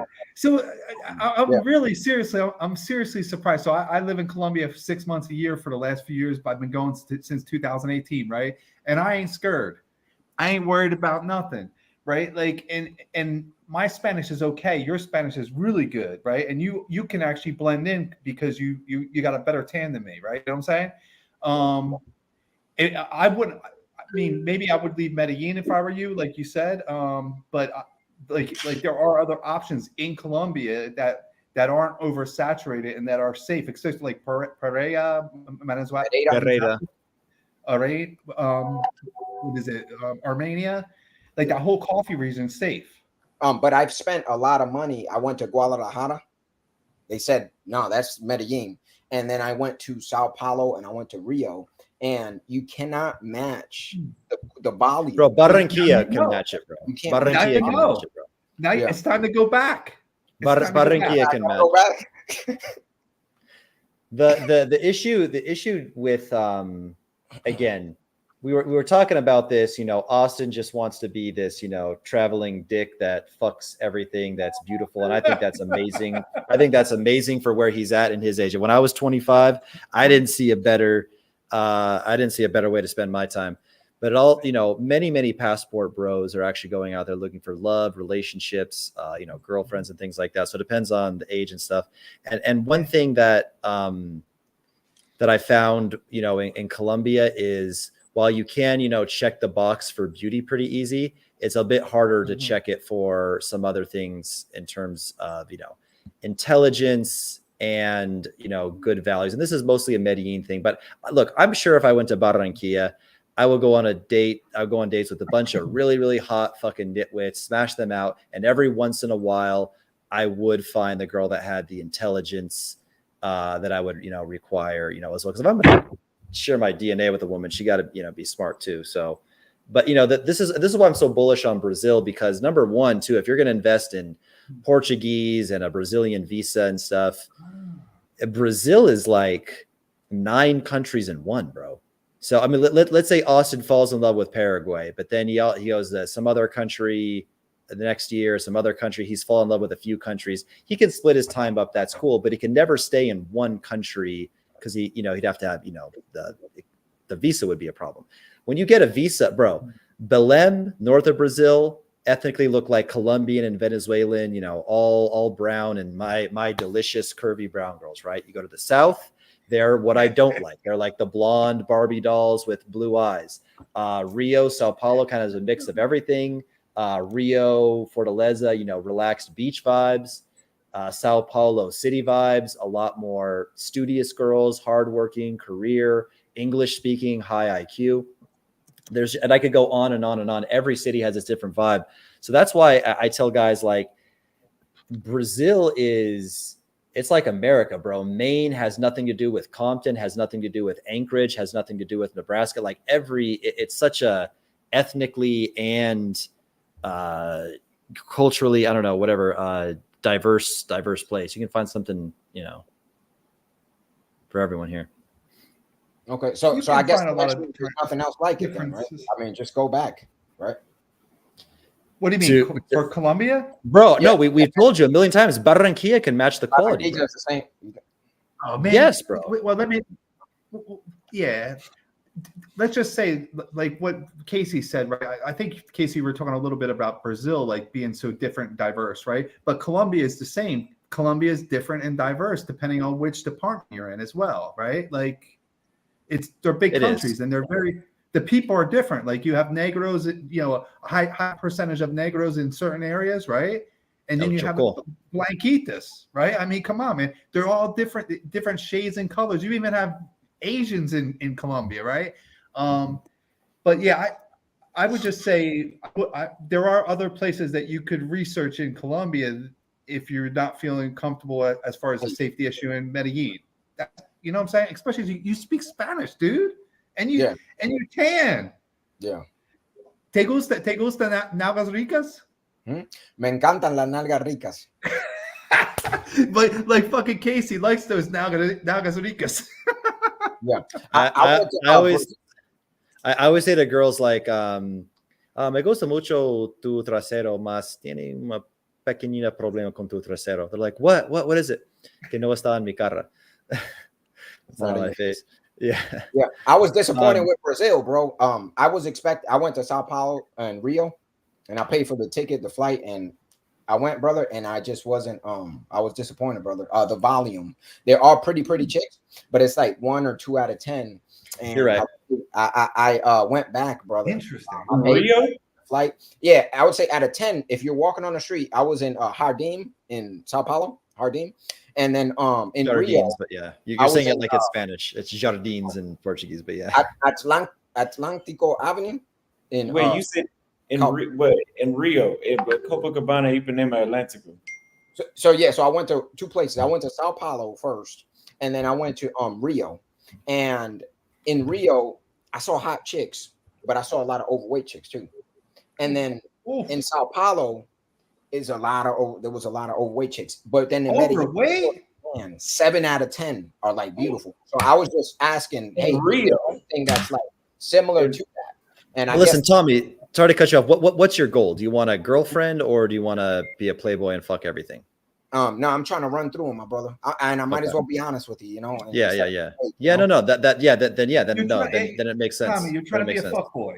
You're trying to be a fuckboy. Okay. Yeah, go to Barranquilla, bro. Go to Barranquilla, or a random city that you guys have never heard of, Sincelejo. Like go to Wikipedia or search what are the top, what are the list of Colombian cities by population, and just cut out not Bogota, not Medellin, and go to whatever the 12th, 13th, 14th, these cities that you liked it when I said Sincelejo. What did you? Okay, so my first girlfriend was from Sincelejo back in August 2018, right? And my second trip to Colombia, so I met her the first trip in Cartagena. Second trip I went to Sincelejo, and one of the reasons why I got on the live was because my second woman, you're gonna love this story a little bit, right? My second one was from Sahagún. Right, Sahagún, Cordoba, about 30 minutes from Sincelejo, right? And believe me, I'm all about. I forgot what term you use, small cities or whatever. I'm about small the town pueblos. Strategy. Yeah. I'm about. Yeah, I'm not about I'm not about Cartagena. I'm not about Medellin. I'm not about where too many gringos are going or too many foreigners are going and they're smashing. I'm not. I don't even. I'd rather go to smaller places and meet regular, genuine, real, non-prepaid, non-prepagos. And so my second one, I met, I linked up with her on Instagram. Well, because I was following her, she was following me. Well, now I can see her followers and who's following her, right? Now all of a sudden her followers became my followers. Once they realized that she was my girlfriend, when we broke up, all of a sudden her friends started reaching out to me. So now all of a sudden I got 2 extra girlfriends, right? So because of IG, because I got clout in Sagún, I was able to smash some hot ass girls, really hot. So Crypto sent a $20 super chat, but I want to address Tommy here for a second. You mean to tell me you went to Rio and you thought there were not a lot of attractive chicks? So if I could kind of zoom in on my question, on my thing. So basically, when I went to Sao Paulo, let's say if you're walking down the street, Austin, and you see 10 chicks in Sao Paulo, maybe 2 or 3 were attractive. When I went to Rio, maybe that was a little bit higher, maybe 3 or 4. But in Medellin, Santa Fe Mall, Poblado, I mean, it's just like 8 or 9 out of 10 are attractive. And I was just trying to see if I could find a place where you could replicate that. That's all. So I just tried Mexico, Brazil, and I was going to try Paraguay and Argentina since I saw you were there. That's all. Well, yeah, Paraguay and Argentina really aren't the places for that. Like when I was in Argentina, for sure, like they're super flaky, and like you said, being a foreigner doesn't give. Even being a black foreigner, because I stood out like a motherfucker, and that shit really didn't help either. I mean, it wasn't that they were discriminating; it just wasn't. There was no ooh ah effect. There was no ooh ah effect in Argentina. You know, it just wasn't like that. But back to Brazil, I don't know, man. Rio changed my life. I mean, maybe it's because I was coming from the States and I had never been exposed to that. But when I would go, besides Rio, when I would go to Salvador, I would go to the mall just to put some more data on my phone, and I would be in the mall for 3 or 4 hours. You know, I would go to the gym. If you go to, man, I don't know. In Brazil, there's no, maybe Sao Paulo, because I was in Sao Paulo too, and it wasn't that impressive. It wasn't that impressive, right? Yeah. It definitely wasn't as many beautiful chicks. It was too spread out, I think is what it was. But in Salvador, like I didn't really leave 2 neighborhoods because it was like shit. Like, where else do you need to go? I would walk downstairs to the restaurant. It was 3 restaurants connected. There's beautiful women there lightly during the day, but at nighttime it'd be flooded with chicks. We would go to Baja Beach in Salvador, and you just had to just stand there. You just had to just stay. I mean, you had to stand there. You couldn't really in Salvador. You couldn't get away from. But in Rio, there weren't as many as Salvador. But I don't know, man. Rio, you go to the Smart Fit, it's like now if you go to Body Tech, no. But if you go to the Smart Fit, it's like beautiful chicks like flooded in the gym. I have videos of that. If you go look at my old videos of when I went to the gym in Rio, you'll see that. Yeah. So what I'm gonna do, brother, is I'm gonna head out, but I'm gonna hit you up for a consultation. I guess I'm going to Bahia next, then, man. Yeah, I'm telling that's the best. From everywhere I've been, Bahia. From everywhere I've been in the world, Salvador Bahia is the best place. Okay. Like it's not as much stuff to do as Medellin. Medellin does have a lot of stuff to do, but there's stuff to do, and there's a shitload of friendly, beautiful women. It's dangerous, but I mean, it's just like being in Medellin. I mean, well, you don't have to worry about chicks scoping you or nothing like that, but it's It's primarily black women, right? Well, that's what I was going to try to emphasize that, Casey. Exactly. Primarily, but there is a large amount of white women and mestizos you can find there too, though. Yeah. Okay. Yeah, my girlfriend that I had that from there was a mix. Yeah, where you'll be staying at, you'll see more white. Like the areas I was living at, Rio Vermelho and Baja, you'll see more tourists from all around Brazil because it's a tourism spot for Brazilians too. It's like the equivalent of I wouldn't say Miami because I think Rio is more like Miami, but let's just say Orlando. You know, it's the Orlando of Brazil, where it's going to be a lot of beautiful chicks, but it's just not as busy as Medellin. Okay, I'm gonna hit you. I'm gonna hit you up for a consultation on the back end, my brother. Thank you, Casey. Thank you, Austin. I appreciate you guys, and stay safe. Welcome. Thank you. So we'll get one more caller. I mean, Jordan next to us. He's been waiting patiently, and then we'll end the stream after that one because we got enough information for today. Jordan, you on mute. Yo, what's Yes, going on? sir. What's up, man? Casey, I'm a big fan. I've been watching your stuff. I know your channel's kind of small, but I've been watching your stuff for a minute. I actually found you on Fresh and Fit, and a lot of your stuff is actually really useful. So for everybody who's in the chat, for real, go check your stuff out. It's kind of clutch. Only thing I don't like is that you guys blow up the spot a little bit. But my logic is like, there's too many people and women in the world for like any spot to get completely blown up. It's like you can't hoard for yourself, but like chill out a little bit, guys. I don't know about that, man. I don't know because we got to talk about the DR. Okay, but that's super close to the US, right? Like that's too easy. Whereas nobody's gonna go learn Portuguese because you can only use Brazilian Portuguese in Brazil. You can't even go to Portugal and speak Brazilian Portuguese to them because they'll barely understand what you're saying. But we can't say because it's too close, because places like if you go to Vietnam and if you go to Thailand, it seems like it's 50% foreigners that are there. Okay, Thailand is a hard one, but it's close to all the European and Aussies too. Yeah, I mean, yeah, places only get fucked up when it's too many of us. With too many Americans, it's over with. That's fair. That's fair. There's an upper limit. I like having some Americans because, put it this way, I'm going to excel and rise and date the top 1 to 2% of women anywhere I go. Again, with my social media, with my tactics, with my video content and all that, and the automations, it's going to happen. So for me, and especially a city like Sao Paulo, as if 2,000 more gringos came here, that's going to fuck up the program for a city of 20 million people. Yeah. So it wouldn't even make a dent. It wouldn't even. And again, another thing about Brazil is like I don't know if they're actually going to do this. They were at one point going to require that little e-visa bullshit. I think that they chilled out with that, but learning Portuguese, far out, expensive, not a super easy dating market.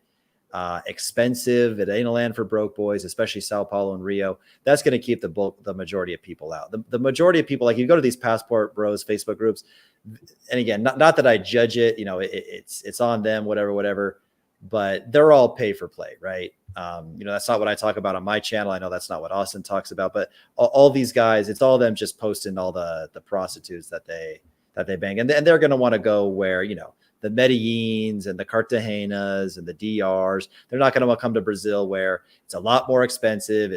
The flight is 5 times more expensive. Nobody speaks fucking Portuguese. Huge language barrier. Like I said, sometimes a visa. And again, it's a more difficult. I think it's the most rewarding dating market, but it's definitely not one of the easiest. Where are you based, Jordan? I'm in Houston, but I'm about to start moving around everywhere, man. Where are you headed to next? Latin America, I'm not sure yet. I'm literally making plans right now. I've been focusing on getting my business fully remote and getting more remote sources of income, and then I'm gonna push this whole play. What are you thinking? I did Costa Rica for a month last year. I'm gonna pop out there for a little bit. I'm gonna hit up Chile in like October. And I want to see what's up with more South America, but I've done some Central America, but I really want to see what's up with Brazil. I'm getting my Portuguese up. I'm fluent in Spanish now. So like, yeah, that's the main focuses. Then everything else comes after. Asia's last. Europe can come later. Straight up.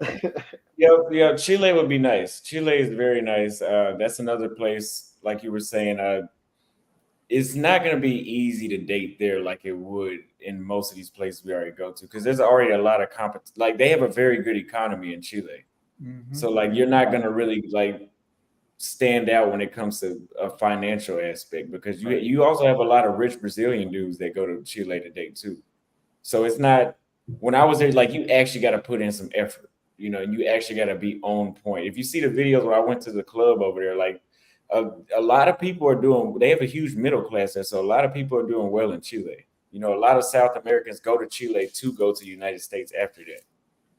No, real quick, I just want to put out one fun fact about Chile that'll help a lot. This will be a big gold nugget for a lot of you, bro. So listen up.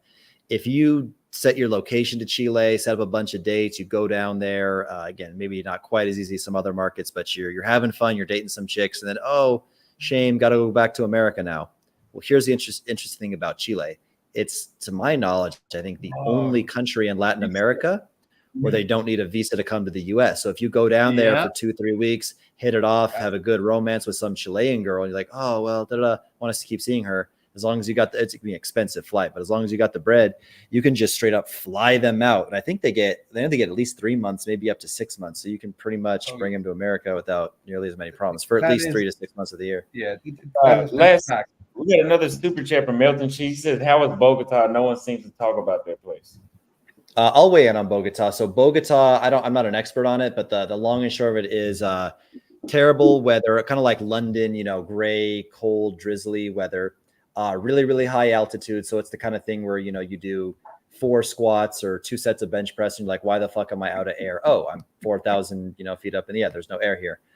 People get drunk more quickly though. So you get drunk, you can get wasted off of like 2 shots at that altitude. So yeah, terrible weather, really high altitude, not nearly the same phenomena as Medellin where like all the girls are beautiful, but they're out there. It's just one of those cities where it's like a normal city where the absolute gorgeous 9s and 10s are there, but you have to look for them. It's also a big metropolis, traffic, this and that. It can be, a little bit dangerous as well. And definitely orders of magnitude more intellectual people than the people you'll find in Medellin. There's not that low IQ, retarded nitwit, Paisa stuff, but it's and hey, feliz cumpleaños. Look at that. That's 3 days. Cumpleaños. Happy birthday, man. Happy early birthday. 25. Thank you. We'll have an IRL stream for that day. Oh, you're turning 25 now. God damn, you are young. Bro. I'm trying to think, where was I when I was 25? God damn, it's 11 years ago. But I would say, Bogota definitely has higher educated people. They actually have professional people. So you can meet a higher quality of woman there, right? Yes, of course. Yeah, better value. Again, Medellin was kind of fucked by the narco culture of Escobar and all those people, right? A lot of this.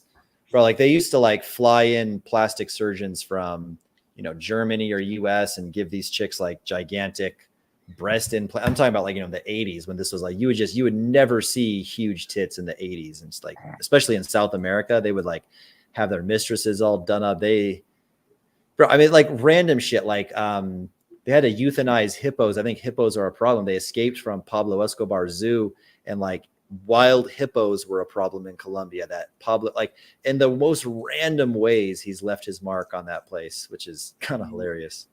Yeah, they literally have a hippo population there now. Those hippos are actually dangerous. They're dangerous. Hippos.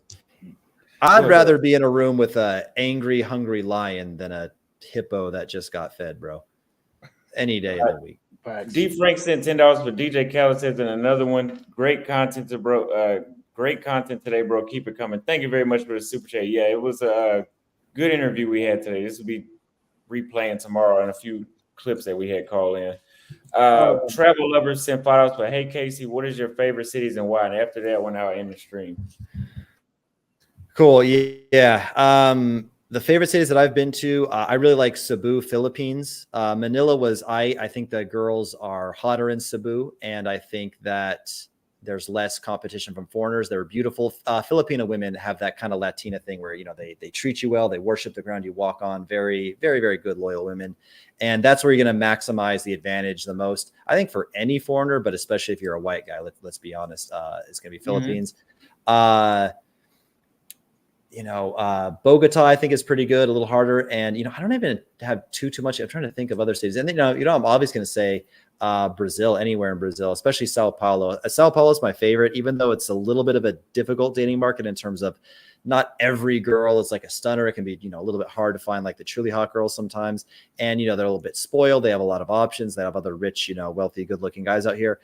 It is more difficult, but man, it's so rewarding. I mean, these girls are sweet and loyal and loving and treat you well, and they're Brazilian, so therefore they're insanely sexual. I got some girls out here that you just can't give them enough dick, no matter how much. It's just never enough, and that's cool. It's a little bit of a nightmare sometimes, but it's cool. But yeah, I would say for that reason, intelligent, high IQ, good values, beautiful, outgoing, fun women. A little more difficult, but super rewarding out here in Sao Paulo, man. Oh, and high English speaking rate as well, which for me, if I'm going to get a wife or, long-term girlfriend, she got to speak English, man. That's a non-negotiable at this point.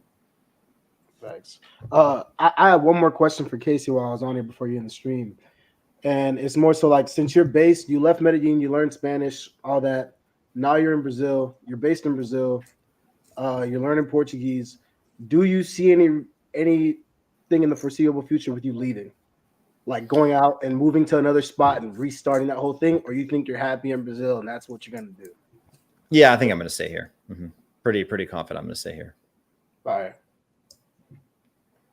Yeah, I'm tired. Even if I found another great city I liked, I was telling these guys, I'm tired of starting over, bro. I'm tired of like a new city, new culture, maybe a new language, new social circle. I just want to like plant a flag and just stay in one fucking spot, bro. I'm tired of this shit. Oh, last thing. I'm sorry, Austin. I know you want to end it. I know you were talking about Mr. TATE, and you know he has his whole thing about multiple women, wives, quote unquote, and having them have multiple children and taking care of all of them. Are you more of a one main woman, multiple, like one-sided open and that's it? Or are you trying to have kids with multiple women and take care of everybody? What's your whole view on that? And I kind of want to know Austin's opinion on that as well. Yeah, as of now, just raise kids with one woman and then, you know, fuck some hoes on the side, but just basically be dedicated to one woman. Okay. Ask me the question again. I'm sorry. What's your view on like basically committing to multiple women and having them all have multiple kids for you and taking care of all the families at the same time? I told you I want to have 5 kids by 5 different nationalities.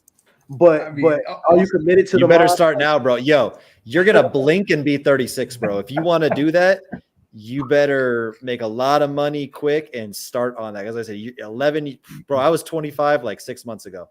Like that shit's gonna fly by. You better start planning now, bro. They're gonna have to all come right live with now. me. They're gonna all the kids are gonna have to come live with me. I'm gonna have to pick one mother, man. But yeah, that's what I want to do. I haven't. That we're not doing that yet. We got to think about it a little longer. Yeah, but I've been thinking about that since I was 16, so I think that may be true.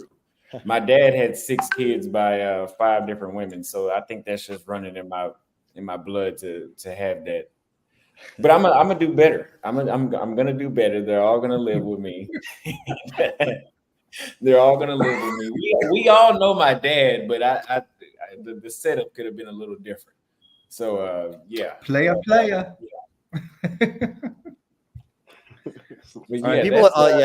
I'll just remind people. People are asking about my shit. It's Redbeard Rants 1 on Instagram and just Redbeard Rants on YouTube. And I have a TikTok too. But yeah, it's either Redbeard Rants or Redbeard Rants 1 on all platforms. And big thanks to Austin again. I hope I added value. I hope you guys enjoyed it, and it was a pleasure. And you're welcome to come stream with me or come on my channel sometime too.